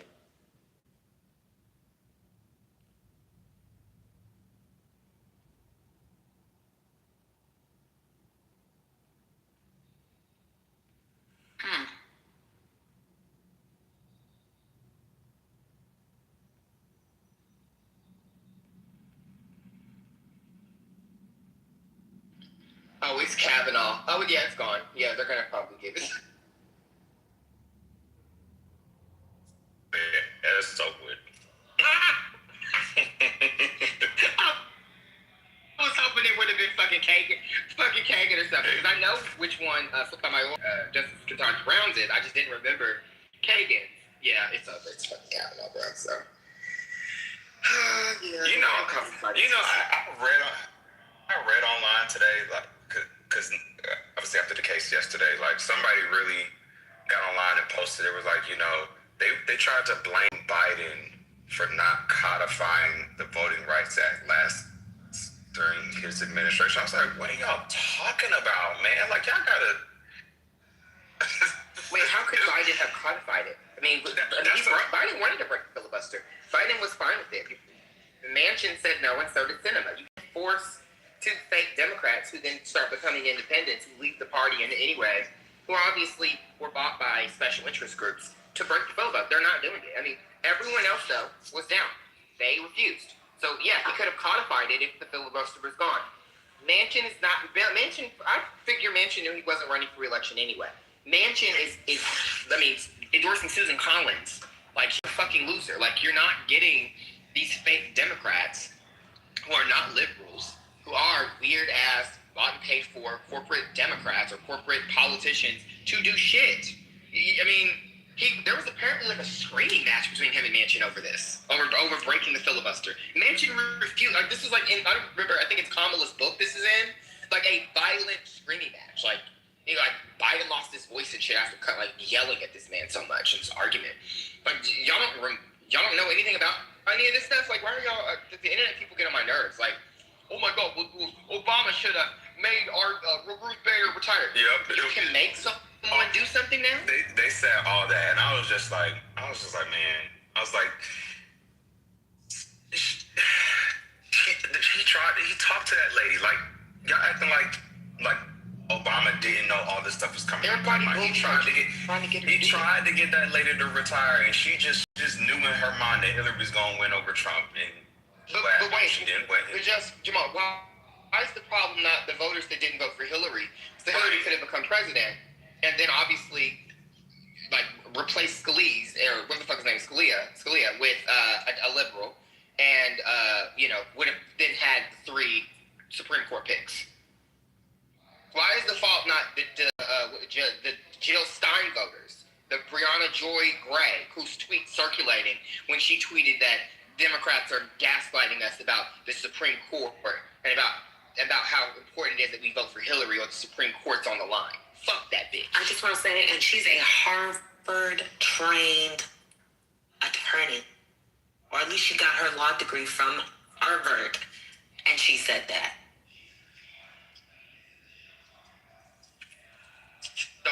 So wait, whose fault is it? Is it not voters' fault for sitting out elections and letting shit fly so we can get Trump 1.0? Is it not voters' fault? I mean, everyone on the Democratic side was supporting Hillary, and everyone thought she was going to win. She had that whole glass ceiling thing that was going to happen to show she broke the glass ceiling when she won that night. All that stuff was supposed to happen, right? But no, he won. The fuckers in Michigan, Pennsylvania, and Wisconsin wanted to vote for him. They wanted to vote for the reality TV show, you're fire, motherfucker, from The Apprentice.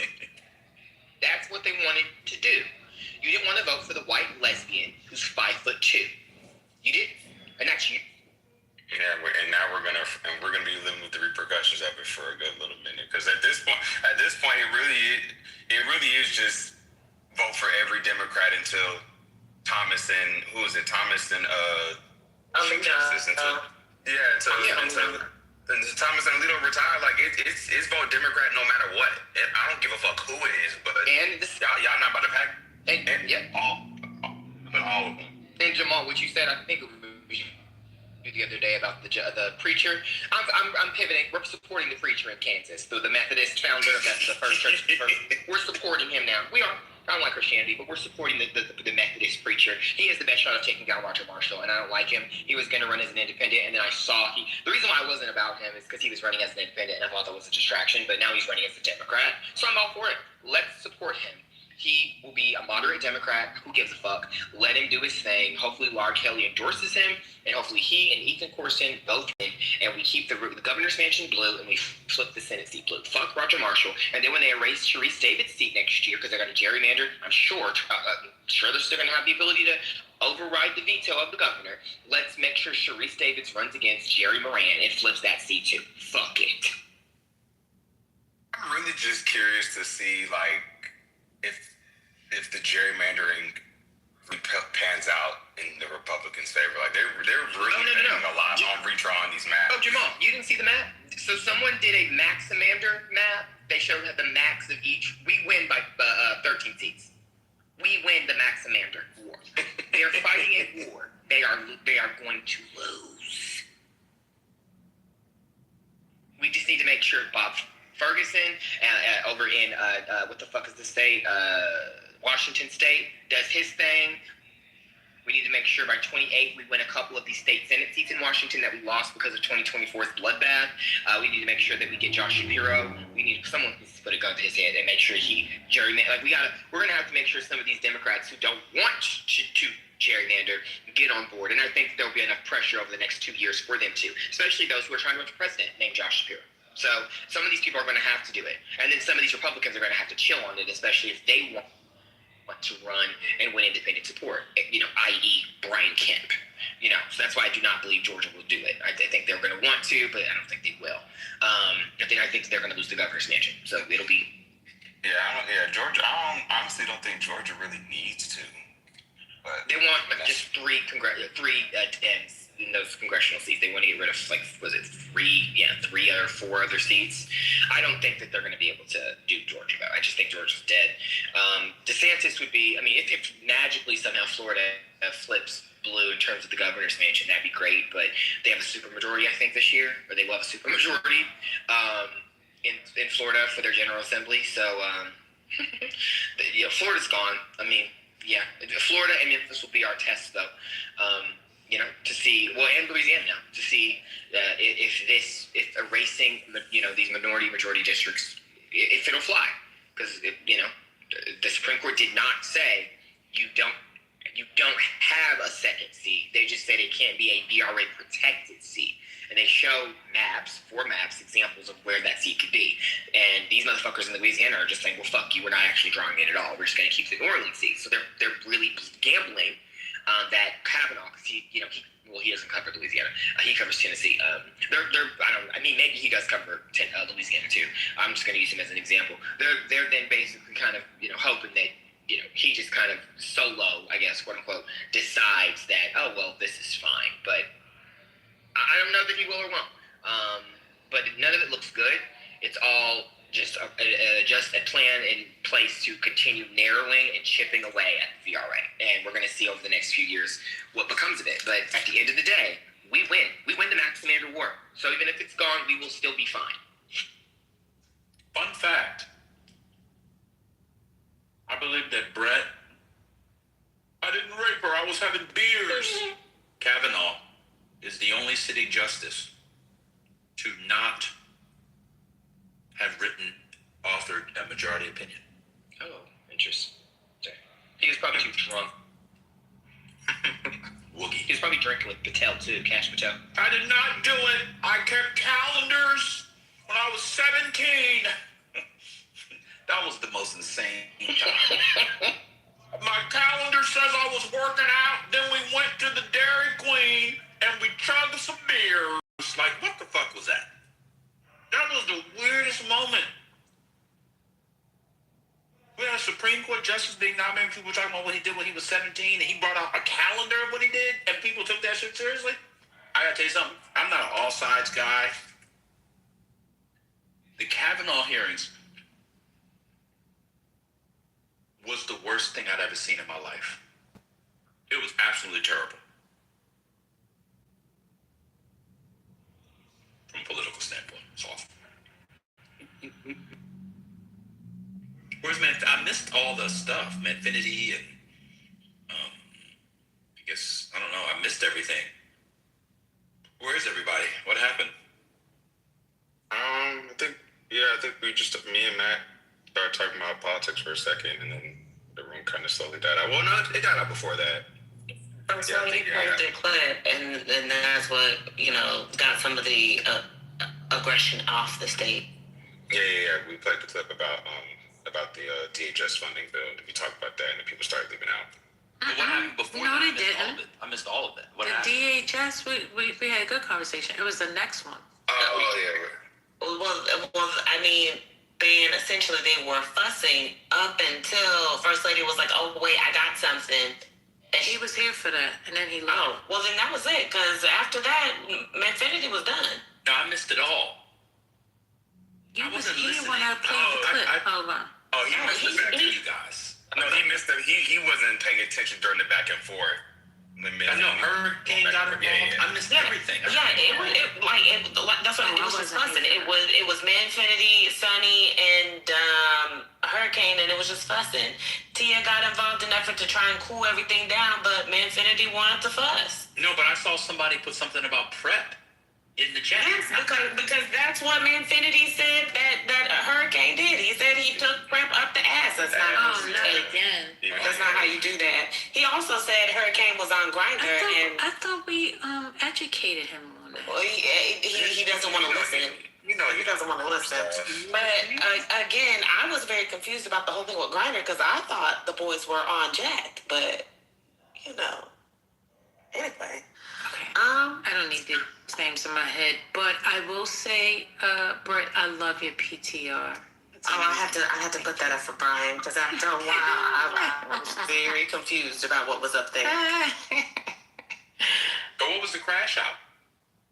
Manfinity, How did Hurricane get it? because Hurricane was tired of hearing Manfinity talk, and he was tired of hearing Manfinity repeat the same things. So he started cutting Manfinity off, I think in part to give Sunny space to speak.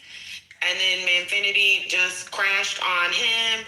And then when Sunny did the same thing, because she wanted to speak and was tired of hearing Manfinity speak, Manfinity called her an angry black woman, said that's why she would always be single, and said something about that's why she just has academia and some other shit like that. It like he completely just went to the lowest common denominator of the things that he knew about people in effort to attack them because they were tired of hearing him say the same talking points.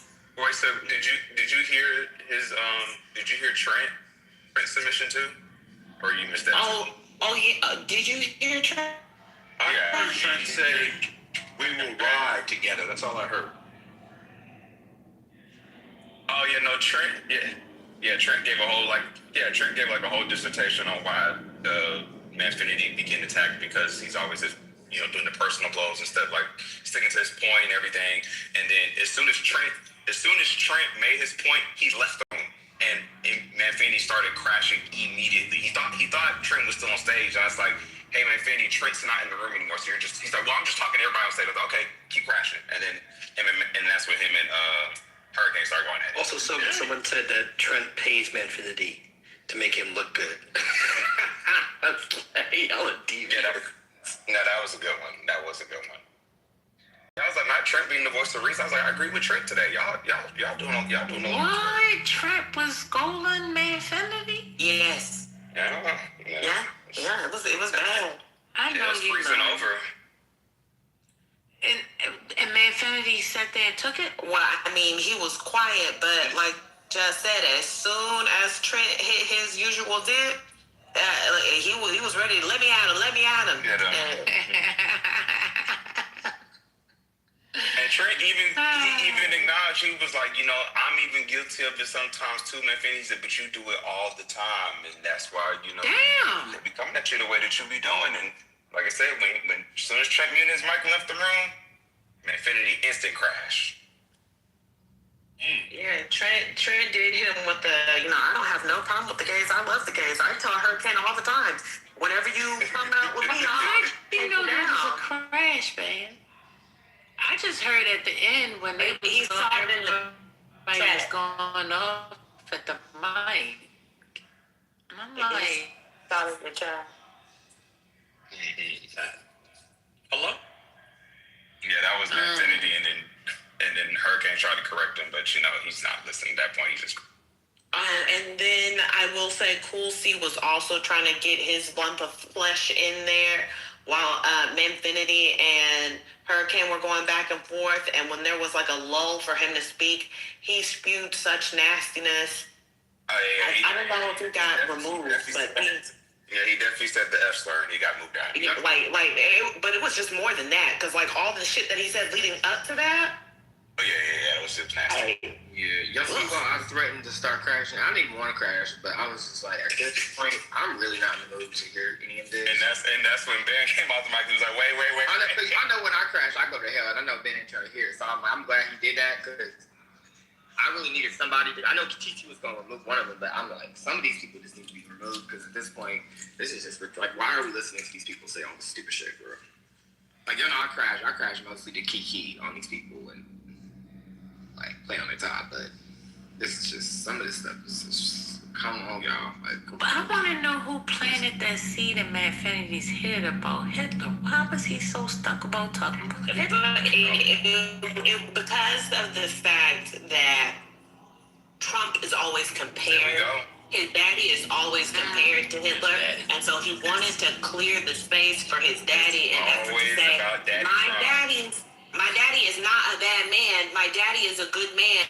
How can I find ways in which this bad man is good in effort to say, and see, you could learn things about my daddy, because my daddy is complicated. He's not this bad person.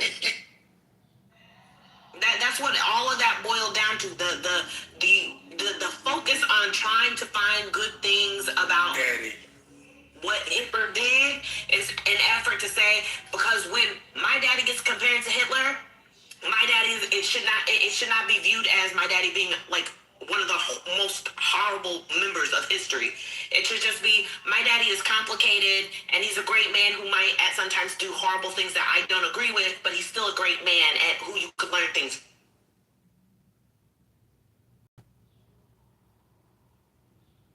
Yep, I saw. As soon as he said, I saw that place on my mind. I literally put that in the chat. I was like, this is about Daddy Trump, y'all know. That's all this about.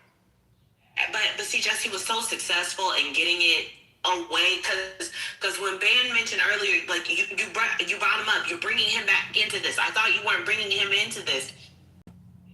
That's when it should have kind of just been like, you know what? I see what you're trying to do here.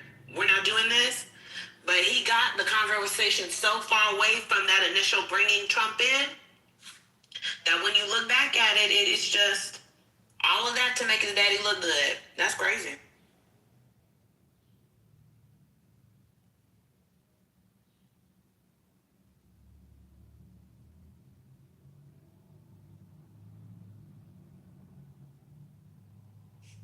Ben, are you there? Yeah, I'm trying to find my permit for my EV charger so I get my rebate. What's up?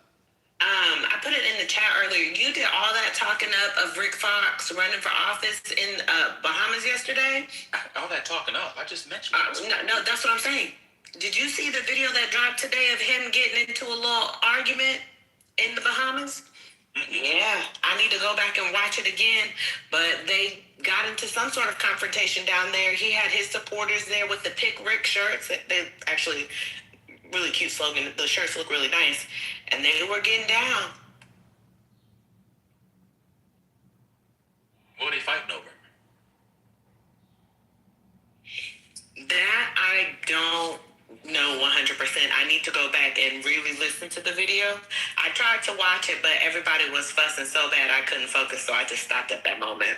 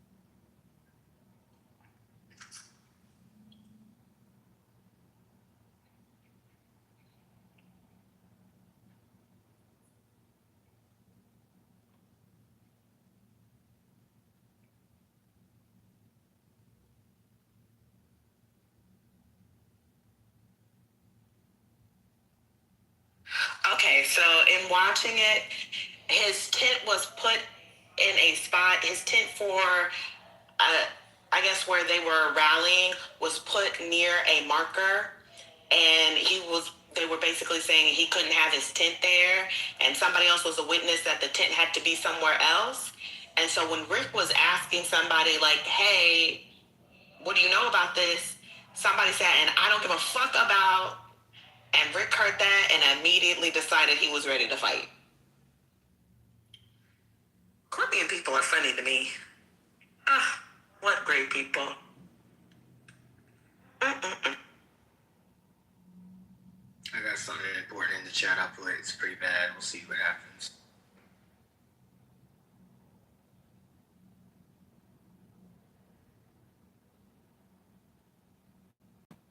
Damn, I thought she said she wasn't gonna do it. Fuck.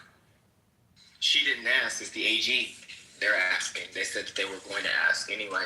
So, what's her name? Kay Ivy. Is that her fucking name? She said she's not going to Ivers or Ivy. I some fucking big ass name. Yeah, she said she wasn't going to.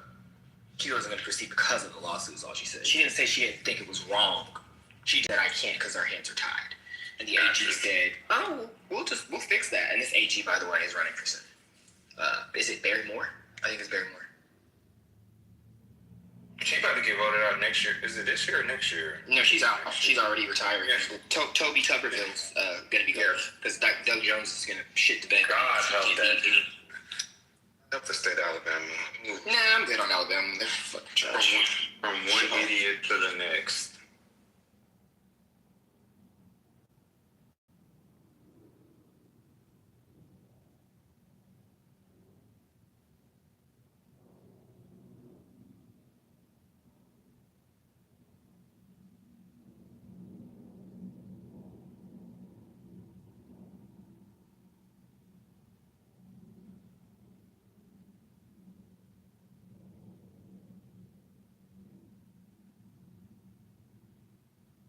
I wouldn't say the Bible Belt is cooked. I would say the Black Belt is cooked.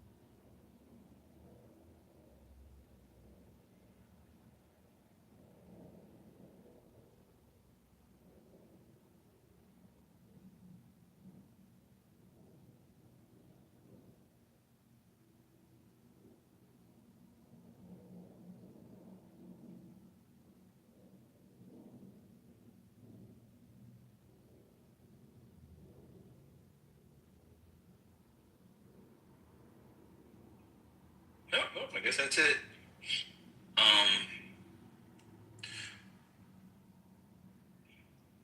The online left is crashing, but it's like a sideways crash over the Voting Rights Act. Because they know they're responsible, in part, for its demise is fucking hilarious. Yeah, I just talked to Matt about that. I was reading somebody's post on Thread, and they tried to go back and blame Biden for not codifying the Voting Rights Act. What does that mean? Yeah, that's all. I was like, what? I was like, what are you talking about? Article 2 was already codified. It's codified in 1965. These niggas are dumb, yo. What's going on? I think a condition of being an American leftist, not one over 40, but or maybe even over 35, but like becoming one, is to just being stupid. When I was young, leftists were not this stupid. I'm sorry. If Biden had codified the thing that was codified, that they just overturned it, then maybe his codified of a codified thing wouldn't have got overturned, because it was codifying a thing they overturned that was codified. Well, my favorite thing is looking at the people go back to Roe v. Wade. I realize Democrats fundamentally misread abortion rights. Clearly. Americans just generally don't give a fuck. There's just not a major issue like I thought it was, like the Democrats thought it was. They don't give a fuck. They give a fuck. Well, maybe if Obama had codified it. For the Republicans to come in and change it? Obama had 59, 60 seats, and so you mean all those pro-life Democrats that wouldn't have voted to codify? What, he should have did what? He should have threatened to kidnap their dog and pet turtle named FIFO? He ran on it. Obama ran on codifying Roe v. Wade? I don't remember that being part. These people, I'm telling you, these people... You're going to vote like Republicans, just join. That's right. Because all the bills that Democrats have passed in the last 5 years have had so many Republican votes, and all the bills Republicans have passed in the last 5 years, so many some Democratic votes. Now, I'm getting better on Twitter at profiling fake accounts. There are a lot of fake accounts, Russian bots, people that try to do the online leftist thing. But some of them are actual people, because I've seen them before in other spaces, on other pages. But there was a story of an Indian guy who, did you guys read about this? He was a blonde MAGA influencer and made so much money on social media, it paid his medical school. Did y'all see that story last week? Yep. That shit was wild. I ain't gonna hold you. That snow bunny was kind of cute. That big snow bunny was kind of cute.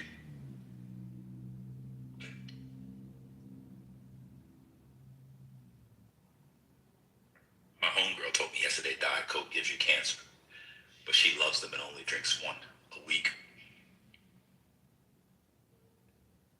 It's impossible to just drink one Diet Coke a week. Yeah, like that Coke. Now I do. I started drinking them. I went to a party last week, and I said, I'm going to go to this party, and I'm not going to drink. And I had a Diet Coke in a tall, skinny glass with a lime and a tall black straw. It was all very middle-class gay man. And, not a black straw. Not a toothless. Yeah, I did. And it was delicious. It was also a party I went to. It was a dinner party. They had, you ever go to a dinner party that's buffet style? Anybody? Went to a buffet style dinner party, people go to a buffet. Ever been there before? Mm-hmm. The buffet was steak free. Oh, listen. And they had, if you didn't want the steak, they had like a 24-inch salmon. And it started with a cold raw bar.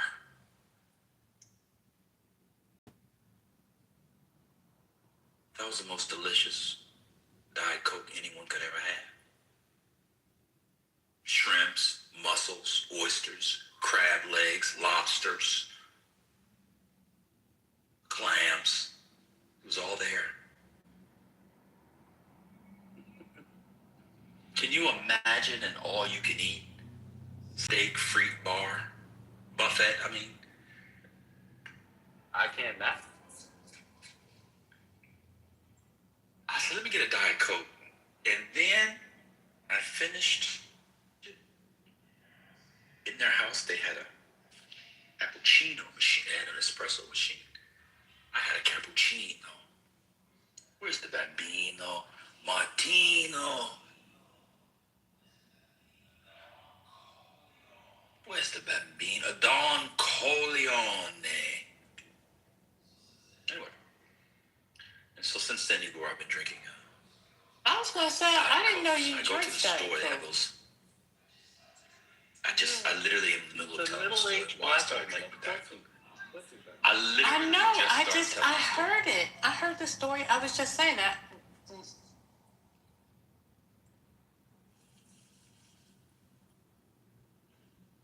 Sir, I haven't been on the clip all day. I was just trying to, have a conversation because. Oh, we got content. Because I didn't want you to say, oh, young niggas not talking. So I just thought maybe, What'd you say? Huh? Did she use the N-word? The way that it's came out of her mouth, unprovoked. Whoa! Wow. There's a crash out.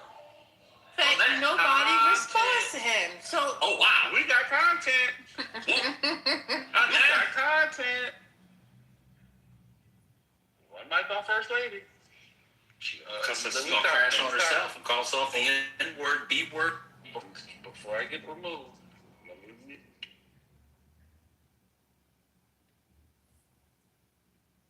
It's funny how you can call Manfinity a storyteller, but can't see it in yourself. That's amazing, brother. Brother Messi? Yeah, that one. Wait, yeah, Brother Messi Jesse is one of the most disingenuous people in the Central Time Zone. Listen to him. Did you hear him the other day when he was speaking in tongues while changing that shitty diaper? Did anybody remember that? Yeah. He was literally speaking in tongues.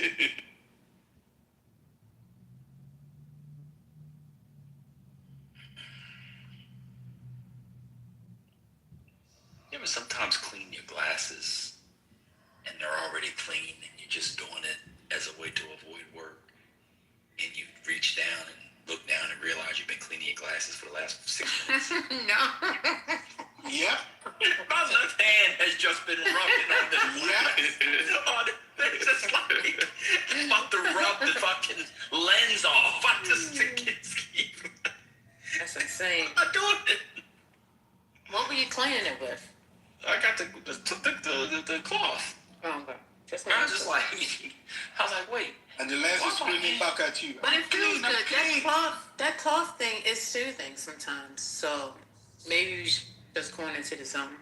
Well, I don't know. I think what got me out of the zone was I was like, man, I'm still cleaning it. Usually by now I run out of pee-pee. Because, you have that back and forth.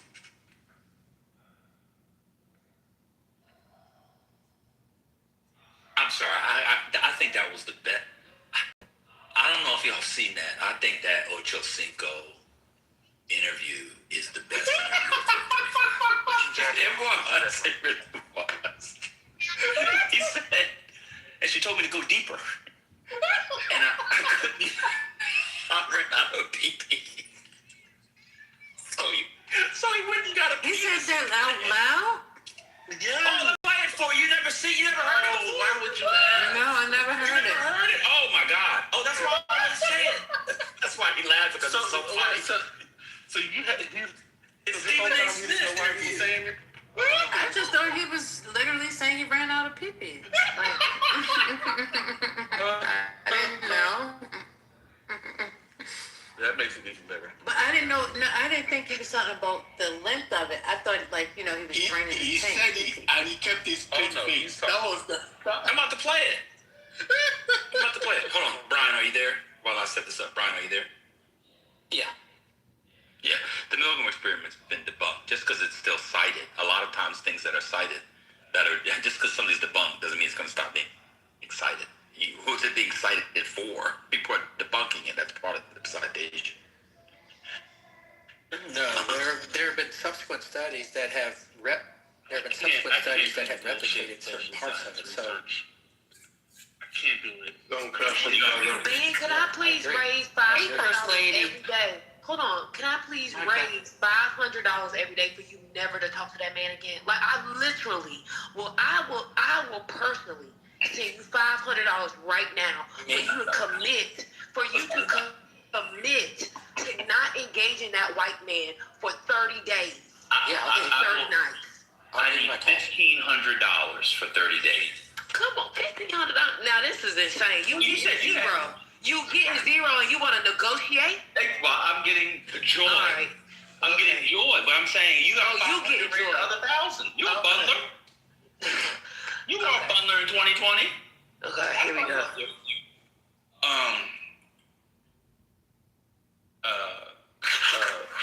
Brian, what is that? I don't even know how you do that. 2025, Karl Marx's fourth most commonly assigned author. What database? You just quote things. What is that? yeah, it's listed here. Let me get it for you. What is it? Let me tell you. It's the Open Syllabus Project. What is that? This information is primarily derived from the Open Syllabus Project, which catalogs millions of digital syllabi. Some critics note that the data set might not include all colleges, though it's considered a strong indicator of curriculum trends. So the Open Syllabus Project. Open Syllabus Project. What fields do they look at? I'm not sure. I'd have to look into that. Okay. I suspect they cross numerous fields. It's probably just digital collection of syllabi across different disciplines and departments. And this is the Communist Manifesto, so does this include non-U.S. places?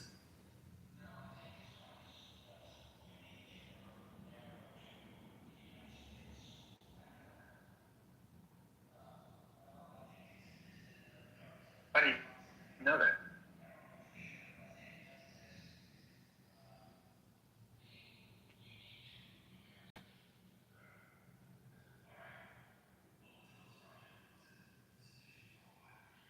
Institutions worldwide. All right, First Lady, are you there? Mm-hmm. She got to the point where we were in action. She got to the point where we were in action, and she said in my ear, "Go deeper. Stay with me now." And what hurt me is I was all the way in, so I had ran out of pee. And that is what caused me to get into amateur porn, so I could perfect my craft in the pelvic area, so I would never have to hear that again. I'm here to share my stories and my shortcomings. Back then, I've had surgery since then. So good. So what you're trying to say is that Who you are now, yeah, completely is different. manufactured because it was surgically enhanced. Yes, sir. Yes, sir. And you know, and I'm comfortable saying that. I can tell you that it's just something you would never be able to get on TV. That's why we on your show.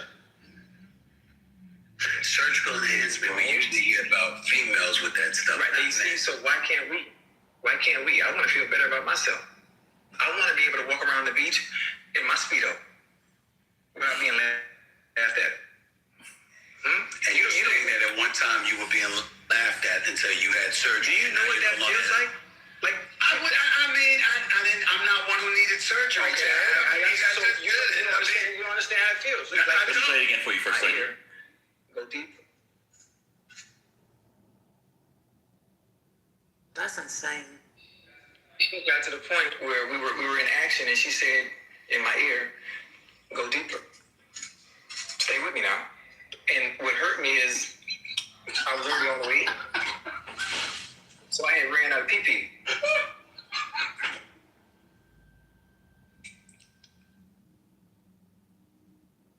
He really said, "I would never feel comfortable saying this on TV." That's why I'm saying it on your show. It's all over the internet now, friend. What's going on? I don't think he said that.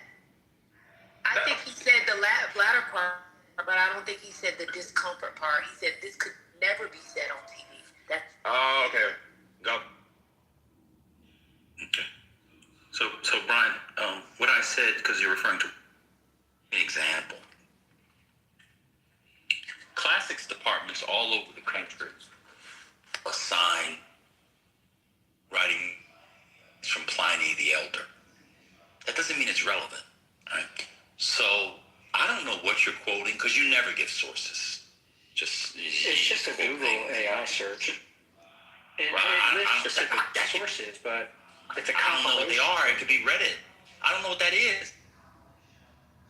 It's a compilation of. I know, that's what I'm saying. So when Google AI does it, they pull stuff from Reddit and Core. In fact, let me give you an example. I was looking up the other day. I was very interested in the history of appreciation for singers and other performers. And I was thinking about the beatniks and their legacies in terms of the snapping. And I said, people had to snap in the past. So I found an article on the New York Times, I believe it was. And in the article, it said that the practice of snapping as a sign of appreciation, as a gesture of appreciation, admiration, as applauded, as it were. Think applauded, applaud, same etymological roots. You can say it has the same linguistic etiology, as it were. I don't need to go into philology of plaudits, but of course it goes back to the Latin. And I saw that they said it went back to the Romans. So that's interesting. And there was a hyperlink That's all fantastic. They're going to take me to the book, the article of some scholar or historian of note. Critic. It was a Quora post. I threw it out. So if you're giving me something from an AI overview, I don't know where it comes from. Anyway, let's go to the main point.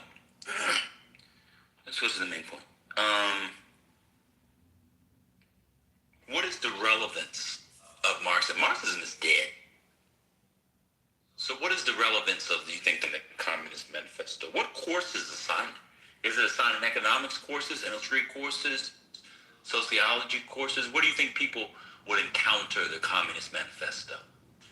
Yeah, I think it's assigned in economics courses, poli-sci, sociology.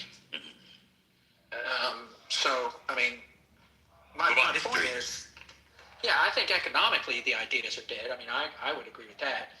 But, I mean, it's still widely assigned, widely referenced, and it's still advocated for some of the things that he proposed or pursued. Right. And so, do you think you can understand the history of the Soviet Union in any significant way without going through Marx's ideas?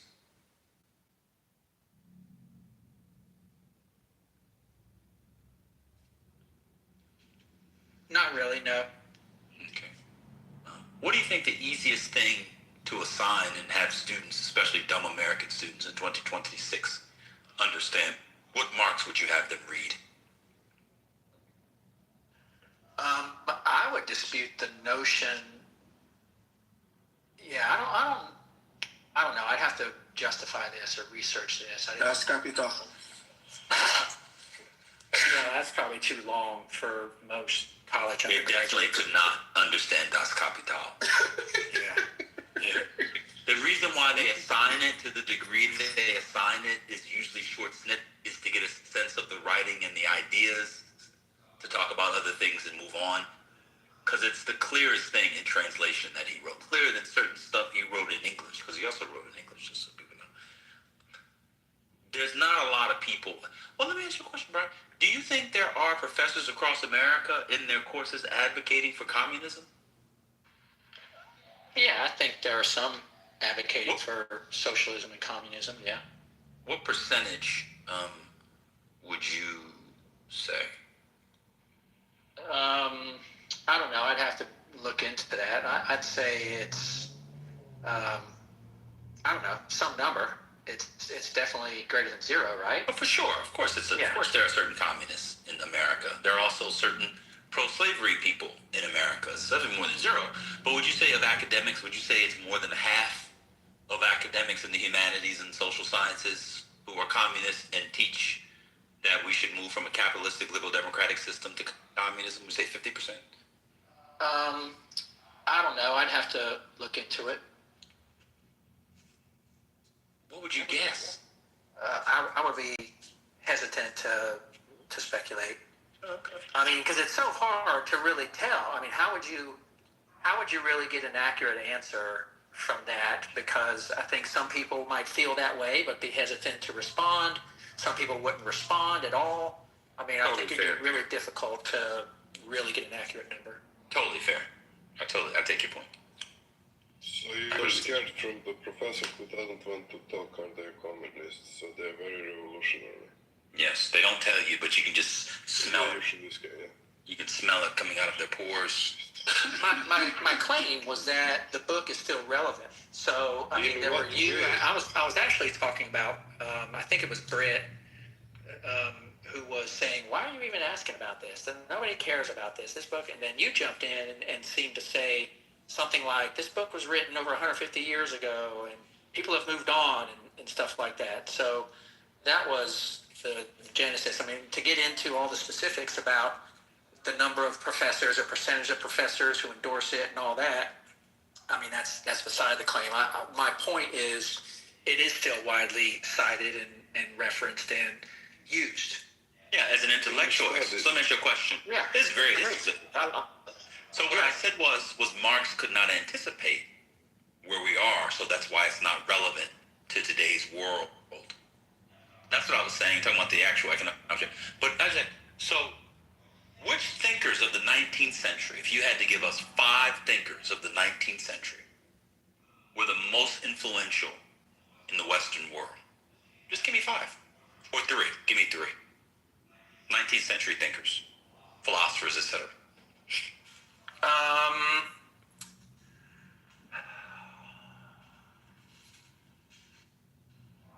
Well, I'm not sure between the 18th and 19th century. In the 1800s. Yeah, I know, the 1800s. I'm trying to think of who was alive and influential in those times. Was that when,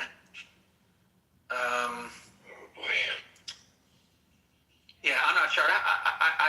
I would say that, I keep thinking in the 1700s versus the 1800s. But Nietzsche. Okay, yeah, Nietzsche, definitely. Well, he die? Well, he died in what, 19? He's a 19th century thinker. Keep going. Yeah. Who else? Well, let me see. Hold on, no, you got to tell him when he died because he said in the 19. No. I think he died in 1900, didn't he? Yeah, 1900. Yeah, keep going. Yeah. So he's very 19th century, yes. Keep going. Yeah.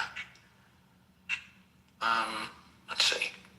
I don't know. I wasn't prepared for this. Google. Yeah, Google it. Let me Google it. I'm Googling it. Yeah, God. Well, Marx, Mill, John Stuart Mill, Darwin, obviously. Yes. Who was the person you just said? Marx. John Stuart Mill. And the person before that? Marx. That's why he's the single most influential thinker. I agree. In world history of the 20th century. That was my whole point. That was my entire point. So what is your I point? said influential on the 20th century. That doesn't mean he's relevant in terms of structuring an economy. I literally said he's important in the history of ideas. And I agree with that. That's my point. I'm agreeing with you. No, I said he wasn't relevant to building an economy. Or political movement anymore. You just said that it's hard to, or you asked, would it be possible to understand the Soviet Union without understanding Marx? I mean, the Soviet Union just fell, 40 years ago or so? I mean, isn't that still relevant? If they base their economy and their political structure and their entire Soviet Union on Marxist ideas, is that not still relevant? Well, no, because by the time they fell, much of it had changed.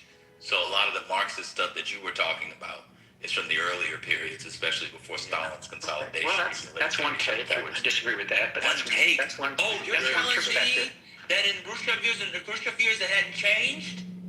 Well, I'm not disputing that. I'm just saying that there were influences that Karl Marx had into the late 20th century. Like where? Like the Soviet Union. Which one? Which part? Which parts of the Soviet Union? Yes. Which parts of their economy were Marxist in 1990? No, in 1955. In 1990. Let's do it. I mean, Jesus Christ. It's okay, Brian. We just mess with you. Jesus Brian, Christ, so you're telling me that Karl Marx did not influence the Soviet Union up until its demise? Like, they completely abandoned Marxist principles. They were not at all Marxist. Nobody said that. Well, that's what he's saying. He's saying that they didn't have an influence later on. They were only influential early on. You're thinking the Soviet Union had one economical way that they run from 1917 to 1991, and they didn't change, and that is not true. So Lenin had his way. I'm saying they were influenced by Karl Marx. I mean, it evolved. I'm sure it evolved. No, it's well, he actually rejected Marxism in a lot of ways, yeah, because Stalin did. Yeah, exactly, correct. Because it's. That's okay. That's okay. Who do you think 19th century Brian should be assigned more than Marx. I'm not saying that. That's not at all my point. I'm just saying. Yeah, okay, that's fair. I'm sorry. Yeah, he was. That's fair. I'm saying he was still. You know what? So let me tell you my Adam Smith theory. I have a conspiracy theory on Adam Smith. I actually believe that capitalists don't read Adam Smith and don't want to read Adam Smith because they lie about what Adam Smith actually said. And if you actually read Adam Smith and didn't tell people it was Adam Smith, they would say he was not capitalist. That lecture on jurisprudence is just. Adam Smith is one of the great thinkers, boy. The way these capitalists have, they're actually not capitalists, but yeah, people like Brian. Brian, do you like Adam Smith? I think he was influential. I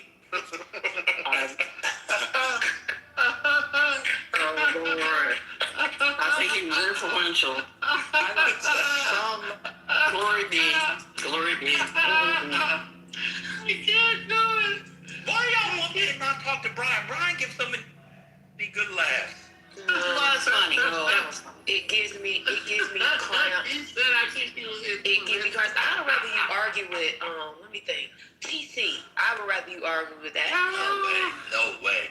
Brian 10 times out of 10. This man leaves the app. This man leaves the app and say, I sparked with a nigger today. That's what he does. Oh, I don't know about that. So, well, you talking about him or TC? Brian. TC might do it too. Maybe. He was the one that told us he only sees black people on the weekends. Well, hold on. Well, I mean, that's my, TC had a whole experience the other day. He came in PC. We weren't here. It was what? It wasn't last night, was it? It was 2 nights ago. It was 2 a.m., yeah. Why y'all on the app at 2 a.m.? What's going on? I like his. I like the invisible hand. I think that has held up. Oh my God! Now he went and Google what Adam Smith did. Can you center yourself for a moment? When we talk about another problematic person. A problematic white? Is that what you said, brother? I'm sorry. No, he's talking about TC. Yeah. Oh Lord.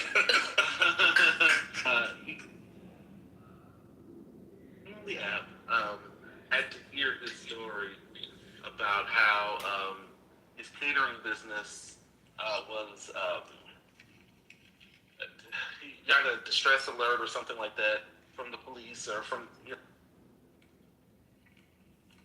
It was a dumb story. It was a really dumb story. It's like the police were the one who tripped the trigger in the first place. It's like, you came out here and 2 o'clock to tell us that story. I don't understand what's going on. You can go back there, Brian. I'll go back to the goo. Oh yeah, sing it. Oh yeah, no, brother, you was cute. I don't understand the story. He just stopped talking and then somebody else.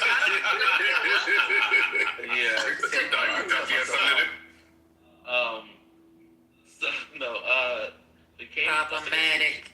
And started talking about how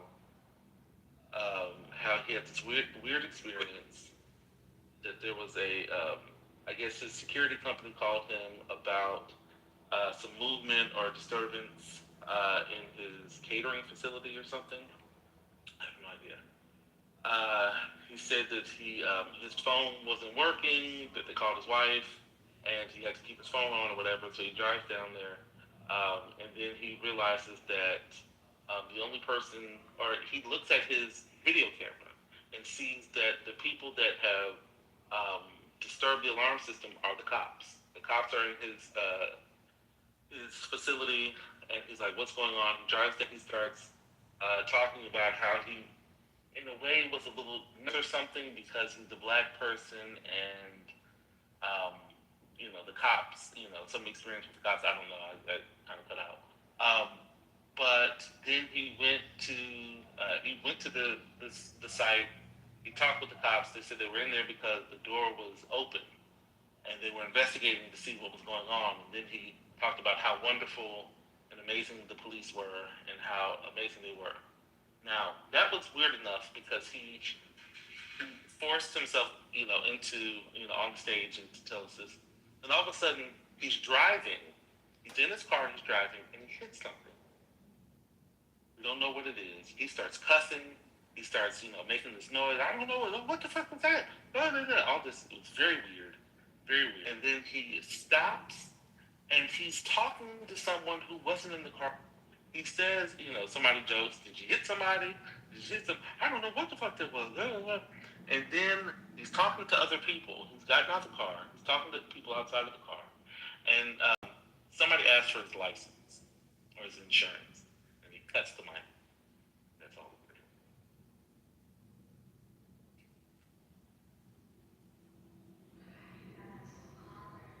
Around on Clubhouse. I hope he's in jail. Yeah, that's what I heard. That's all I. Was it a person or was it a deer? I hope Wait. It landed in the jail. Are you talking about the person that I said earlier? No, we're talking about TC. We don't know what it was. We just know that he blew a tire. So Y'all was on the phone with TC last night? No, TC came at 2 o'clock in the morning.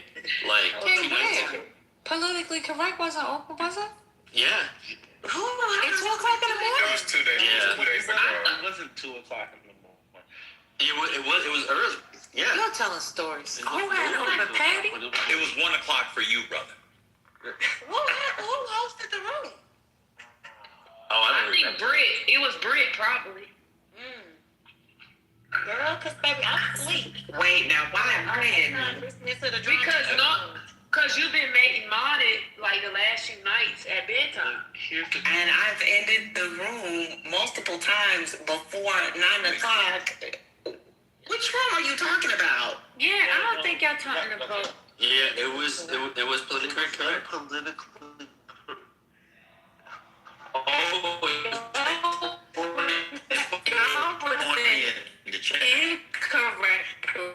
Incorrect. It was not funny because I'm not on the stage at 4. Baby, let me tell you something. At 2 a.m. No. I don't think it was last night. That's why I'm saying.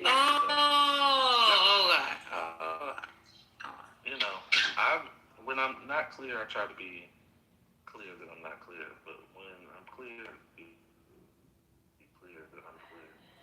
Okay. Yeah, that was clear. Crystal. Yeah, I'm sorry. That's why I said last night. I kept saying it didn't happen last night. I got it. Okay. Now, he might have shared that in 420. No, I haven't heard this story at all. He also shared it in here. I'm gonna check on him. Was y'all not repeating the story? I missed it. No. Okay. No, we're not. He told a story that nobody wanted to hear. No, it's okay. I'm taking after First Lady's lead. You don't hit somebody. Why did you say that? Hold on. Everybody else is ridiculous. You just had Manfinity talk about the great qualities of Hitler. Jesus. He wants to learn about. My assumption, I believe TC hit someone. Dude. That's what I believe. Oh, I thought you were saying it was like a person the way you were talking. But I said maybe it was a deer. I have no. He hit something, and it messed up his tire. I have no idea what it was. Did he get arrested? He cut out before we got a chance to figure out what was going on. We heard somebody say, something about insurance, or then he cut out. He was talking to somebody who wasn't in his car before that. That's the only reason why I remember it, because I like to believe that he is somewhere sitting in a jail cell. No, he did a room earlier today in IGB. And his Beijing, I'm just telling you what I imagine. So whether or not it's happening. This is what I'm still envisioning in my head. That he is somewhere locked in a jail cell, and his Beijing is fading, and he's left there for an indefinite period. Brother has been acting very very spicy. Is it like your birthday or something? Is it coming up or something? Like, I don't know what's going on. I mean, you're so spicy to the point that you've turned in your clubhouse politically correct ticket to say that you're no longer a part of this particular house. I mean, just continue, carry on. I feel like I have to earn this back. I was banished for a while. So I should really love the flower. Is Concrete here? You were banished. Shall I help you with the banishment again? Because I clearly you were not banished. Is Concrete here? Don't 86 him. Concrete, are you there? No, he's not in the room. Or is he on stage? Oh, he's on stage. I'm tripping. He's on stage. Concrete, can you come off mute, please? Yeah. The answer to the question on number 15 is D. Very obvious answer. I'm done speaking. Let me take a look. Well, it's your PTR. That's all. Yeah. I just don't remember the answer. Oh, yeah, it's D. That's a simple correlation causation error. Ben has been so helpful today. Look, let me tell you something. I don't know what I did with my life. I have a okay life being on welfare, singing opera, being a loser on here every day. But I really wish I was a little less caring when I was young. I could have gone to law and business school and literally be worth like $100 million by now. It's my biggest regret. It really is. It really is. You still got time. Nah, I'm too old now. I just ate McDonald's. You're only 30. I just ate McDonald's. My innards are probably 87. Ma'am, he's not 31. He just told you. He just gave a story about how he enjoyed a cold Diet Coke. Correct. I'm a middle-aged gay man. What's wrong with I'm a middle-aged gay man who has a Gay men wouldn't eat that. They wouldn't drink that. That's a middle-aged white man with a balding spot. And I'll repeat, I'm a middle-aged gay man with a dance studio in a strip mall in the middle of Georgia.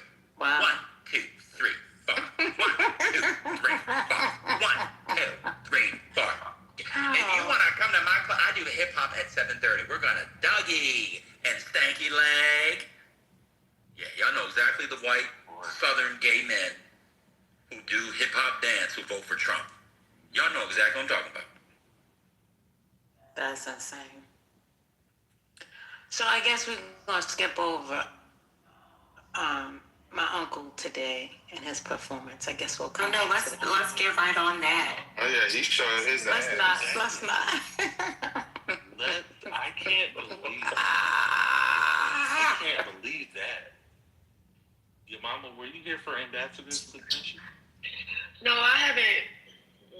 No. Oh, your mama missed the holes. I missed the Manfinity. I missed. I don't think she can handle it. Yeah, I can't handle y'all doing the daytime because I can't take the political talk early in the morning. Well, no. There was none This today. wasn't political. I wasn't here. What happened? I don't even know how to characterize. Oh, Sherry. Please don't tell Sherry. Brother, it was right there. I'm gonna go and tell somebody else. What's going on? Brother, It was right there with the spirits. Well, can Britt, can you give a proper read? So what had happened was earlier this morning. Can somebody record this? Please don't. Well, John Kitover. John Kitover. Anyway, so this morning, right, there was a minor lull in the conversation.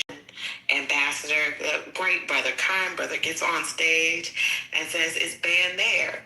Ben was here, but not on the mic to say that he was here. And so, Ambassador talks about how the other day Ben said something that got underneath his craw and he had to come back to address it. And the one thing that I'm going to tell you, your mama, in all of that, I don't remember exactly just what perturbed him so, but next thing I remember hearing is him talking about being paddled, a paddle that you would get back in school that had holes in it, and the holes in the paddle would suck the meat. It would suck the meat. And I was like, my God. We had spirits of enchantment casted down the rods, and now we have holes that suck up meat. He said that somebody was sucking up my meat and I wasn't sucking meat. It was No, he said sucking meat back. sucking meat back. Your mama, do you mind looking at my PTR and answering that question if you don't mind? And then I'm gonna give the answer. Wait, but see, your mama, as you're doing that, I'm gonna continue to regale you. Wait, are you choking your mama? Yeah, I can't take all this. It was a lot. It was a lot. Next thing you know, Peter gets involved. Peter gets involved and he gets to talking. And then Ambassador then asks him if he has any of these.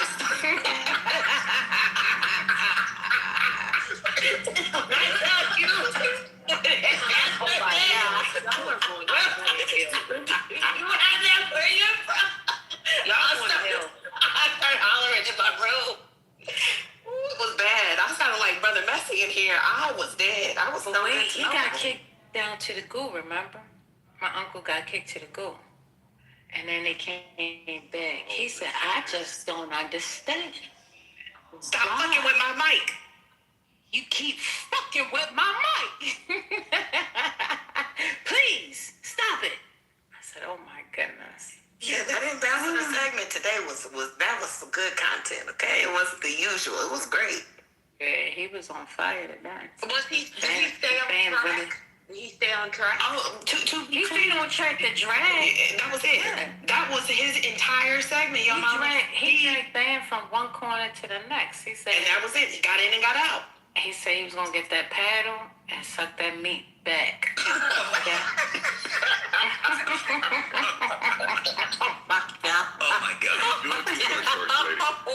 That's what he said. Concrete, that's legit. She clearly way bad. He could have, edited it for No, that's what he told us. The audience. Explicitly. Double, triple down on it. I was like, wait, was it? He said, that's right. And then brother didn't want to let it go. So now everybody's on this seat. And then finally, I think he awakened to how it sounded, and he started laughing at the sound. He was laughing because I guess he realized how wild that. So that man said, "Suck the meat back with the holes with no teeth." Ben, you are correct. The answer is Just real quick, in the chat, before it goes away, that's a new angle of the Cole Allen shooting. It's a much clearer picture of what happened. Brother Trent, before you go. What do you mean? Go ahead, Joss. Trent, I just want to give you your flowers because you gave your submission about Manfinity. You gave your submission about Manfinity. And as soon as you left, he crashed. He crashed for about a good 5 minutes at you, so you missed it. But it was very good. You did the Lord's work today. Appreciate you, bro. Today, brother crashed on Infinity. He was broke. How you say it, First Lady? Back broken. I don't say it. I'm still trying to. I'm trying to figure out what that don't means. Don't be doing this like they do. Don't do what they do, Igor. Okay. See, and that's why he tried to get me involved. I don't know what they be saying, Igor. Wait, who was I don't know. Infinity was butt broken. No, wait. What I say, man? I thought he said brother at first, but that's what I thought. Brother, no. Brother got crashed. Broke, man. Yeah. Brother, butt broke, man. Finished. Oh. Oh God! Oh my God! Y'all got No. Oh, okay. Really? That's what you come off the mic for? Infinity was normal today. He wasn't. He was normal.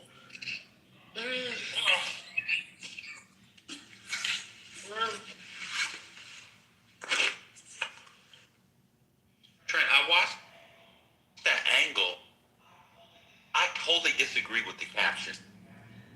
caption, whoever posted said, Thomas, he literally never had a chance. Oh, are they saying he did have a chance? I don't know, but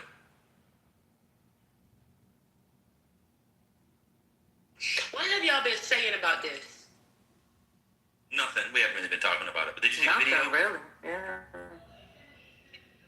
Let me get a Google. Y'all stop talking about. It's in the chat, but he on the video, he gets past 1, 2, 3, 4, 5, 6, 7, 8, 9 guys. And if he came out spraying, he could have sprayed all them. Right. I'm sorry, yo. He could have sprayed. If he came out, he could have sprayed all of them. Because they was goofing off. Did you see them? Yes. Like, minutes before leading up, like they were scattered brain. But let me shut up. Yeah, I disagree with the person that posted maybe a mag act like he didn't have a chance.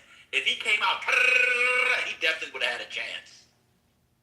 They had their back turned. They would come from the other side. One guy was filling the thing. 2 of them was taking the metal detectors down.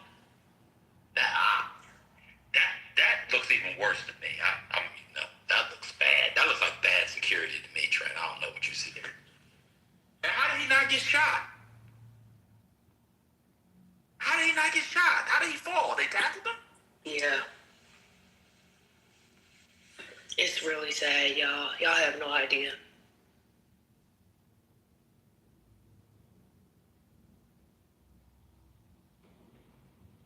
Wait, did y'all see the guy with the dog right at the door before he ran through?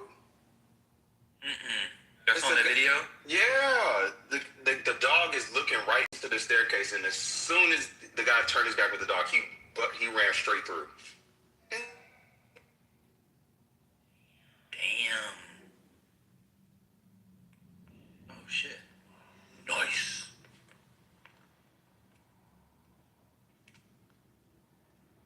What y'all think about that video?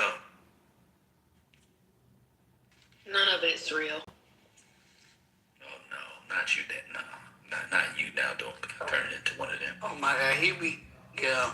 No, here we go. I have a source for real. You think the video's fake? I think the whole thing is fake. All of it.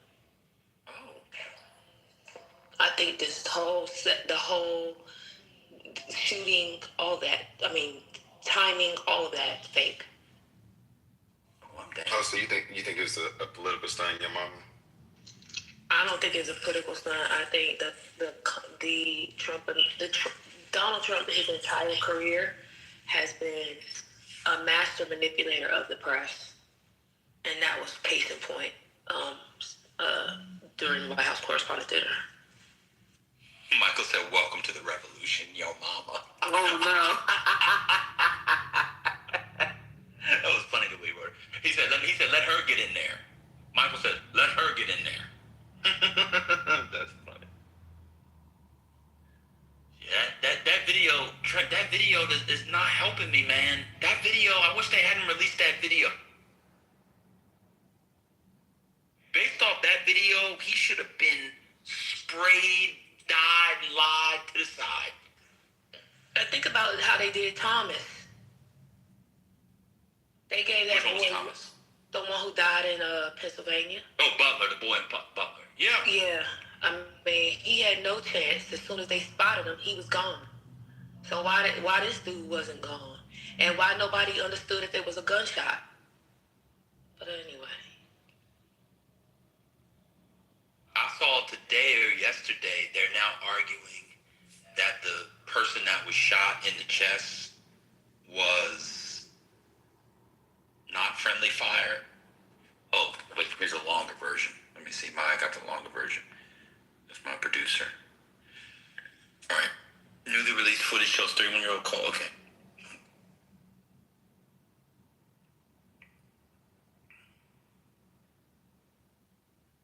wait, is that from John Ross? The philosopher?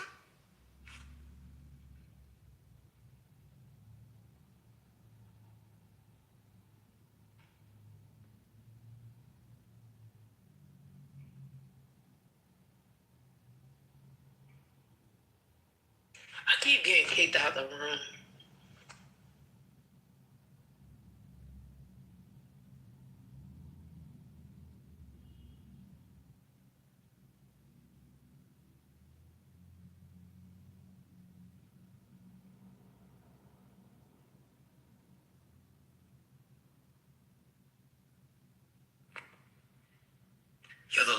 version is insane. Because he goes into that gym area. Wait a minute. Oh, I might be in a revolution too. See, it's not real.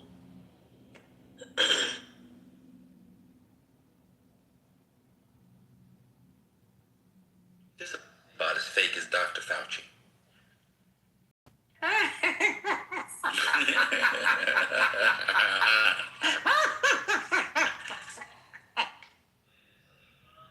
Wait a minute. So he runs.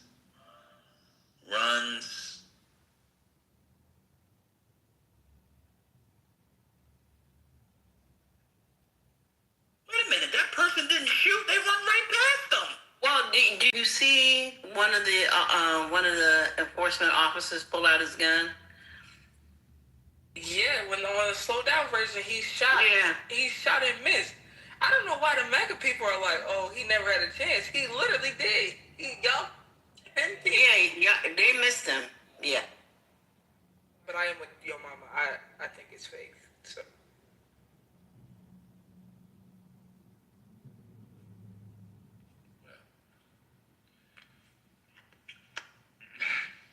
I said my original reaction the other day, so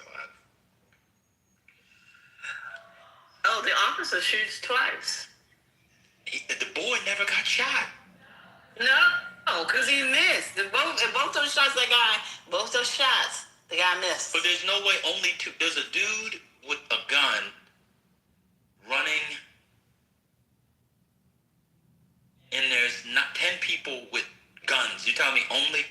I mean, a black man who disobeys orders, or Alex Pretty. They unloaded like 30 bullets in him, and the president was nowhere to be found. Isn't that amazing? Alex Pretty. Or was it Pretty? What's the boy's name, Alex? I think it's Pretty. Well, Alex to be fair, they Pretty shot him point blank. was in Minnesota, down on the ground with 6 people around him. They pumped him full of lead.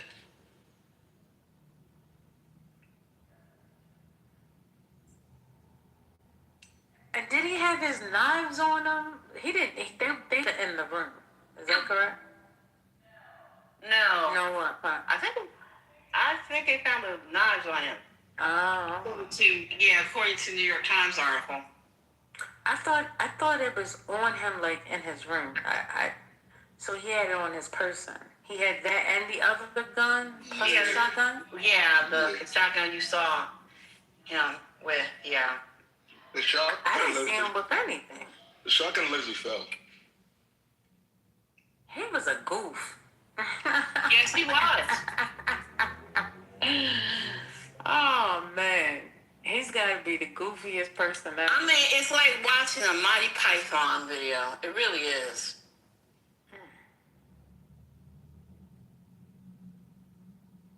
So he thought he was gonna be able to get through there and get downstairs into that hall.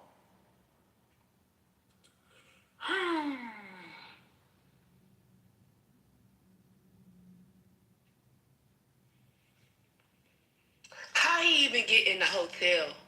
Unless he had. How he was living there. I mean, he was there overnight. He was staying overnight. But this is the thing, First Lady. Secret Service please has a don't list. take me down this road. Oh, we are this on Sunday. Go ahead. Secret Service gets a list of everybody in the hotel. Is Van there? Yeah, what's up? She said Secret Service gets a list of everyone that is in the hotel. Yeah, and they put him in the hotel. He was on their list. Yeah. Welcome to the revolution. What? Yeah. I said it before. You had a black boy, albeit a sepia-toned one, who had fired off shots with the president, the vice president, and 5 of the 6 in the line of succession. He didn't get a scratch. Oh, I guess police now are treat black assassins with respect. I said it the first day, but nobody want to hear me when I say it.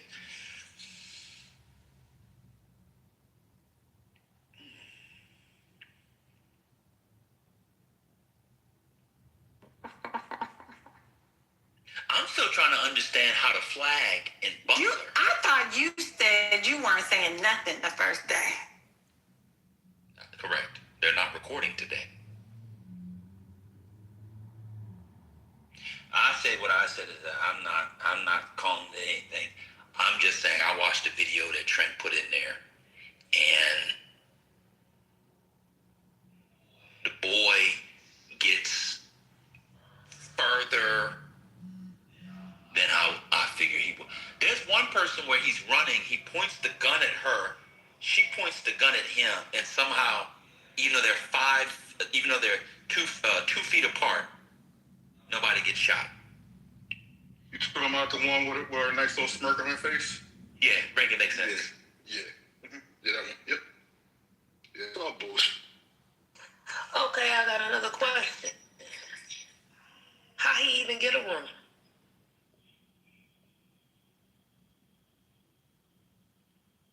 It was free. Government travel card. I don't know. The story was a little shaky on Sunday. But apparently he was supposed to be able to go to the dinner. His sister got him a ticket or something. So this the thing. The ticket ain't... Okay. So who was his sister? What did his sister do? Kristen Welker. That's his sister? No, I just went to a biracial. Because if that was his sister, I was like, okay, he legit got him a ticket. So, I'm going to tell y'all a story about a friend of mine. Let me say, a friend, somebody I know, not a friend, somebody I know, right? Somebody I know actually went to the dinner, and their plus one was supposed to be one person, but at the last minute, their plus one couldn't come, right? So they asked the outlet, so the newspaper out, they were invited guests of a particular news outlet. And I say that because they're non-transferable. So most people don't buy tickets, like buy the tickets. Usually you buy a table for the news outlet, and you're a guest of that news outlet. That's most how people get the tickets. So how was he gonna get a ticket? And if he got the ticket, then he definitely would have been on a list of people, not just staying in the hotel, but who was going to be in the room. You know what I'm saying? Yes. That's what we said. That's what we were saying. That's what we were trying to say on Sunday. Because it's like he was like a regular guest. And I know Divine your mama. Do you know how he apparently got to from California? Did you hear about that? Track. This is now I'm gonna be honest, and I'm gonna leave it here. This is when my antenna went up. Apparently, he took Amtrak. Yeah, supposedly it was the train. That's what I thought. But you train from where? Across California. California. That's absolutely insane. Right. And I said, yeah, Who you does can that? see us on a train, but who the fuck is taking all that on the train across the country? That's when I started saying, you know what? Let me go in here and get another COVID shot. Fucked up again.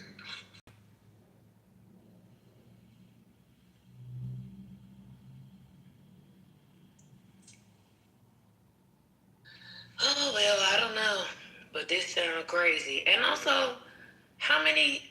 we had all these assassination tips earlier in the presidency, and this man get 3? I don't understand this.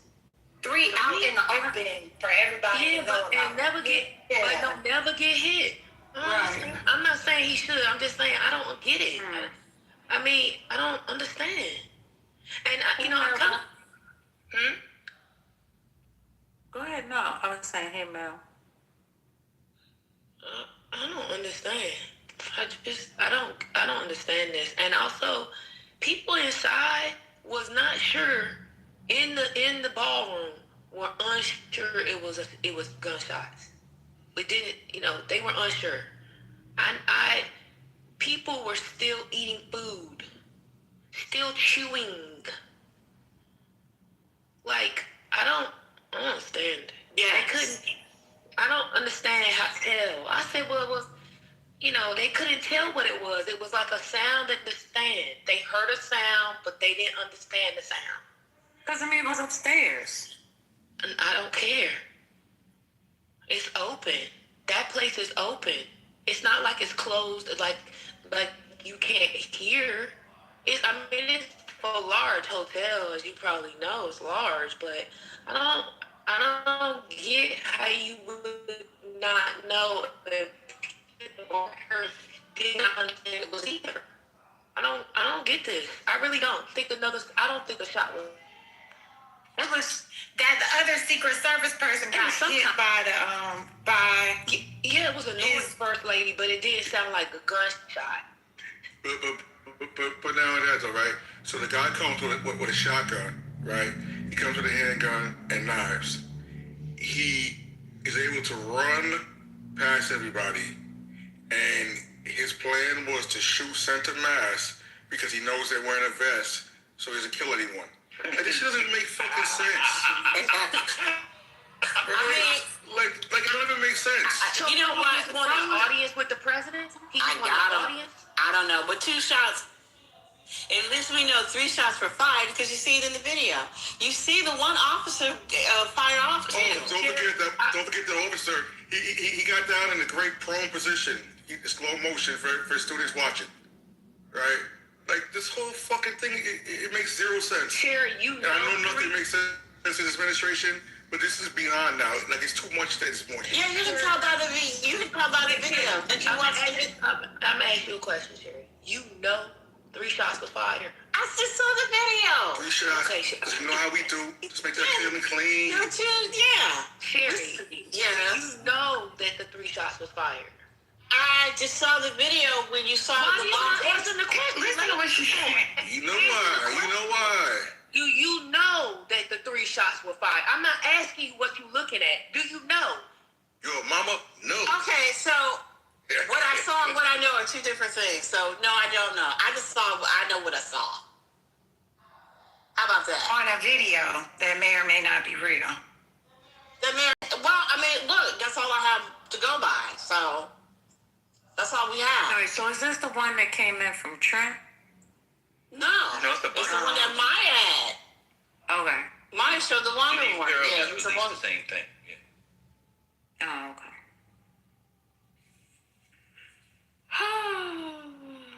That damn Trent.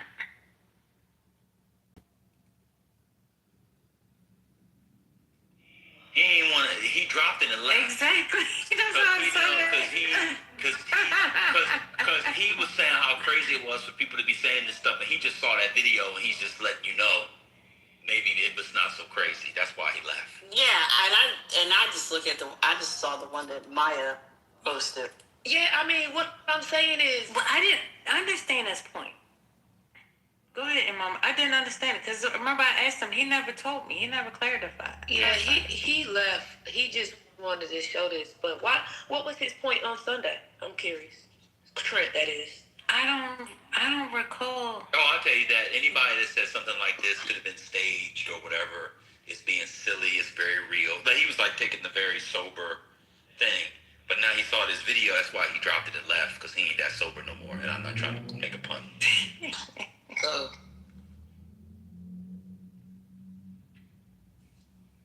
y'all better just get y'all a little money you got. Take your family on vacation.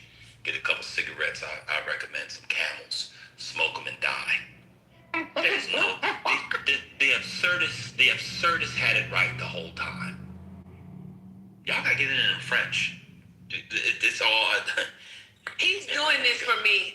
Thank you. I appreciate it. Thank you. Well, I also found out something about UNESCO yesterday, which is very exciting. So I have the absurd 2 days ago on the absurd. What's today? Thursday. 3 days ago, somebody told me something about UNESCO, so I'm very excited about the absurdists. But yeah, it just get your cigarettes. Y'all like anybody who likes Camels? Anybody want to smoke some Camels? Have you ever smoked a Camel before? Lord, I have in the past, and I hope to do so very soon again. I like Salem's. Y'all don't like Salem's? Oh my God! Newport's a nigga cigarette. I'm probably pee, but I'm gonna go ahead and smoke it. I'm done speaking. Now, when you were saying that before, I thought you meant like urine. I know. But running out of pee is fucked. That's what he Your mama, that's right. And every time he would say I'm running out of pee, I'm like, this nigga act like he old and he leaking. What's going on here? Then when I found out it was pee, I said, not the Johnson is being enhanced. This is crazy. Yeah. Oh, God. That man's a Hall of Fame. Well, he didn't make the Hall of Fame, but near Hall of Fame football player had to get his PP enhanced. Wait, was this before Evelyn? Because we No, it's after. So we don't know if it's Evelyn or somebody else. Yeah. The interview was last year. She whispered. He was inside. She said, "Go deep, go deeper." Go deeper.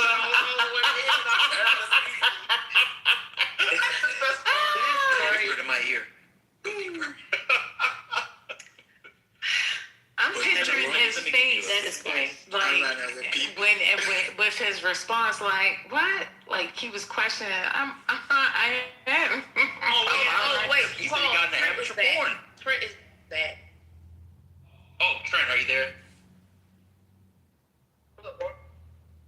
Trent, now that you've seen that video, do you give any credence to those who said that the thing was fake after seeing that video?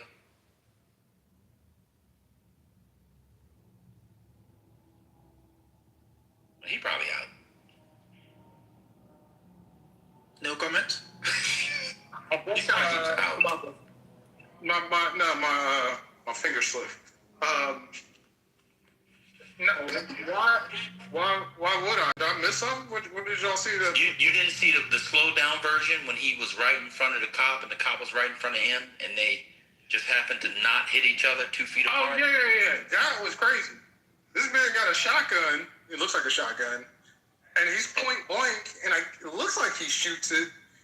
And I guess that's the cop he hit. I don't know. But yeah, that man was point blank. How he didn't hit him is beyond me. Trent said, it looks like he shot. How come she ain't hit him, Trent? He was right there. How come, with all that, how come he didn't get shot one time? How did it go down?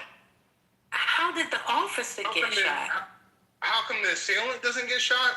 I don't know. Maybe I don't know. Maybe he does. Maybe that officer doesn't fire right when he's in front of him. Maybe it's when he turns and he misses him. I don't know. I'm with you on that. How he missed? They missed each other because that's a shotgun. It should be dead or very dead. But wait, how did the officer get shot? I think the officer, this is just my take on it, First Lady. I think they're going to find out that officer got hit by one of the other officers' bullets. Hello? Yeah. I don't think... Well, today they came out and said they didn't. Give it a few weeks, they'll change it. Yeah, I don't know. I think that was a shotgun in his hand. It was. Yeah, and if he's that close, I don't know how you could, just the way a shotgun sprays, She didn't fall back. Yep. She just turned around in the same position and started shooting. Yes, and also, he didn't, move. Think about it. Look at it. When you fire a shotgun, unless you've been shooting every day for I don't know how long, your body is going to move. Do y'all think this guy was that good of a shooter that he couldn't, no reaction, just shoot the gun? That's it. This is a lie. Well, maybe he got surgically enhanced. I don't know. Oh, God. Look, your mama, why don't you investigate? Go deeper.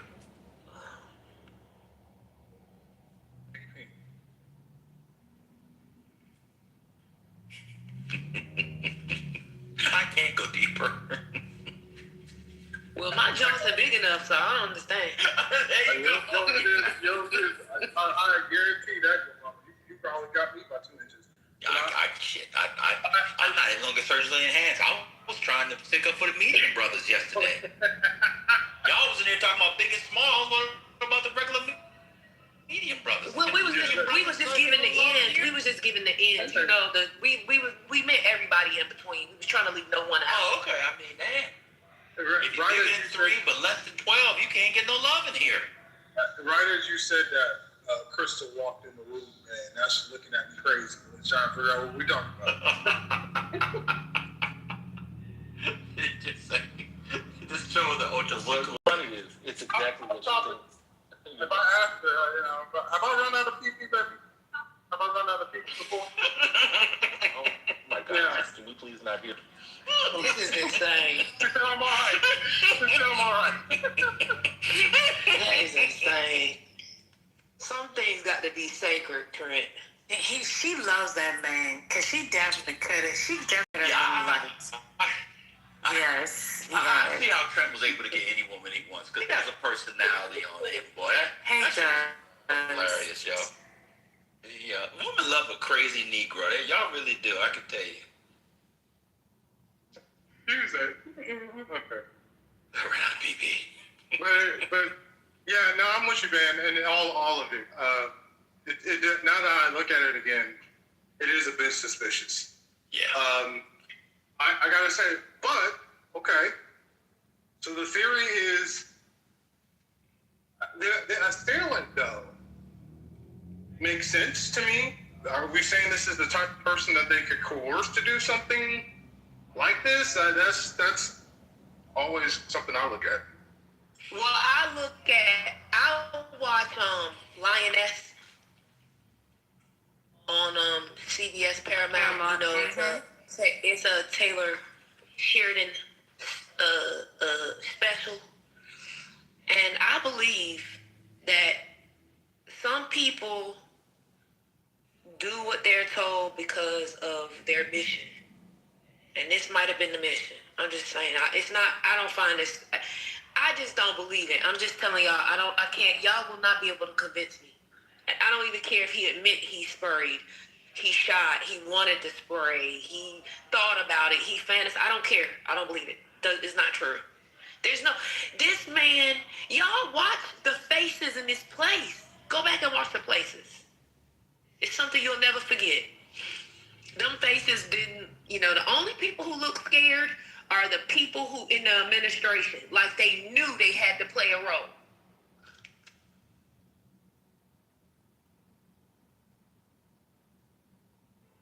Except Trump, because they didn't tell him what they were doing. He was like, what? No, otherwise he would have told everybody. Yes, this is a weird thing. Anyway.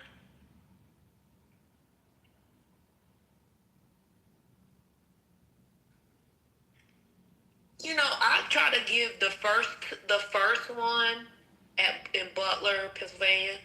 I try to give that one a benefit of doubt when people were saying it was fake and stuff like that. I try to give it a benefit of doubt, and the man did die. And then the guy in that was on the golf course in Florida. But this is too much. This is too much. For some reason, I thought that happened in New Jersey. Florida. Okay. Yeah, it was. Okay, thanks. And then I thought, this young man, I don't know him, but this young man has ruined his life. For what? He didn't get no real shots off. Right. He might as well have got shot and been a murder. Yeah. Like, I don't understand that. Not a murder. They say he fired once. So, that's a good question. That's a great question.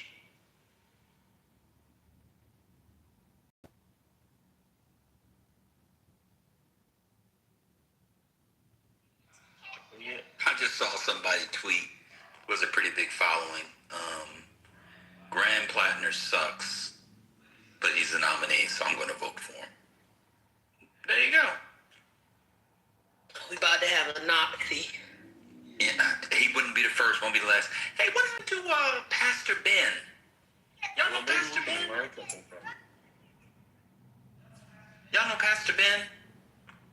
The black guy. I think he was on TYT4. No, I don't know past that blind. Oh, okay. He's going crazy online leftists.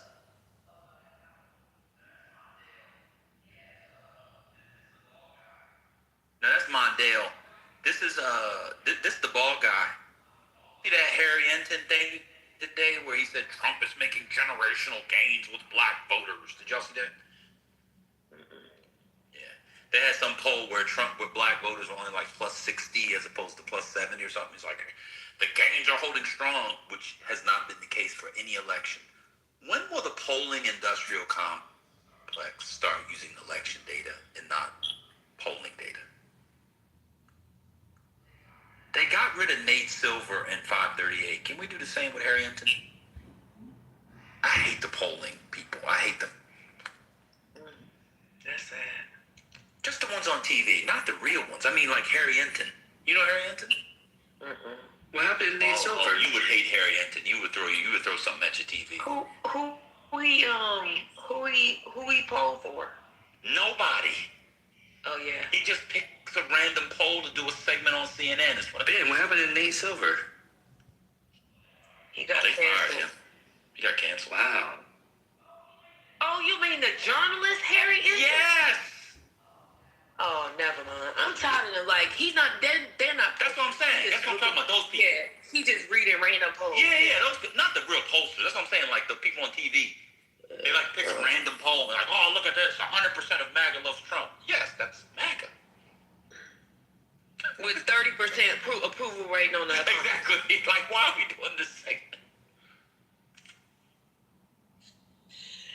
Nathaniel came back to hear my voice, y'all. Look at him in the chat. Done lost his mind already. Y'all pray for that brother. You're gonna have to get one of these back channels. These brothers. What?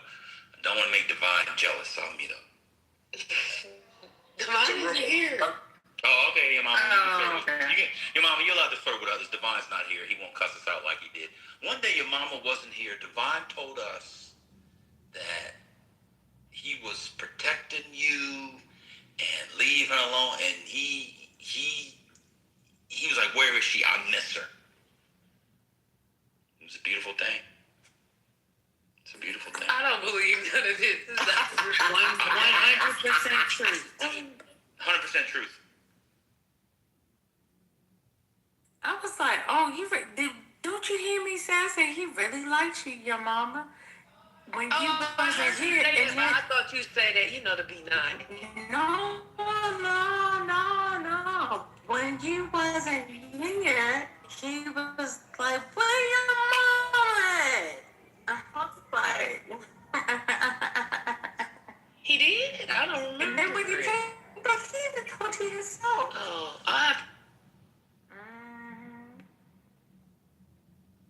He said he helped you get your bed. He put so many hearts on you. Oh, yeah, he did say that. He did. I appreciate that. Because when I had left for a little bit, when I came back, the badge was gone. That's really, I learned my lesson. So no exes today. Is that male? It is male. Yeah, I asked you the other day, how did David go? Oh, I saw it and been on it and not realized. Yes. Pretty well. Is she with the boy? It's a big lady. Oh, yeah, he's only black. Is she with the Japanese boy? Yeah, you have a chance.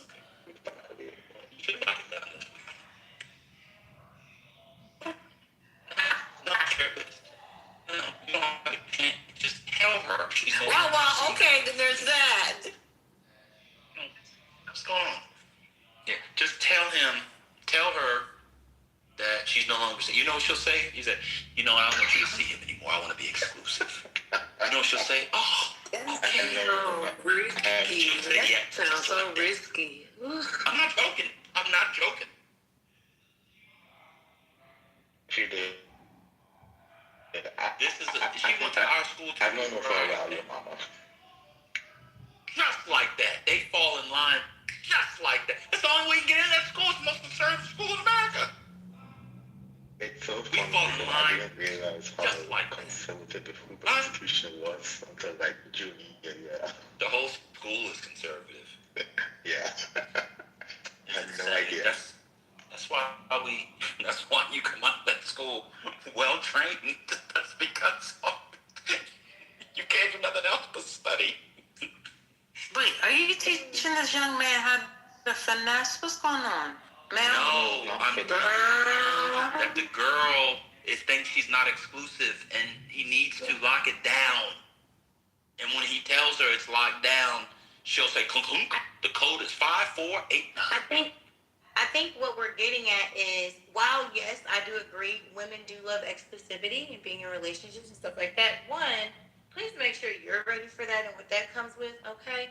And two, it's not I'm telling you you're gonna fall in line. It's baby, I can't think of any other woman other than you. And I really am thinking that we're ready for the next step in our relationship. You niggas don't, god damn. That don't work. Tell a woman what we want. I love this segment. This my woman favorite has segment. been socialized through an institution where the people that go there want to be told what to do. Wow. I went through the same institution. I went to the same college they did. Is that you? No, that's what we signed up for, and we loved every minute of it. I always get more with women being romantic. Ladies in my life, am I tripping? Every lady's different. This girl has been disciplined. But you don't know this, but no, there's a backstory. Like they have dated. That's a rekindlation. It's a rekindle, yeah. Yeah. So it's not all of that. And I be dating somebody else too. Shit, you fumbled for the first time. You got me fucked up. Made the best nigga with. Oh God, no. I'm one of them. Oh hell no! You didn't tell me that. The fuck? You gotta put the pride aside, you know. No. I'm gonna be honest. Now wait a minute, Mel. Don't be saying that. Now you went too far. Now I was on your side. That's the reason why I ain't saying nothing. But you went too far. We're talking about put your pride to the side. Ain't no goddamn pride. You put her to the side. What's going on? You better cherish the fact that you got a second chance. What's happening? What are you talking about? What you mean? Girl. She better cherish. That's the real conversation. Wait a minute. She better cherish what? Wait a minute. Hold up.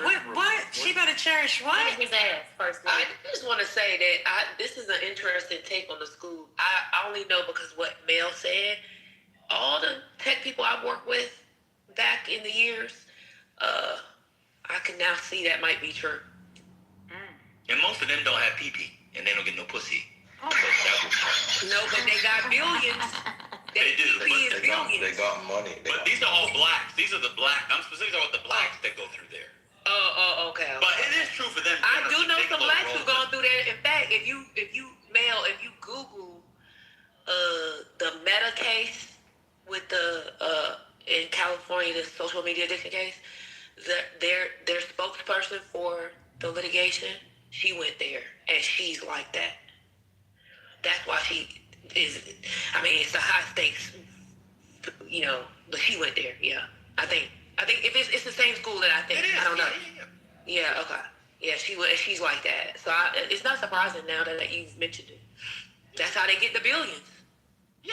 It's a disciplinary regime, and you just get yelled at from day one, and you like it. Mel, like I said, okay, I'm going to say the both of you should be happy that you have given it a second chance, okay? It's not just one side or the other. Even though you have made a choice not to move forward, because she was ready, according to you. You weren't. So, ain't no need of stalling this time around. I'm with Ben on that. Get to it.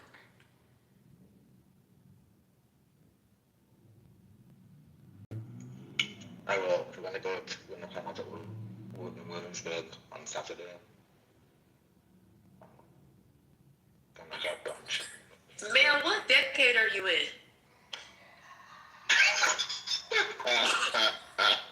I'm asking because I'm just saying because I'm just saying because you might need to press the gas. You know what I'm saying? Oh, I am between. The second date. What's going on? He need to press the gas. I'm the What you mean? Like press it out. Like take her on a hot air balloon. No. I'm pretty sure he could be creative. Pretty sure he could be creative.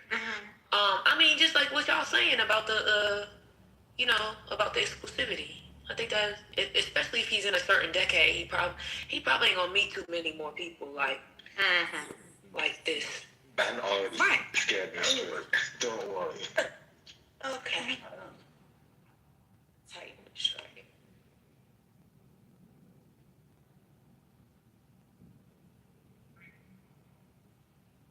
Now, are you older than 35? No. Who you asked that to? Also, people at work in the office don't love this. Male is younger than 35? Perhaps. Male, the people in the office are gonna love it. They're gonna love it. You probably get a raise. You probably get a raise and a promotion. You probably get a spot bonus. Like at the least, you're gonna get a spot bonus. You're seriously dating. Oh, you're about to get married. Here, take this. Take one last trip to Thailand before you do it. Here. I would hope so. Like the funny thing is that I'm the youngest person at the firm, and everyone else is like married and have kids. And sometimes it kind of feels like I get the the extra work because people are taking care of it.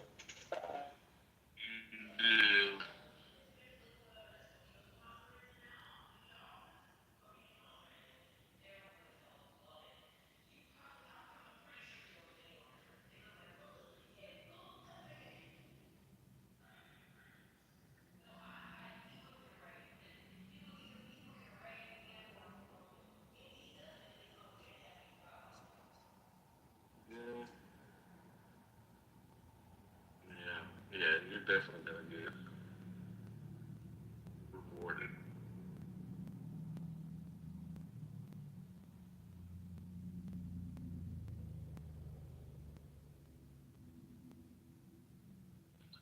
Unfortunately for the woman you're marrying, it'll be her death now. But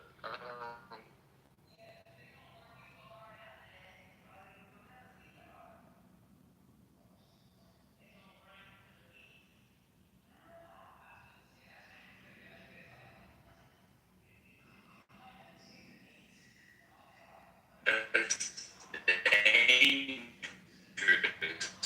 because he is already ready.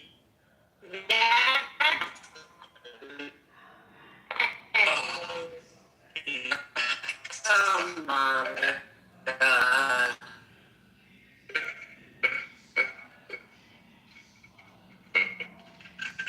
He gets in that full spot.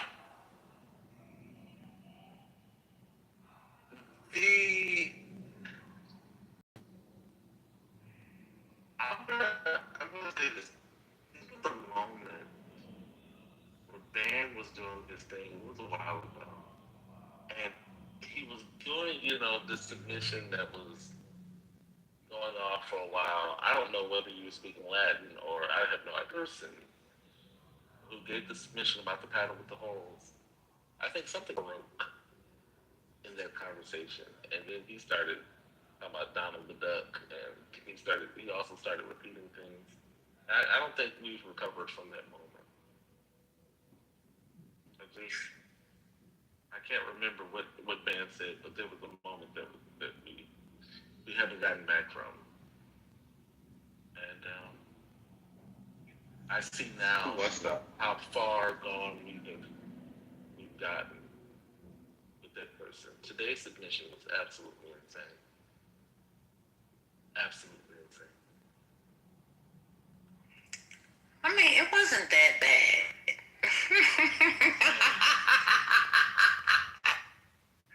You might have to block me again because that's wild. Oh my God. Whew, child. And he kept saying it. Did you guys talk about the lawsuit against the JP Morgan executive director today? Oh shit! Which director? Oh, the shoot. 1 second, let me pull it up. Her name is Lorna Hajidini. You're talking about that sexual assault case where she was talking crazy about that man's wife? Yes, you should see his fish face wife. Oh, was it real? I don't know. Like people are kind of, you know, debating whether or not the claims are even, you know, possible.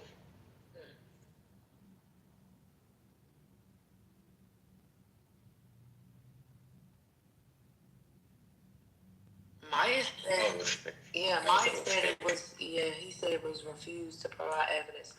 Yeah, I didn't see it break. The only reason I asked about it is I didn't see it move from the that site to like a mainstream like a major site. cover. Oh, Yeah. Wall Street Journal. Yeah, I would think like for that, I would think like Bloomberg, Wall Street Journal, CNBC would have something on that, but I didn't see it on any of those.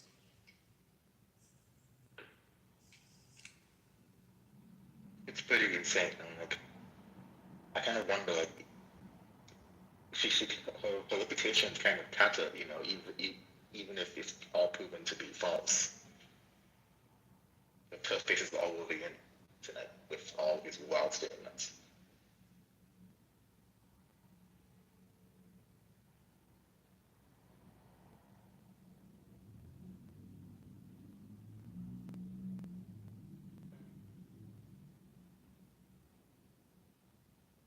Real quick while there's a break. Ben, are you there? Yeah, hey, what's up? So there's a Reddit out that breaks down it like freeze frames and slows down all 4 shots.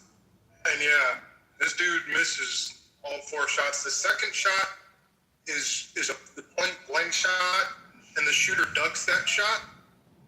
And then the following shots are just panic shot. You can tell he's not on target. That officer just panicked and missed. But that second shot is the one that he really should have hit. And it looks like the shooter ducks that shot just barely and doesn't hit him. And then somebody else said, which I actually have to agree with this, if it was a conspiracy, all right, if you're going to go with conspiracy, shooter should actually be dead. Or in theory. Because you don't want somebody testifying or something like I wouldn't see what a guy would get or leaving somebody like that alive, like in the case of Lee Harvey Oswald. We believe that conspiracy, which I actually do believe that conspiracy. You wouldn't leave that person alive to testify. Because we don't see the ending tackle or how he's apprehended, it would actually make more sense that he would be eliminated rather than left alive to face what's going to be, 30 to 40 years in prison.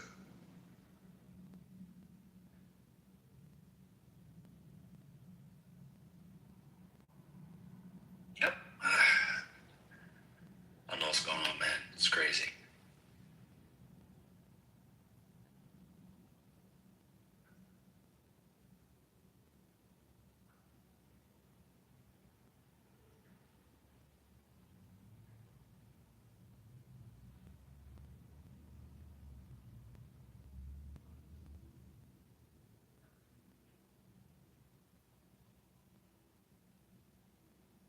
You studied it a little bit longer, Trump? These Redditors, I'll give it to these people. These people will break shit down faster. That's why it's so hard to get away with shit. These people will break shit down and and solved mysteries and crimes.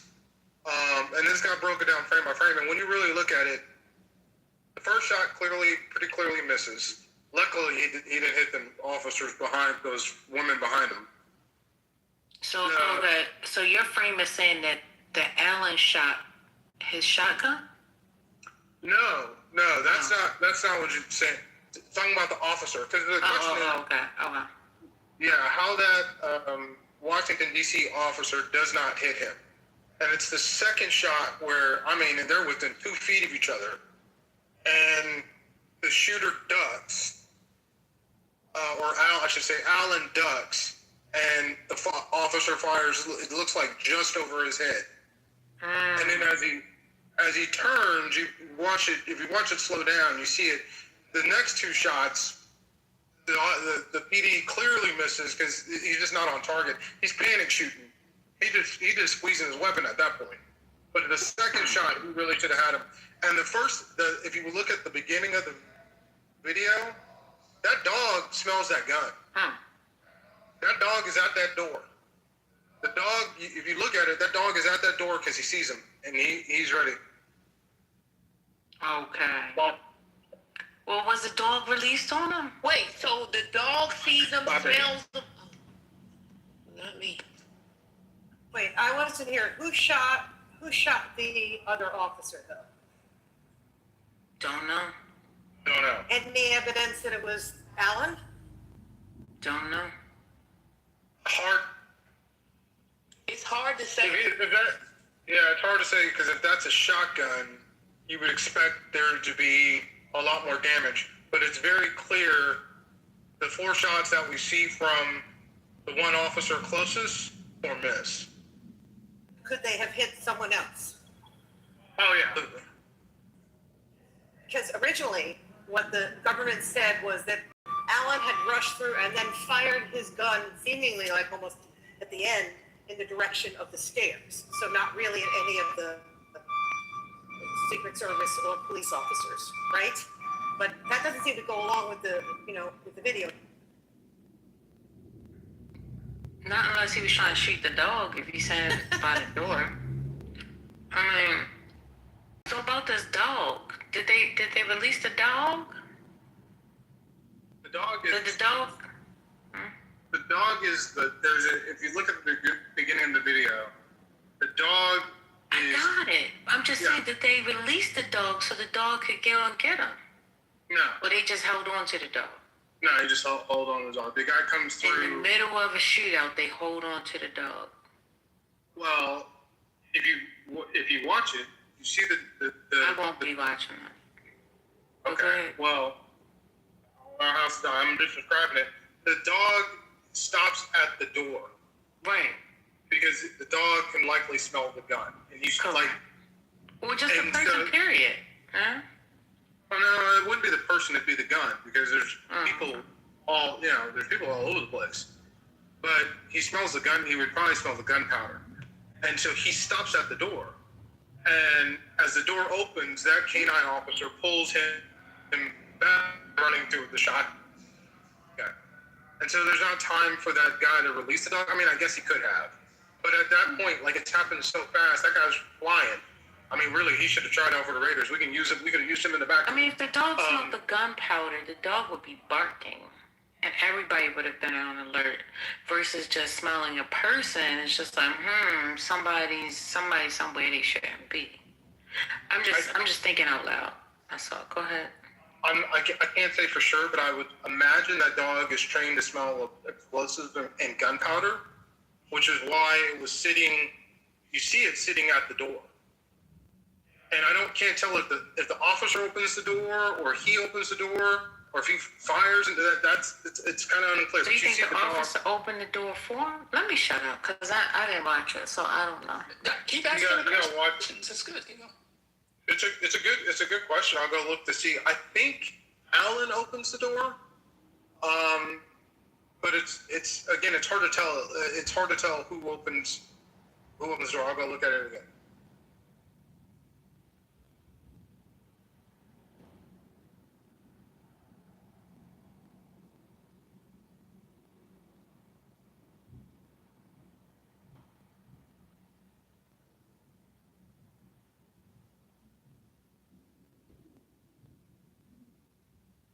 I'm still confused because the government's theory seems to be that as Alan was rushing through, he somehow fired his gun. Is there evidence of that in the clip? Not really. Yeah, Alan opens the door. Would you be able to see that? I mean, you should be able to see that if he did fire a gun in the middle of that, what looked like an incredible... You would assume you would see the muzzle flash, and I don't see one, clearly. So when did he fire his gun? They're saying as he rushed through, but it doesn't look like that. So was it before? Was it after? You know, is it possible the police shot first? The police shot first, yes, ma'am. Hello?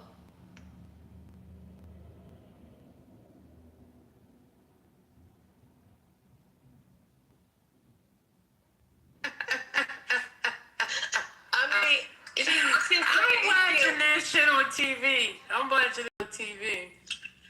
Wait a minute, he had a whole black outfit on with a red tie. I am done.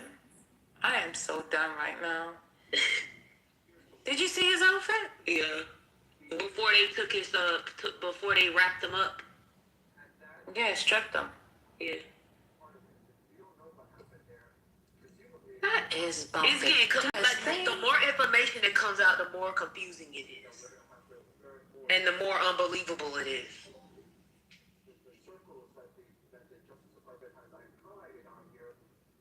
I don't see the dog that Trump's talking about. I don't see the dog. Where's the dog? The dog is at the front at the beginning of the video. I don't know what they're showing on CNN. But if you look at the beginning of the video where that comes out, that's why we gotta get you Twitter. Because if you see the beginning of the video where he comes... But wait a minute, so are you saying that there's an officer that was standing... Because I see where he comes through the door, the man with the black and red on. Yeah, there's a dog. There's an officer there with the dog. That's a canine unit. And right before that video starts, that canine is sitting at that door because he smells something. And it's likely he smells the gunpowder. This is the thing. I hear you keep saying that, but I believe a dog would have really been alarmed. They would have been able to go in that.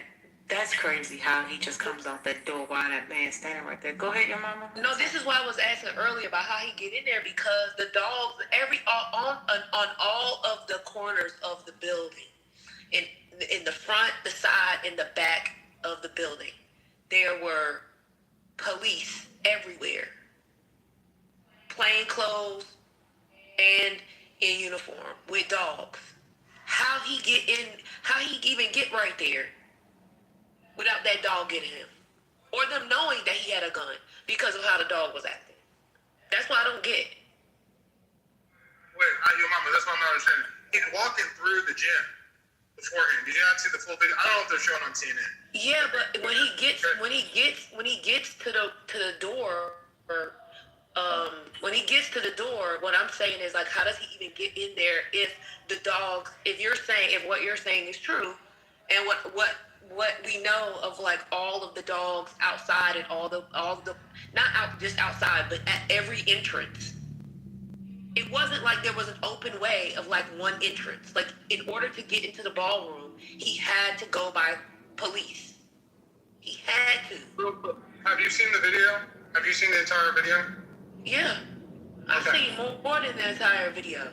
Okay, so you've seen where he comes out the gym, he goes and retrieves something, and then he goes into the area where the ballroom is. So that's it's an open hotel.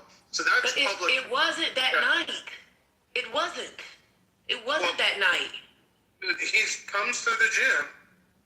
It looks like he retrieves something out of his coat, right? There'd be no reason for me, right? I don't know if they had a magnetometer at the entrance of the hotel or not, but it's possible that he'd already stashed the weapon. I think that's what had originally been reported. And then you see him go into the gym and retrieves, it looks like he gets something in his coat, and then he goes into where the ballroom is, where they're actually breaking down the magnetometer right there, because they think basically everybody's already inside the ballroom. But the gym video was from the 24th. The dinner is on the 25th. I said the gym video is on the 24th, and the actual dinner is on the 25th. When he's in the gym, he has jeans on with a black shirt. When you see him walking the hallway, that's all on the 24th. Yeah, that's what I'm saying. So he stashed the weapon beforehand, yeah. Yes, so that's what I'm saying. The night of the ball, the night of the dinner, there was just no way. Even at the bar, there were police there. Like it was police everywhere, like dogs everywhere, casing up and down. I don't understand how he just could walk freely with nobody. With nobody even no dogs jumped out of him, none. And what's the purpose of the dogs if they not gonna act? Right. And they're not gonna be silent like that. That's what I'm saying. If a dog smells gunpowder, they're going to alarm everyone. No, ma'am, they don't. Anyway, okay. One second. I just got a quick question. So this stairwell that he comes down to, you mean tell me there was no dog at the top of the stairwell? Perhaps there wasn't somebody at the front? Huh? Like Maya's saying, there's two gym videos, so maybe we're talking about two different things. But I'll go back and look at it one more time. But I do want to say something. The dogs, like the dogs at the border, when they sense drugs, they don't start barking. They actually sit.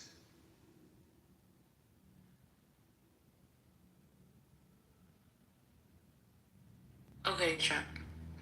So, again, the stairwell that he came down is obviously two entrances, right? The one he comes out, and then the one he goes in to get down to the one that came out. There's no officer there guarding that door? Because this long tool, I don't even understand. Oh, so y'all think that he went through the stairwell? So the gun was in the stairwell? Where y'all think the gun was hidden at? I don't know. I just want to clarify one thing for people in the chat. So technically, like at events where a sitting president comes into a room, it's almost like something happens where most people who've been to a number of events know the president has arrived. What will happen is they will secure the place immediately. So people have come in, it might have been free flowing at first, but once the president of the United States is en route, they sweep again. So this is what I'm talking about. At the bar that night, there were police there when the president comes. That's how most people, there were some people who did not stay for the dinner because they didn't want to hear the president. And they ran out when they thought time was getting close, and they went to the bar. And at the bar, you couldn't even leave out to go to the direction of the ballroom because the president was in the building. Now, when he sat down, they might have loosened up like they were doing, like they were taking down the stuff. But before then, so he must have. How did that man know what time that security was going to loosen up? How did he know? Where was he looking? Where was he physically to be able to know that now the president sat down, so they're going to loosen up? But before that man walked in that building, I'm talking about the president of the United States, before he walked in that building, the building got secure again. And because they wanted to do another sweep before the president and the first lady walked in that building. The outfit is very strange. Very strange. Very strange. Your mom, I'll tell you, you're making good points. You're saying good points, but I also want to say that this wasn't exactly a dummy. You know, because he was a NASA fellow. That's why. And I will just say, I don't know if they slept again, but I'm gonna just tell you, in every other time I've been near a president of the United States, whether it's at a convention, whether it's at a dinner, whatever, that's what happens, Maya. It's like protocol for the United States Secret Service. It's like protocol for them that they would do that. And people that staying in the hotel, they had a list of them. he likely wouldn't have flagged the list. But he might not have flagged the list, but what I'm saying, Trent, is at that time, like, I don't know when he got a hotel room, but a lot of the tickets in that room in that hotel that night was jacked up for normal people. So how? Yeah, $3,500. I'm talking about the room, the hotel room. Yeah. I got the hotel room apparently on April 6th, so like 3 weeks before. That's what the government said. 3 weeks before, that's when they jacked most of the whole. How was it open? So okay, I don't know for sure. He had a job. He wasn't poor. I understand. I understand that. I understand that. But what I'm saying is, y'all know how these events work, right? Like anytime you get closer to a major event where it's in a particular place, the hotel itself will raise the prices, and usually certain floors are sold out because people don't want to leave the hotel after the dinner because they get sauced up, and the after parties and such, etc. I don't understand how he was able to still get a room, why a room was still available on April 6th. You understand what I'm saying? Like, I just don't understand that. I think there are two possibilities, and I don't have an answer. One is that this is a very popular event, but a lot of these 40 to 50% of people live in town, so many of them do not get a hotel room. Second, the Hilton has about 1,200 rooms, very big hotel. Third possibility is also that they had just released. You know how they put the block on rooms? Yeah, They had just released it, and he got in it at that point. And at that point, they had there are 70 rooms left, and they might not jack it up. No, I mean the release in the room, that makes sense. But how? It's like, how would he know? It just sounds crazy to me that he would know all of this stuff unless he's been studying. I mean, the president, Trump didn't go to the White House Correspondents' Center last year, so how would he know for sure? Like, if he was gonna? I mean, when did he start planning this? I don't know. It just, none of this makes sense to me. I think that I don't believe it. I really don't, and I don't believe it because he's still alive. Well, actually, I get some of the things you're saying. I don't think you're bringing up some good points. I actually think if he weren't alive, it would make more sense. That it would be more conspiracy like. But everything that he did, I mean, he really didn't get that close to the president. And so everything that he did seemed intelligent, but not completely out of the ordinary. He found a small hole. He rushed on head-on security. Right? It's not like he was hiding up in the rafters. He rushed in head-on security and was essentially apprehended before he caused any real damage. I mean, it's a security and failure in some things, but also security win on others. I mean, that's fair that the security win, but like, and I get that they can't know everything, but I'm just wondering, like, I'm just wondering, to your point, like you make the point that sounds like, well, he really didn't get close to the president. The security worked as it was intended. We apprehended him, and we're gonna, do the thing that the American judicial system does, which is he's innocent until proven guilty, and we're gonna go to the proper channels for the proper legal channels moving forward. But when I think about it, like, he's still gonna get charged with attempted assassination. He gonna get life in prison. That's just it. Well, I don't think it's a conspiracy. That's why I'm not like, I don't see conspiracy, because he's gonna serve 30 to 40 years. So I don't know. There ain't no amount of money that you'd be like, oh yeah, sure, I'll take $50 million. I'll do 30 to 40 years. He didn't look well walking through the hallways. I'm just going to tell you, some of the videos, he's sitting there with his hand and doing all that. I don't know how he was a teacher. He just snapped.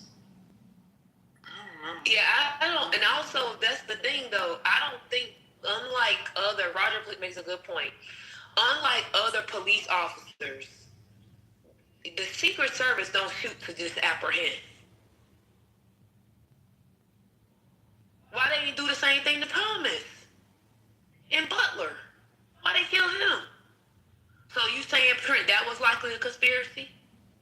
Okay. No, Butler. I don't think any of them were conspiracies. I mean, the Butler was again, Trump's not the president at the time, so the security's a little bit lighter. But Butler was a failure of imagination by the protection that he was afforded to. They should have been covering that roof, as you well know. They were thinking about somebody shooting in the crowd as opposed to from another roof.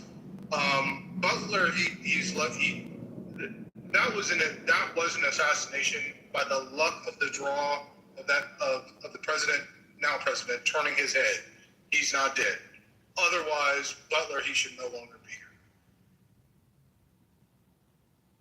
So Lord had raised an interesting point. And by the way, I don't agree with this, but it was interesting what he had said the other night out of the secret was that it wasn't that he was in on the conspiracy, but that they radicalized him, government people radicalized him to want to do this. He didn't know that he was being used, so that's why he would have done what he did and not worried about the consequences. So that's one possibility.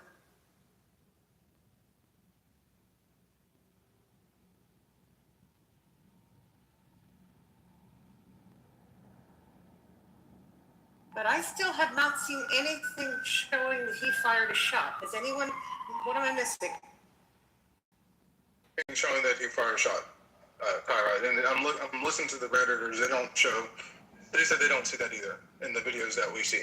But I also say, look, there are people that are radicalized, that I listen to on this app right now that are radicalized, right? Whether they recognize it or not, on the left and right. So if you consume enough media and you believe that one side or the other is toxic, demonic, evil, all the things, vermin, Nazis, all the things that we say, and maybe you take too much Adderall or what have you, and you believe that you are the arbiter of truth and you can make a change and a difference. There are a lot of people, unfortunately, who take these actions. So I don't find this conspiratorial. He sounds like a lot of people on both sides of the aisle that I hear all the time. No, look, I don't believe that. I think he did what he did because he was radicalized to do it on his own. I don't think it was set up. I do think that there are some questions about the shot and what he actually did, which has not been answered yet. Also about the officer's injury, which has also not been answered yet. It won't matter in terms of the charges because, as you pointed out, the fact that he was, trying to kill the president, which they could probably get him on, is life in prison. But they did also, I think, charge him with firing a shotgun in the commission of a felony or something like that. They'll have to take that away unless they have the proof of that. It won't matter probably, but I don't think that charge, we haven't seen the proof for that charge.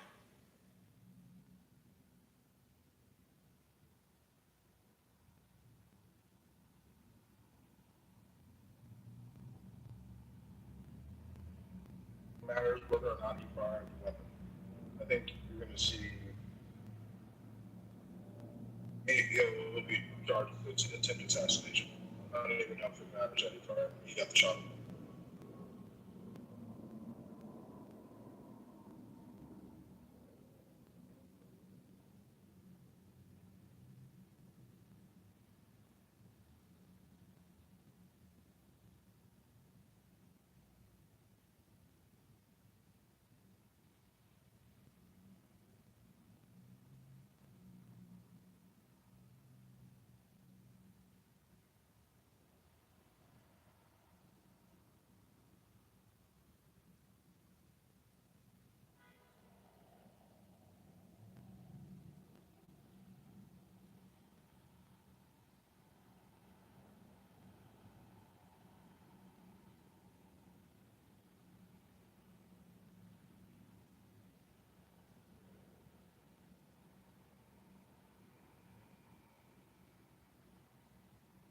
trying to see if they're thinking that he put the gun in the gym.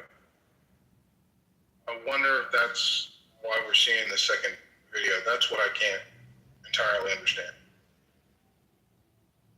But there's two videos, that's correct. There's two videos at the gym.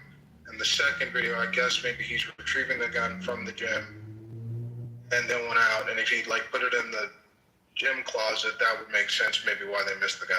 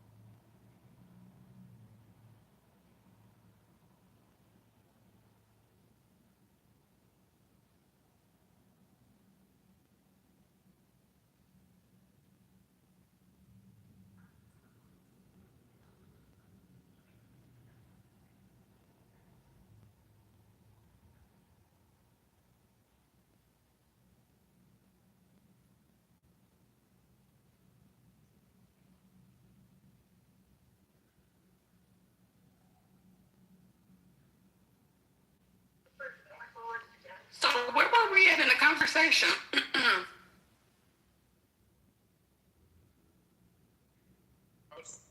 I was looking at some of these reports. He was armed before he went downstairs.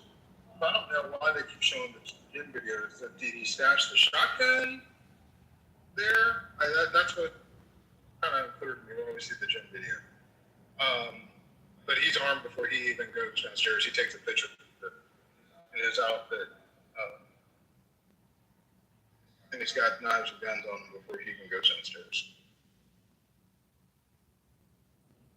So that was the selfie that he did.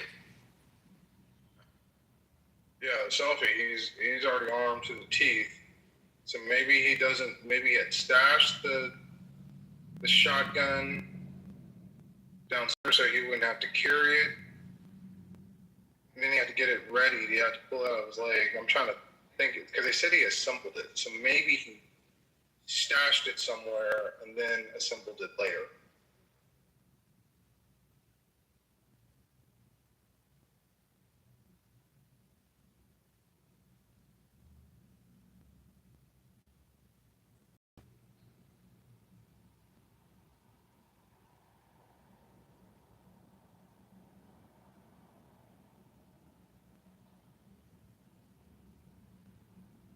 Mino White, knock it off in the chat.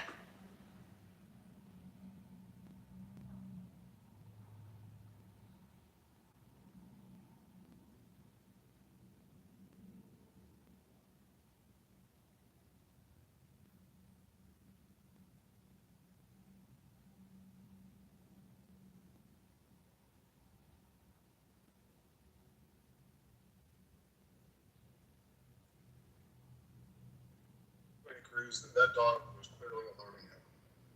And that should have been hurt. That dog was on it. Like, that dog was like, hey, there's somebody right here with a gun. I mean, I don't know if these people are experts, but they're saying that dog smelled the gun. And that's why that dog was sitting right there.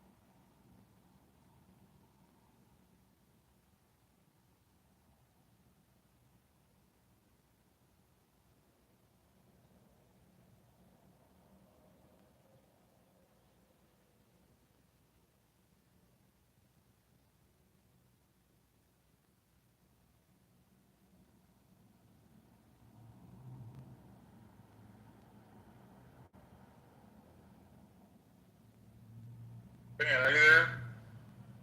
Yeah, barely. What's up? Yeah, I think looking at what somebody else has said, these are Redditors, but that second shot from the officer may have been what hit the Secret Service agent. He's right in the line of fire for it. Looks like the Cole Allen ducks. The bullet goes over his head and hits that officer. Or if not, I don't know where that bullet. Can't tell where that bullet goes, but it's right at that Secret Service agent standing there. Yeah, I'm gonna look on the I'm gonna look on that. I'm gonna look on those things on the what you call it, the red.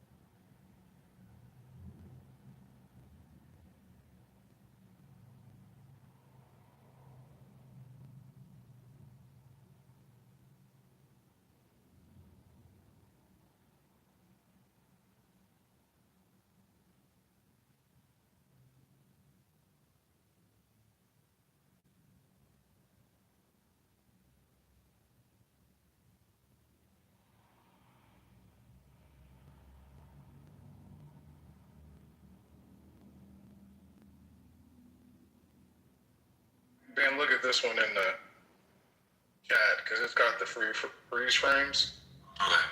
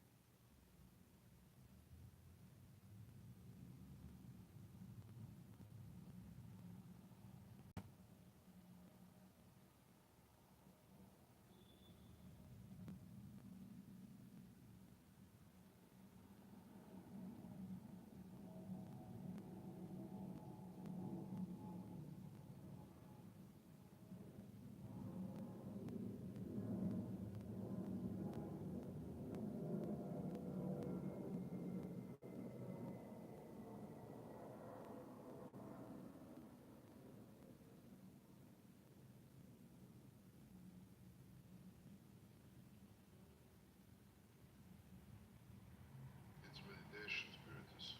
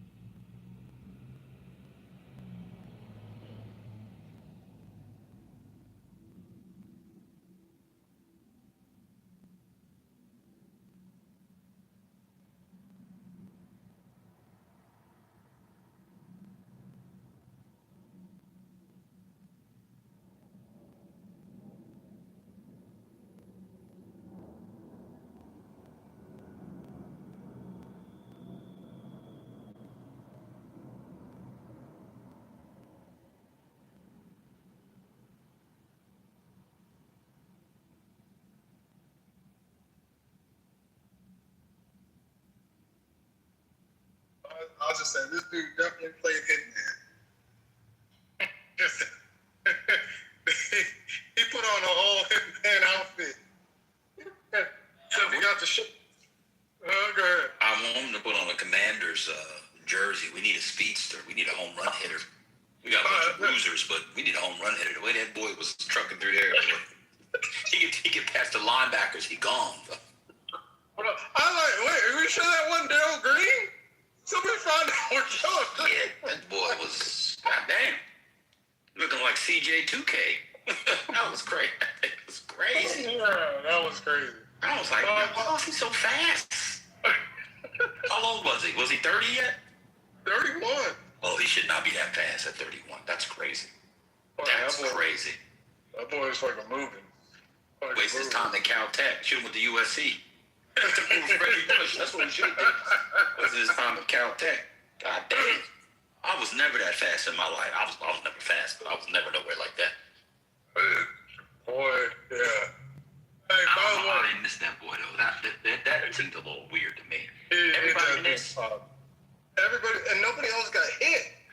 That's what the crossfire should have hit one of the officers on the first shot, and then on the second shot, it should have hit that Secret Service agent. So I'm a little weird. If you tell me that nobody got hit by that officer's wild ass firing, then I'm very confused.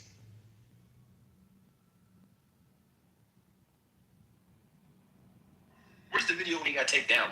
Anybody get the takedown video? There is no takedown video that I have seen. So the idea is what he got tripped or something?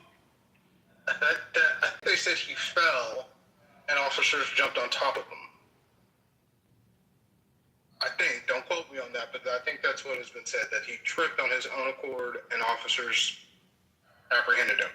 But I have to admit, it is, yeah, and he might have been tackled. Yeah, I've heard two different stories. But yeah, it is weird that, why don't we have a video of the door? I mean, that is a little strange. I have to admit, I'm not going to sit here and say, oh, this is all on the up and up. I don't see anything weird. A Washington Police Department officer should be ashamed of himself because he had a perp at point blank range and got off 4 shots and missed all 4. And then what were the other guys doing? I mean, by the time, and then she shot or he shot, there was like, I don't know, there was like 3 Secret Service guys. Took them a while to get their guns out.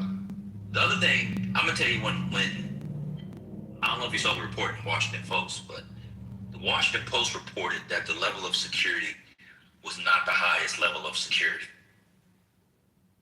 Something's off. Yeah, something's off. I have to agree on that. Like, it does not make sense that he was able to, at some point, because he was armed apparently in his room. Yeah, he took the selfie. See the selfies? Yeah, he took the selfie. He was armed. I don't know that he went and got the gun in the gym. I don't know that happened. But he was obviously armed in the room, came down from his room, I guess came down the elevator or the stairs, fully armed, and, you know, like, they're lucky he didn't take out other people in the, you know, there are a lot of people in the, you know, in the area. He would have obviously had that opportunity had he been a mass shooter instead of targeting the president. So yeah, there's a lot of things to ask questions about, but it's a problem when we allow everybody and their mama to have guns. In the U.S., you're going to have these dumbass situations. So on the oh, can I get this? I got that. On the so-called manifesto,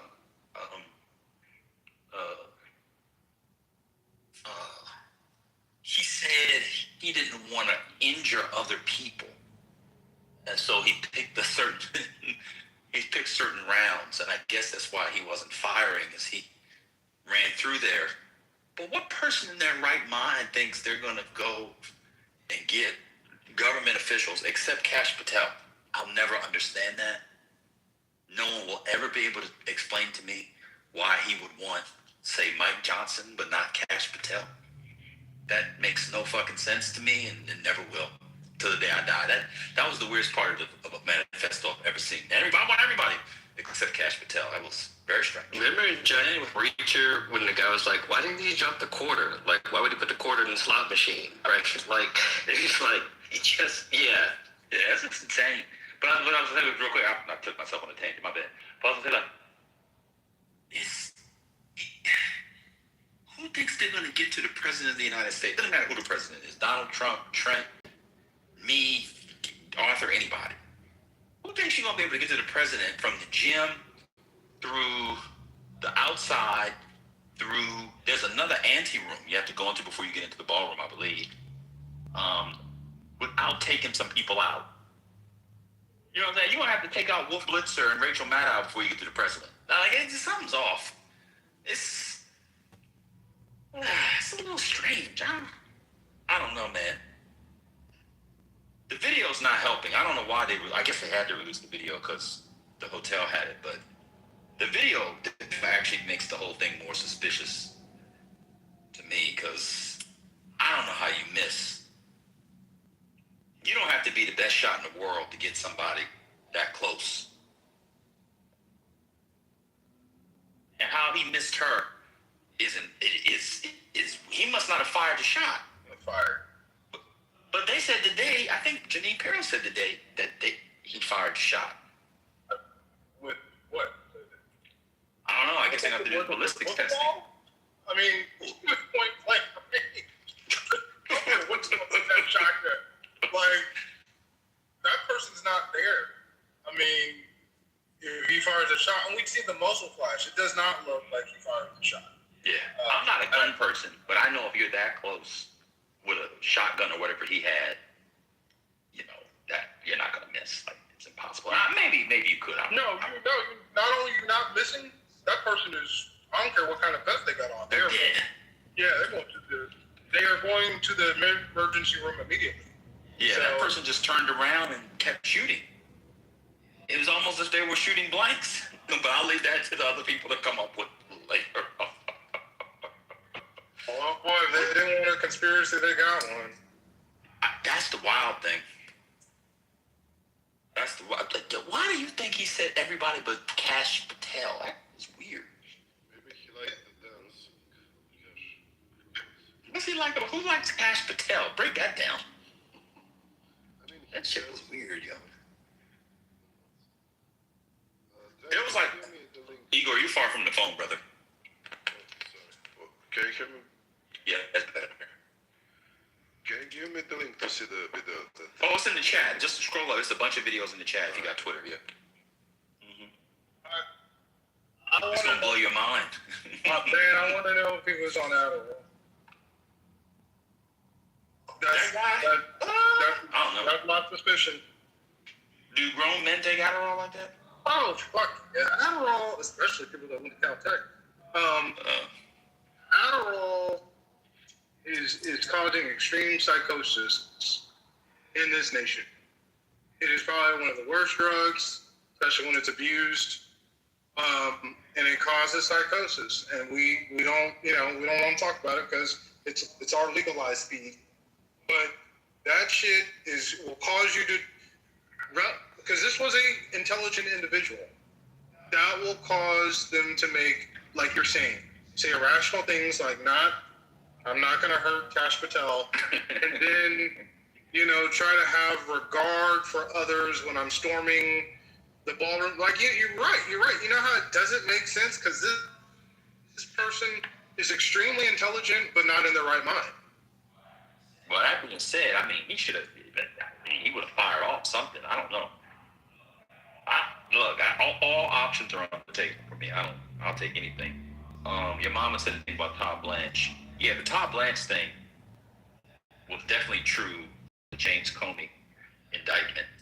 I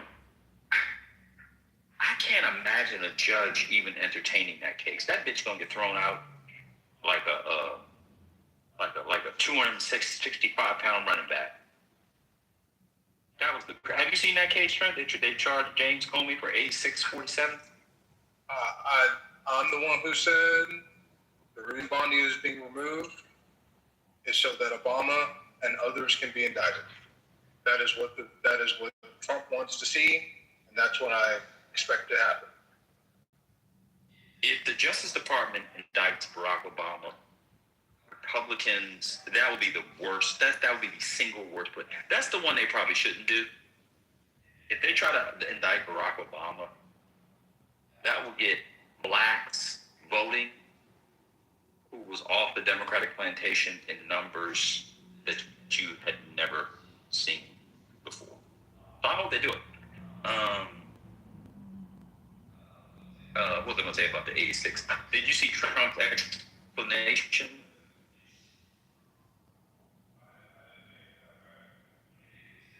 He said, everybody knows that 86 means to kill him. That's what the mob says when they give kill orders. Hey, Johnny Barbino, 86 them. Like, Donald Trump has to stop. That was the dumbest shit I have ever heard in my life. Like, he actually makes stuff worse. Like he did the tariff. I don't know if people realize that when he would talk about the tariffs, it actually made it worse. The legality of the tariffs. This is another one. Like, no mob boss says 86 them. Like, that's not. Only thing you 86 is the pasta fagioli. Hey, sweetie. Yeah. Hey, what do you want, Mo? Hey, tell Nico we ran out of pasta fagioli and no more ossobuco. And then he goes, come out and get some more baked ziti. I'm like 86. Like, that's the only time people use 86. Like, that was just so stupid. I've never heard that from the mob, but I gotta say one thing I forgot. I gotta thank my man Trump.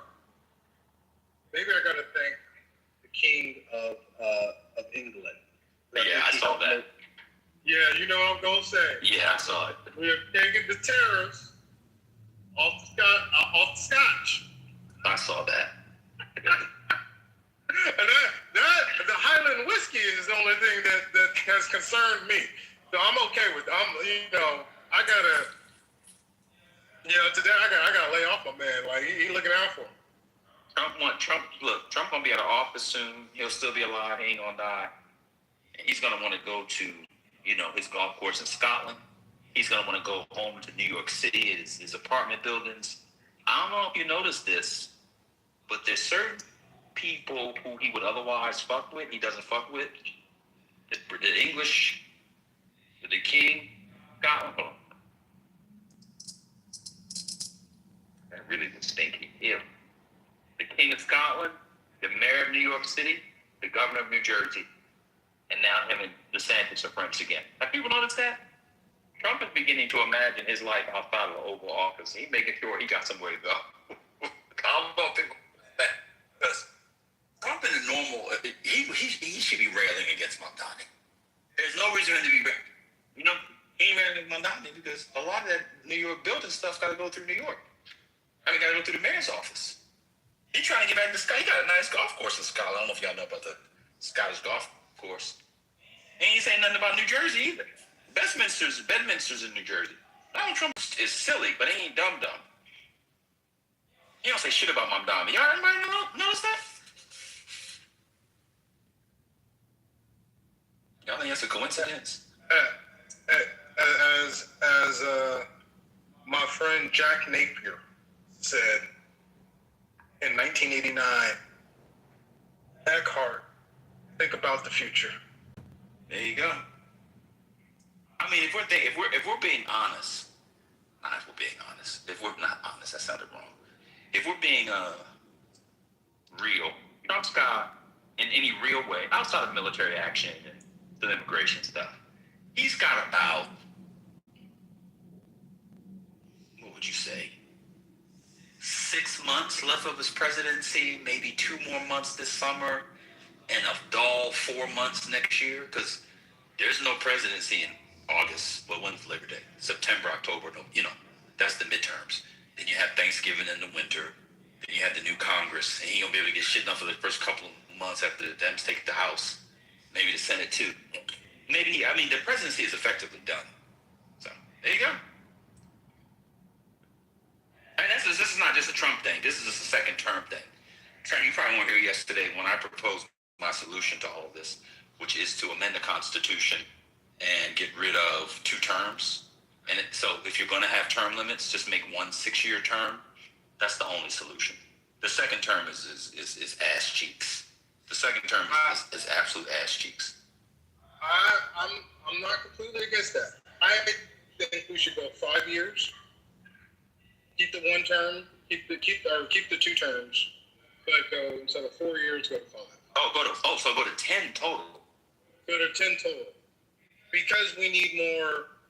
One of the reasons why China and some of these other places are able to get so far ahead of us is that they own like one path. And they don't deviate from that path. They say we're going to build this high-speed train. They're building a high-speed train. And they don't have to wait, another 4 years to see if we can get this overturned and da-da-da-da. Right. So they're able to keep going forward. So I actually think we should go 5 years and change Congress's terms from 2 years to 4. And keep the Senate at 6. Keep the Senate where it's at, yeah. Keep the Senate where it's at, and then we change the presidency and the Congress, so we can at least get some shit done before we change all the rules, like all the EVs. You know what I'm saying? All right. How much political sense does it make to say that the VP has to be the opposite of the president? Does that make too much sense or not enough? That's just crazy. If we would do that. Or Arthur, relatedly, go back to the runner-up becomes the VP. Y'all remember that happened at the very beginning? I don't know, man. People always say we gotta do like the founders, but we changed a lot of founder stuff. We don't do the electoral college like they used to do either. So I'm down with the loser becomes the vice president. That would be wild, yo. No, that would be fantastic. No, because then somebody's gonna get the head blown off, and they're gonna be blaming the other side. Like you can't. That's why we can't do that. No, we can't do that. They didn't blow off Jefferson's head on the Adams, and they hated each other. They'd be okay. I think it'll work out. But that was before. I mean, everybody had guns, but that was a different time. You know what I'm saying? They had the ARs. Yeah, they had ARs. Yeah, fucking bayonet.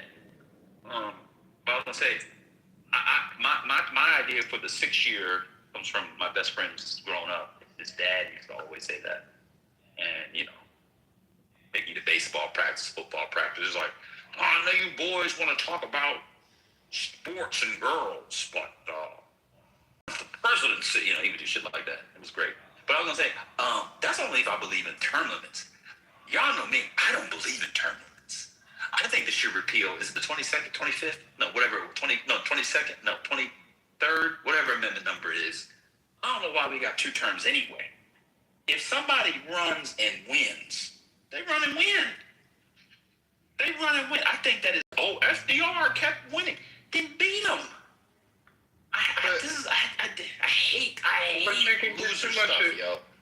Yeah, but you get too much. You can accumulate too much. What's the word I'm looking for? Something power. But you accumulate just too much power without term limits, and I agree. And then part of that is the problem. Part of that is the problem with our Congress now. If we keep people up there until they die, I mean, it's ridiculous. It's out of hand. And there should be term limits. I think there should be long. I think you should be able to serve 20, 30 years. I'm okay with that. But I think at some point you got to get somebody new in there. See, this is where, I think that's a slightly loser attitude. If you have these old motherfuckers, we just need to beat them. I like to win on the field, not at the owners' meetings. If you don't like the tush push, don't hope the league is going to change it. Just find a way to stop the tush push. And teams are increasingly stopping the tush push. I don't know if people saw it, but the percentages went down. No, your mama. This is the real world. I want that motherfucker repealed. I want to go back to FDR days. I want it repealed. Term limits are for losers. Here's the Democrats. We gotta pack the court. You don't have to pack the court. Just win the presidency and appoint court members. There you go. Look at Ed. You have the Commanders. And when was the last time Giants win the NFC Championship game? I'll wait. And when was the last time the Giants won a playoff game? 2011. I'll wait. People like to come after the Commanders. We were in the NFC title game 2 years ago. The Giants are looking at a boy named Jackson Dart and Cam Scatterbo. Imagine that you're going to win a Super Bowl in 2026 and your starting running back is a white boy. Man, what Philly did to Pittsburgh on the draft was dastard. Yeah, Philly should be to the Cowboys. They should get in prison for what they did to the Steelers. That was nasty. That was that. When I saw that, I actually didn't believe it. I'm not exaggerating. I read it 3 times. I was like, there was no way they had this boy on the phone. And the Eagles. I read it 3 times. Yeah, let's get into it.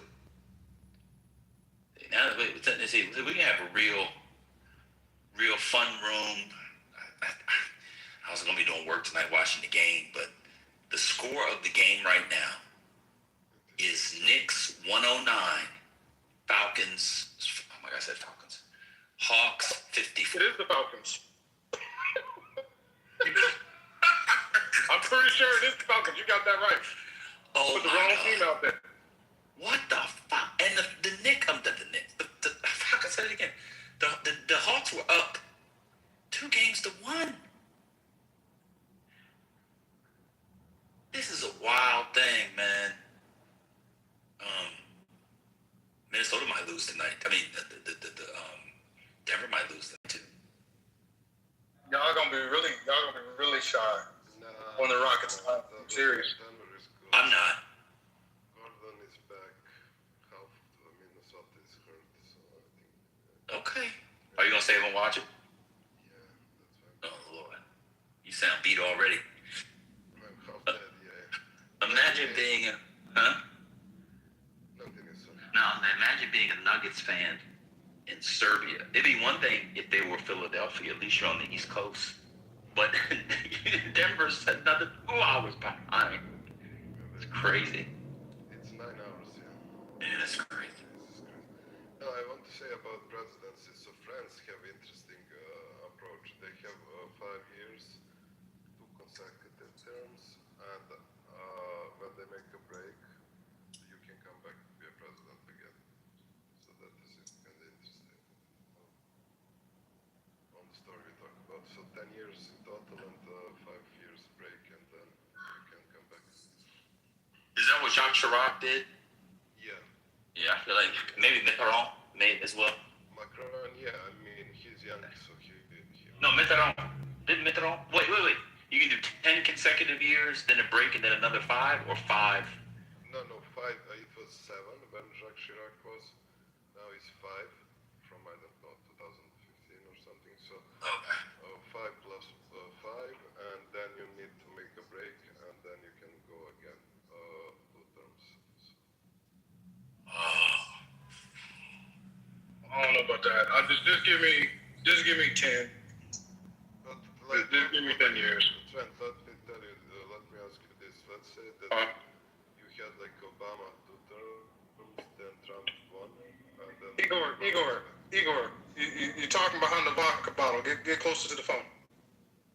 We can hardly hear you, brother. I'm saying like if you should just rest up.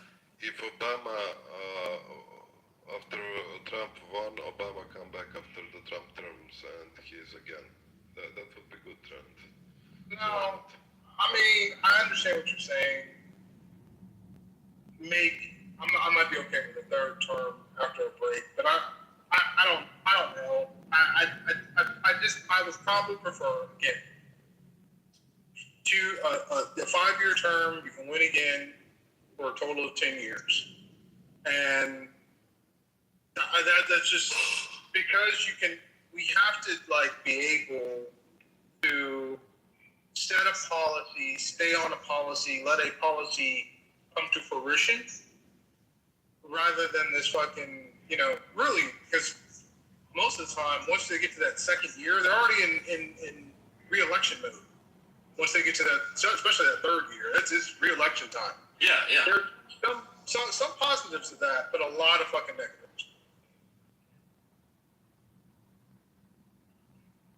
Yeah, I don't.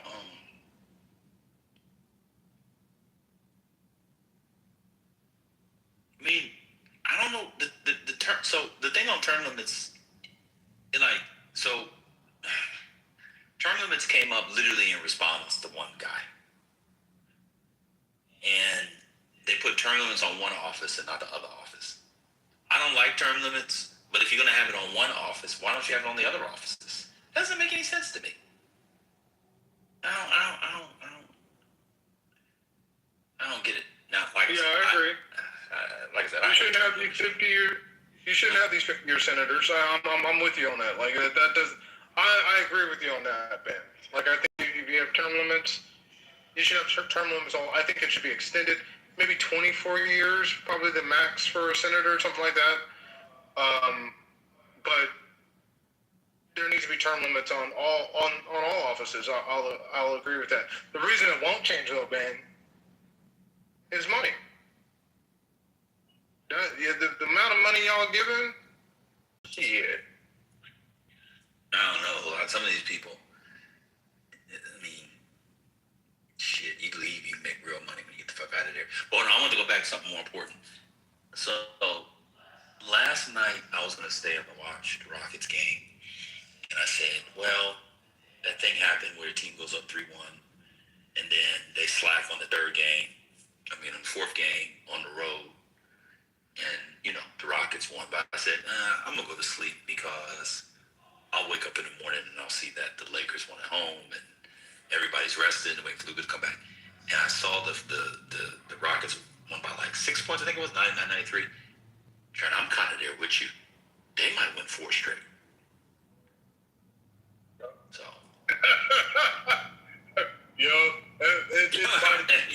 It might happen.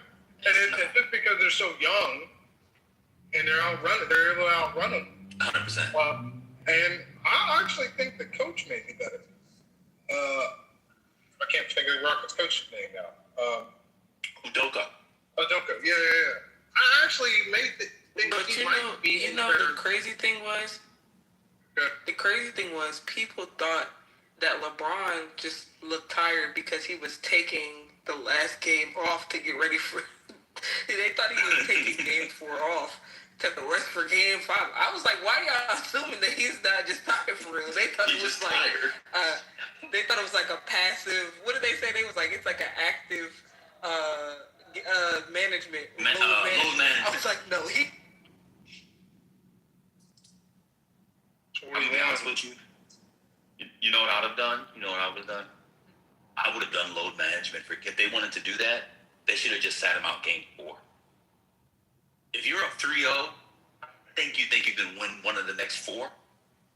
Because he was even more tired last night, and he's going to be tired tomorrow. Wait, Durant didn't even play yesterday, right? Durant hasn't played 3 of the 5 games, if I recall correctly. Is that right? Yeah. I think he's missed so. 3 games. Yeah. Basically missed. Yeah, he only played in 4 games. Basically missed all 4 games. Yeah. And the game he played the full game, they lost, right? Yeah, because he's still hurt. I have a hot take on Durant. Y'all not ready for this, so. I am. I just got some. All right, well, hold on. I'm not ready yet, so I'm going to sit down. I just got some ice for my Diet Coke because I'm going to stay up and watch the games tonight. Y'all not ready for this. I'm going to go ahead and say it. I'm going to say it after I open my Coke. My Coke opening will be your trigger warning. There it is. Are you putting peanuts in your Coke? If you tell me he's dirty, I'm gonna tell you I already know. But go ahead. No, it's not that. Durant is just stealing money at this point. There is no world in which a team that Durant is on will get to the finals. He's not clutch anymore. He costs too much money. He requires the ball too much. I agree. I don't get with you on that. Like, nah. He shot. I'm looking. I was like, did anybody up? Yeah. He shot over 50% from the floor and he's averaging 26. I mean. Yeah, but they're not gonna win. I agree with you. He's a numbers guy. I just looked it up. I didn't know. By the way, peanuts and soda. You know, my great-grandmother died about 20 years ago, but next time I pull up the Ouija board, Dr. Library card, I'll ping you in so you have somebody your generation to talk to.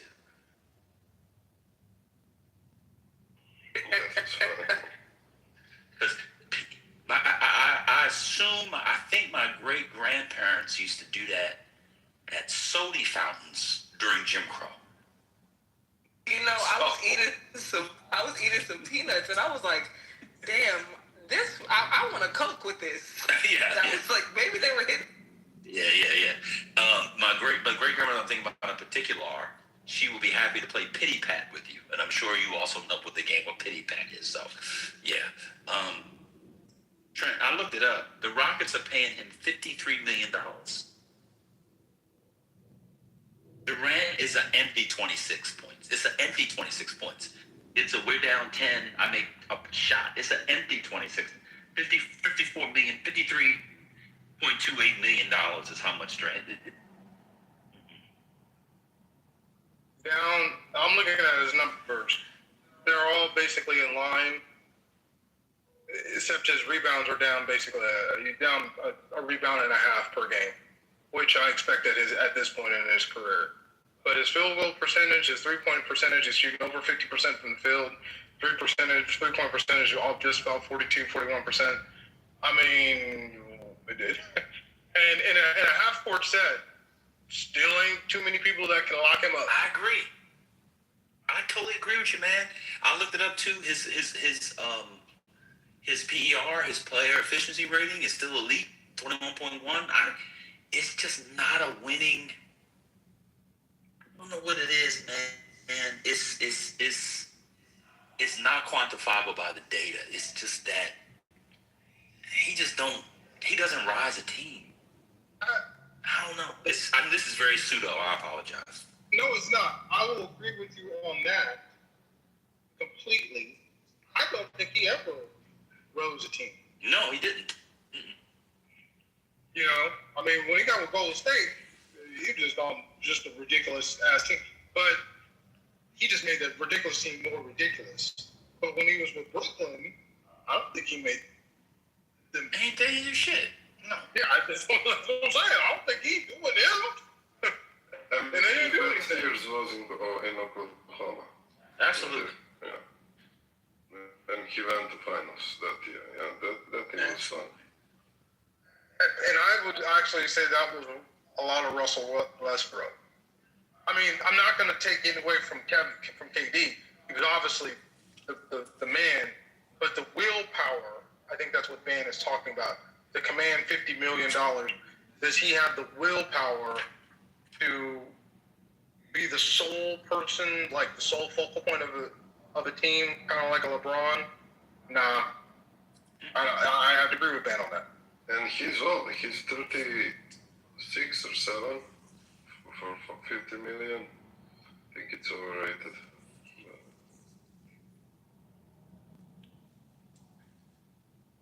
Is Doncic coming back for playoffs or he's out for the season? Yeah, he'll be back in round 2. Okay. Well, I'm glad KD didn't come take our money. Let me stop. Look, I'm saying that, but I'm a half Rockets, half I'm really a Lakers fan. Rockets are my second favorite team, but I want to see the Rockets kind of win this series. Kind of. I don't know. I'm kind of split, but kind of want to see them win this series. But Durant, if he's on the floor, and it's a game 7, and it's him and LeBron, and it's the fourth quarter, and somebody's got to score. Last 5 minutes, I'm actually putting my money on Durant right now. At this point, I probably would too. But I don't think they would do that. I probably would too.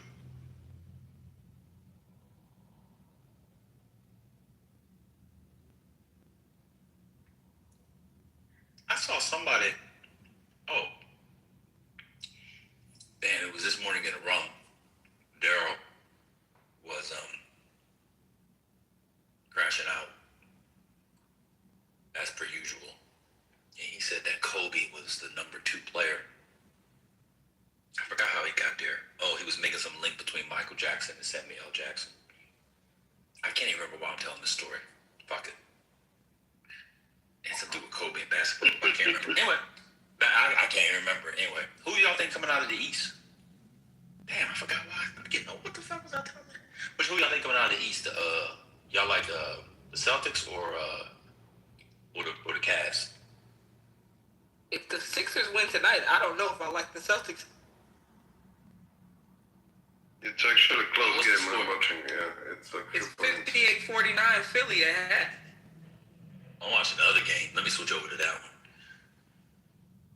one. It's on NBC Sports or Peacock. Does that come with NBA TV? I mean, yeah. YouTube TV? Okay. I think it's on YouTube. Yeah, I got it.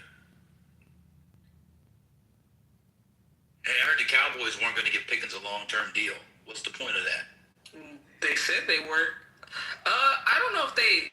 I'm not gonna lie. If I'm being 100% honest, I don't know that they should just yet. But I think he might need to do it again, just because of, you hate to say it, but the players that are not good character guys, when they get a deal, like who's gonna be Brandon Ayuk? Like, you know what I'm saying? So it's a lot of risk there. That's all I'm saying. If he'll play on the tag, the $30 million, if he does it again, then give him a deal. But I think the Bengals fucked that up for a lot of wide receivers. Like, a lot of teams are not going to give. Yeah, with the T. Higgins thing. I feel like a lot of teams now are like, I'm not doing 2 long-term number 1 wide receiver deals, because the Bengals are ass. Like, I don't know how they can ever improve their defense with the cap situation they have. What is Burrow get 55?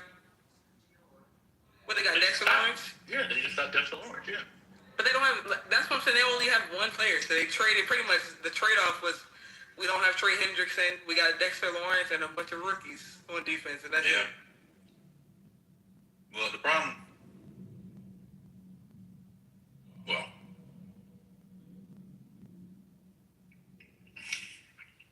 clearly they did that because Joe Burrow made them. And while Joe Burrow is my favorite quarterback, and if I was starting a team and injury concerns weren't a concern, that's who I would pick over everybody.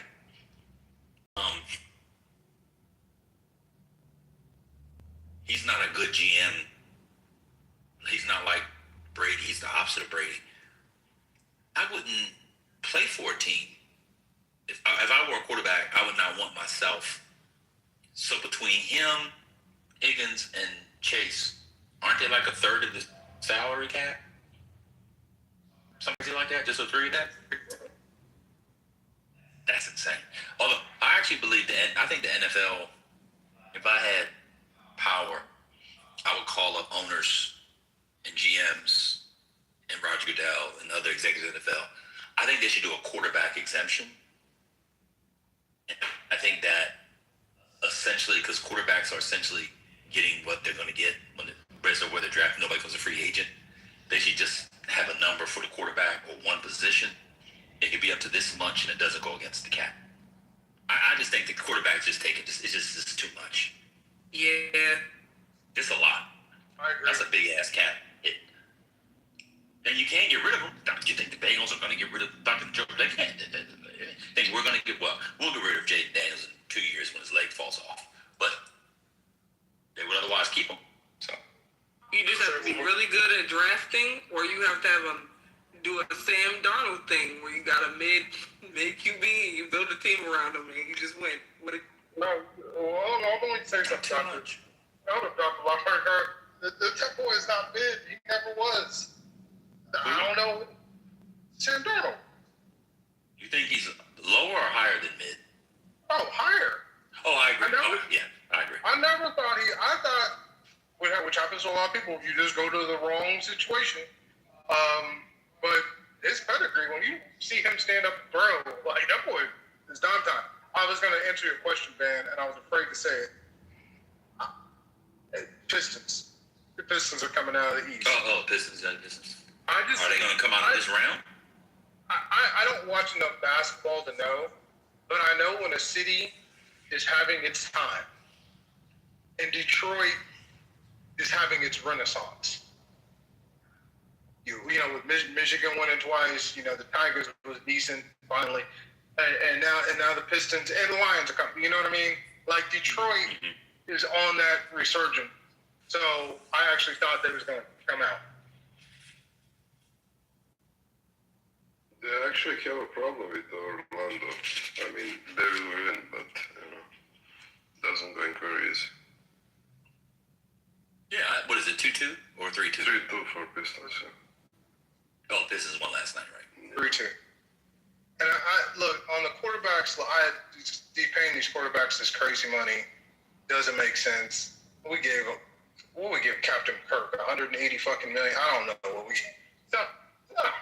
We drafted a number 1 QB, which I get. You need a mentor QB, but I actually think Kirk Cousins is going to ball out for the Raiders, and Mendoza's not going to see the field. This is like my fear. This is the only thing that could happen to the Raiders. They make the playoffs, and Mendoza doesn't see the field in his first year. That would be hard. But I see it because the team is not bad. The team is not bad, and He Kirk got Cousins is good because y'all traded somebody and got him back. So now y'all are. Yeah, that's Crosby. That's right. Crosby came back. You look around. I'm like, oh shit, we got a squad. Like we need a lead receiver. But the quarterback situation is out of hand because you got to luck up and get like a Purdy. You know what I mean? Somebody that can play out of the box, and you can get them cheap for the first 5 years. And that's how the 49ers could load up. But otherwise, drafting these high-ass QBs, they eat up too much freaking money. Look at the Browns and their situation. I don't know if exemption is the right thing to do, but we got to do something about quarterback pay because it's out of control. That's what I meant. Sorry, when I was calling Sam Darnold mid, I didn't mean he's mid. I meant like you have to have a quarterback that's perceived as mid so you can get him on a mid contract. Like that's what you have to do to be able to build a good team. I don't know what's wrong with the Bucks. They should be able to build better around Baker because they ain't paying him that much, and he's like serving. I don't know their cap situation at all, but they should be better. I actually think Todd, what's his name, is. I used to defend him as a head coach. I think he's probably mid at best. Yeah. Todd Bowles, that's his name. Yeah. He should just go be a defensive coordinator like the guy in Philly. Fangio. I don't get Lola. Why are y'all talking like that? They underachieve. Every year. Yeah, they underachieve. Where did they go last year? Did that make it to the conference finals? No, they lost in the first round, I think. It was in the first round? No, they didn't make it to the playoffs. The Panthers. Oh, they missed the playoffs? Yeah, they lost the division to the Panthers at the end. That's what I'm saying. Yeah, they did. Yeah, that's right. Yeah, that's not good enough. Baker had an MVP season the season before. That's not good enough. Now, and that was like his last season. The Panthers are about to be in trouble because they have to decide if they want to pay Bryce Young or not. That'll be interesting. It's a very easy question. Mighty Mouse. That boy is like 5'7", 180 pounds. I swear I was his size in 11th grade. Like I was taller than 5'7", 11th grade. Like that's a small guy. But if he plays well this year and they win the division again, they're not going to have a good enough pick to draft a replacement. There's no who would they sign? That's what I'm saying. They're gonna be in trouble. They gotta decide. They're gonna have to hope the Raiders give up Kirk Cousins. Because do a Kirk Cousins, do a Sam Darnold type thing. Because I can't imagine signing Bryce. Could you imagine signing? So Bryce Young obviously wouldn't get a Josh Allen deal. He would get like a.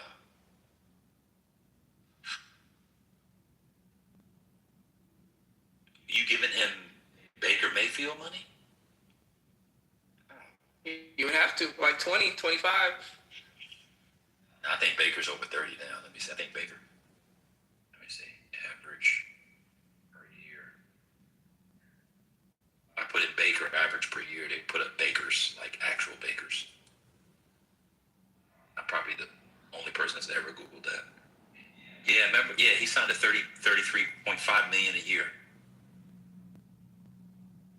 I don't know, Doctor. $50 million guaranteed. I don't know if I could sign Bryce Young that deal. That's what I'm saying. They want to find a new quarterback then, or they're gonna. What's the other new? Who did new Sam Darnold? What's his name? Zach Wilson. What Zach? Yeah, Zach Wilson. Whoever is the backup for the 49ers. Mac Jones. Mac Jones. There you go. There you go from one noodle arm to the next. But he's probably better. Although, what's the name can ball out a little bit?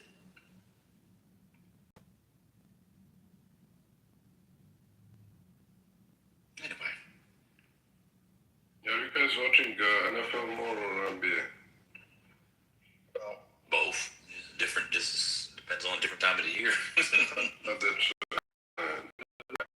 most Americans, it is NFL. NFL promotes, yeah. It is NFL, and it's NFL by far, and it's NFL increasing. That's what's crazy. When you look at the numbers for viewership of the NFL, it's the one that is growing. MLB is actually growing. A lot of it has to do with Ohtani.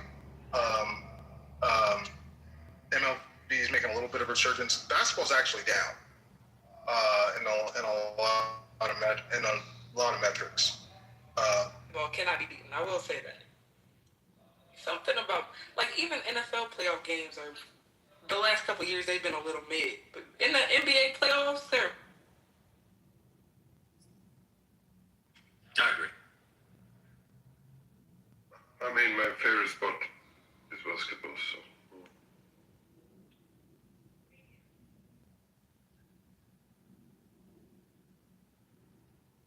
Have you ever been to the U.S.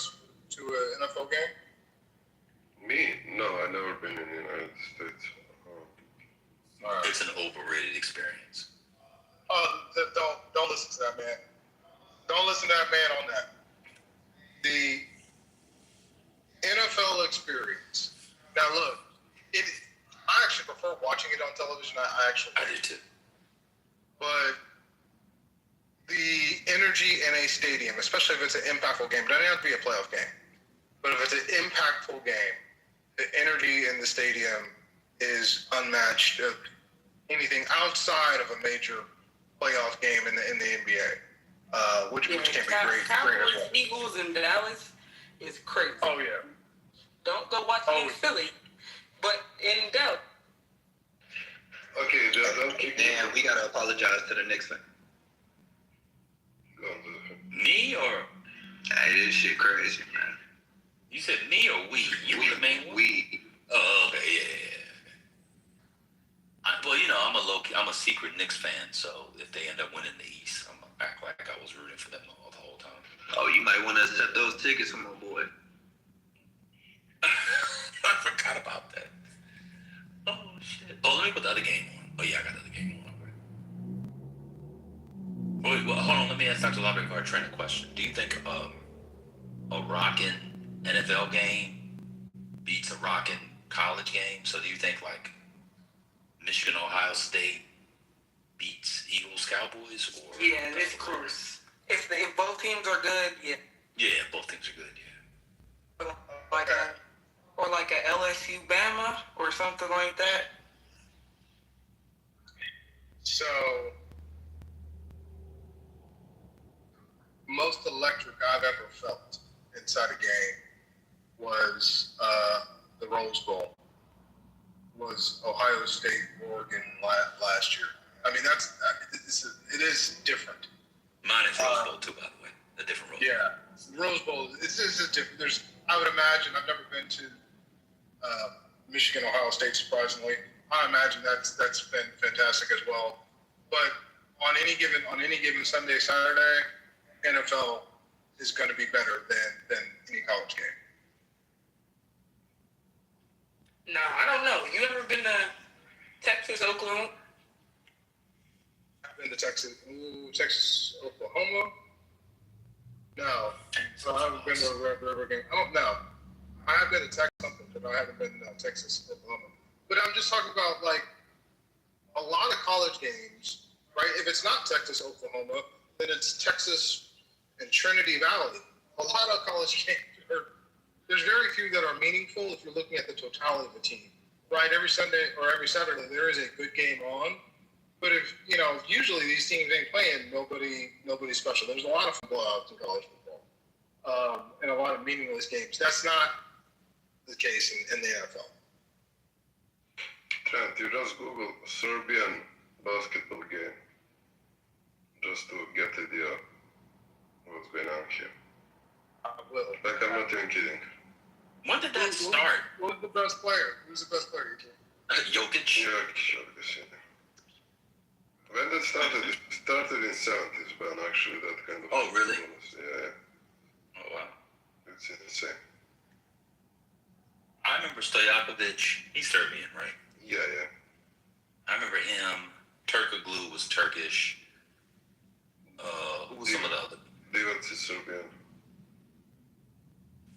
Oh, course. Oh yeah, Blondie Diva. I always forget he was Serbian. This is gonna sound horrible. It's gonna be a little pseudo. If I had like a glass of wine or a drink, and somebody asked me what race Vlade Divac was, and I wasn't thinking, I would have said black. I don't know why I think Vlade Divac is black. I know I can't be the only one. I would have said black. I'm sorry. All right, y'all. Oh God. Was Drazen Petrovic? He's a Croat. What? Croat? Croat, not far. Up the sea. A little north, north and west. Yeah. He and David was the best friends. And then the war started and they stopped talking and yeah, he died. And there is a good documentary if you guys want to watch. Oh, really? Is it in English? Yeah. Oh, there is translation, yeah. So he talking about like their relationship and everything with talking with his mother and brother, that is like his biggest regret he ever, lost connect. Because like Vlade Divac was chill, he was smoking, like making the mess. Drazen Petrovic was insane worker. So the national team, they were putting them together. So the idea of the coach was like to push Divac to work out and Drazen Petrovic to relax, And they had a great relationship and then war started and then everything blew up. But yeah, it's a good documentary actually. So I feel like one reason the Serbian players, one reason why we know Divac is because he was on the Lakers. But a lot of the other ones who were good weren't on as good teams. Yeah, but Stojankovic and Divac made a good run in the Sacramento. That was, I think, a big of their... Yeah, they were in the Kings. Yeah. I think they might have got to the Western Conference Finals one time. Yeah, I guess... Chris Webber was on that team, right? Yeah, Chris Webber and what was that play? Bald one, the small one, he was good. Bibi is... What his name? Yeah, I forgot. Yeah. Mike Beebe? Mike Beebe, yeah, that was Webber, Divac, Stojankovic, Mike Beebe, yeah. Do you remember Jaric? He was playing in the Timberwolves. He was really good for our national team, but I don't think he was married Adriana Lima, the supermodel. Let me see. He was like decent in the NBA, but he was like very good in national team. Yadic? How do you spell it? Tadic or Yadic? How do you spell it in English? I don't remember Yadic. You remember Yadic? I really wrote in the chat tonight. Not okay. Jaric.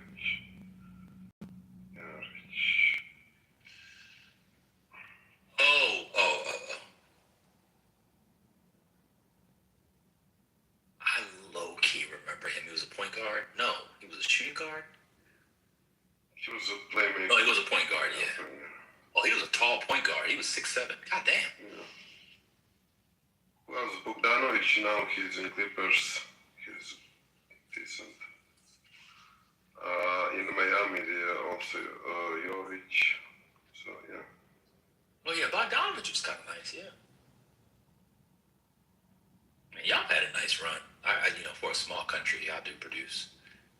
I mean, Yugoslavia had like a great school, and we are the second tallest people in the Europe or third. So, do you remember Darko Milicic? He was like a second. Yeah. Of course, yeah. He's the biggest fraud ever. He was the second pick, and he was just like little bit. Was it the Pistons? Yeah, and he was in the draft with Wade, LeBron, yeah. Carmelo Anthony. Yeah, and he ended up second pick, yeah. He's not doing kickboxing, he's fighting in the ring. Yeah, he's not the one. Is he good at kickboxing? Nah, he's shit.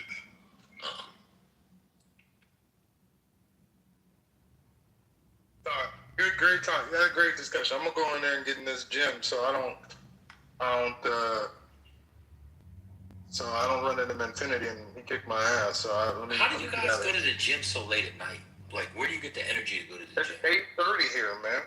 That's what I'm saying. I can't. energy chews? Not this late. I'm sensitive to. I do anything energy wise. Pre-work right now. I'll be up all night. But now I can. All I'm gonna do. I'm just gonna do 12 kids, sir. Huh? Me? No, Trent doesn't have 12 kids. Oh, yeah, no, but I never could. But even when I was in college, like, people would go to the gym at night. I could only, play basketball at night, but I couldn't, lift weights at night. I don't know how y'all do that. Did y'all lift after football practice, brother, or did you guys do it in the morning? I could do it in the evening. No, we normally do everything early morning. So we would get up at 5 and be at the gym at 5:30. Yeah, I could do that before night. Well, I hated that. I can do evening workouts. But, I understand why they do it in the morning. I can't do myself. Yeah, let me give you some look, cause we about the same age, man. Get on that leg press late at night. Ain't got to be heavy, okay? Because when it's time to go to bed, you be ready. She'll be ready for you. I'm just telling you that you That's don't a need. good idea. Yeah, I'm trying to tell you. That's what gets when you get that lower blood flowing. Keep you off the hymns. Keep you off the jealous. That's a good idea. I'm not jealous. Anyway. I'll let y'all. I'm a booming too. See y'all. God bless.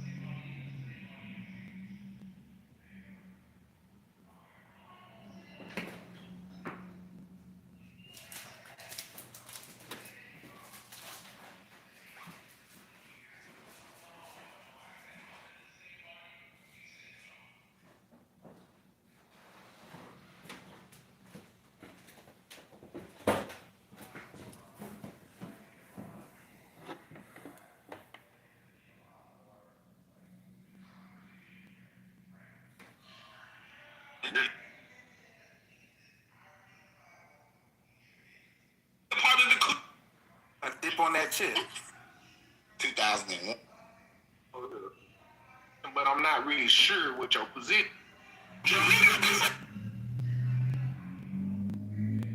And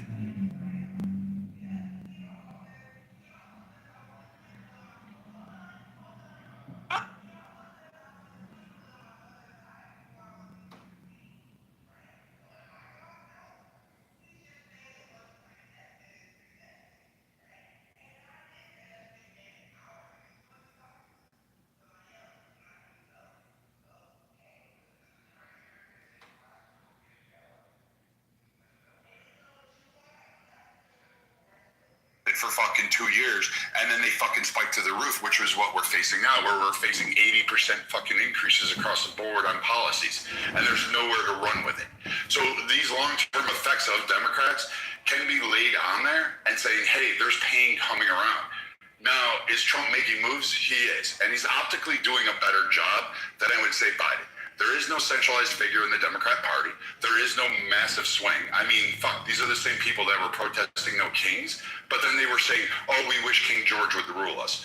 These people have no sense in what they have going on, and so there is no, like, laid out plan. Listen to the congressional hearings today with Hegseth and the war. You've got Warren going, should we stop insider trading? And I'm sitting there going, listen, like, this is a woman who actually profits off of fucking insider trading. She's worried about the betting fucking markets. Like, I mean, nobody is believing this virtue signaling that they have going on because it's not helping them.